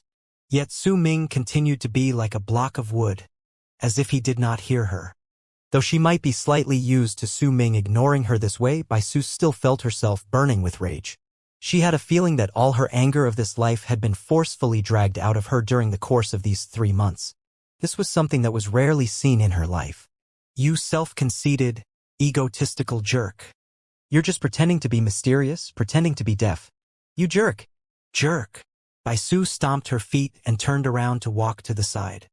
She was just about to leave, but after taking a few steps, she found herself not wanting to take defeat lying down. She turned her head back and looked at Su Ming, who was still sitting on the platform with his usual calm expression, fully absorbed in drawing. Bai Su glared at him angrily for a long while before grabbing her drawing board and sitting down. Once she scribbled on it with her charcoal. The anger on her face turned into a smile, though she still occasionally glared at Su Ming. Eventually, when it was completely dark, she placed her drawing board before Su Ming, let out a snort again, and left the mountain. When she left, a pleased expression appeared on her face once again. Her lips would occasionally curl up in a happy smile as she was on her way back to the 7th summit, looking forward to tomorrow. It's his fault for bullying me. I'll ask him whether he saw my drawing tomorrow and how it looks like to him. Bai Su placed her hands behind her back and walked up the mountain happily. Her hair, which were tied with a red string, danced in the air. The 2 braids by her ears swayed as she moved, making her look incredibly adorable. The smile on her lips and the smug expression on her face made Bai Su possess a completely different beauty compared to a few months prior. Ah, isn't that Sister Susu? Come, Let your older sister look at you. Just what exactly made you so happy? A delicate laughter came from behind by Su as she walked up the 7th summit stairs. Soon, a girl who was about the same age as Su came out as well. The girl was also very pretty, and as she laughed, a teasing look appeared on her face. Su quickly turned her head back. When she saw the girl, a light flush appeared on her cheeks, but she soon glared at her. Chun Air, you're younger than me by a few days. How dare you call yourself my older sister? I'm older than you and I entered the school earlier than you did. I'm the senior sister here. As Su spoke, she also started laughing and started playing with Chun Air once she walked up to her. All right, you're the senior brother. Ah, stop it, I'm ticklish. It's your fault for talking so weirdly to me just now. Playful sounds along with laughter that sounded like silver bells echoing with joy traveled down the stairs leading up to the 7th summit. The two girls played and chased each other up the mountain. Su, I have to stop talking to you now. I have to go to eldest senior sister. Chun Air patted her chest when they were at the mountainside, calmed her breathing, and spoke to Su with a smile. All right, I have to go back to my cave abode too. Su's cheeks were flushed due to her frolicking around just now. She nodded her head with a smile. Chun Air was just about to leave when she hesitated for a moment and looked at Su. Su, I heard that you've been going to the 9th summit for the past few months. Su was taken aback. She cast a glance at Chun Air and did not speak. I just saw you going to the 9th summit again to look for that horrid Su Ming. When Chun Air mentioned Su Ming's name, a look of distaste appeared on her face. Su, that Su Ming is very annoying and egotistical. He thinks he can strut around like he's some hotshot just because he came to a tie with senior brother Sima. Who the heck does he think he is? I hate that type of people the most. Don't be fooled by his flattery. I understand that type of person the most. When Chun Air saw Su not making a sound, she continued speaking. Yet before she could finish speaking, she was interrupted by Su. That's enough. He's not as hateful as you said he is. Su's words tumbled out of her mouth instinctively, and when she finished speaking, she was stunned. In her mind, she was the only one who could call him egotistical, pretentious, and arrogant. If anyone else said those things, she would feel uncomfortable. Su, you have to believe me. I understand him more than you do. I went to summon him over on behalf of eldest senior sister before, but I had to go there multiple times. I know exactly how he is. He definitely showers you with flatter and butters you up. He's absolutely nothing compared to Big Brother Sima. Big Brother Sima is the one who's truly nice to you. Chun Air sighed lightly and looked at Su. Su remained silent. When she heard Sima Xian's name, a dazed look appeared in her eyes. He appeared faintly in her head, but she could not see him clearly. Over the past few months, while she had initially wanted to see Sima Xian practically every single time, gradually she would only think about him once every few days, and now, it had been a month or so that Sima Xian's name had not appeared in her head. Su, wake up. Su Ming isn't a good person. He's too arrogant. He doesn't even respect eldest senior sister, and it's only been a few months since he entered the school. He won't be able to last long with this attitude. Sky Mist Shaman Hunt is about to begin. With his attitude and with how he does things, he'll definitely die. The moment Chun Air said those words, she suddenly stopped speaking, because Su had lifted her head to look at her, and her gaze was cold. First off, I have my reasons to go to the 9th summit. The arrogant and haughty person you said who will surely die has never spoken a nice word to me. When we're together, most of the time, I'm the one talking and he's usually silent. There are plenty of times where he's immersed in his own world and other people cannot enter it. On the other hand, Sima, Big Brother Sima, is completely different from him. When she came to the latter half of her sentence, a mixed set of emotions filled her heart, causing her to be unable to continue. Instead, she turned around and left Chun Air with an open mouth, as if she was about to speak. Not long after Su left the 9th summit, Su Ming slowly lowered his right hand. He lifted his head and looked at the sky. A frown gradually formed between his brows. Something's missing. I've been copying for 3 months, but I still can't gain a deeper understanding towards this. It's as if there's a layer I can't break through that's covering the secret of the Golden Rock's flight. What am I lacking? As Su Ming mulled over his thoughts, his gaze naturally fell on the drawing board Bai Su had left behind before she left. The spot she placed the drawing board was ingenious. Su Ming would be able to see it the moment he lifted his head. When he saw the drawing board, Su Ming smiled. Bai Su had no talent for drawing. Most of the time, people would need to guess just what it was she had drawn, but this time, her drawing was simple. There was a girl with her hands on her hips on the drawing board. She stood on a cliff with her foot lifted and a smug expression on her face. She was kicking towards a huge pig that had its eyes closed and its head lowered. By the looks of it, she wanted to kick the huge pig down the cliff. There was Su Ming's name scrawled on the pig's forehead. Su Ming shook his head and was about to avert his gaze when a bright glint appeared in his eyes. He stared at Bai Su's drawing board and the light in his eyes grew brighter. Thunderous rumbles echoed in his head. Could it be? It's lacking.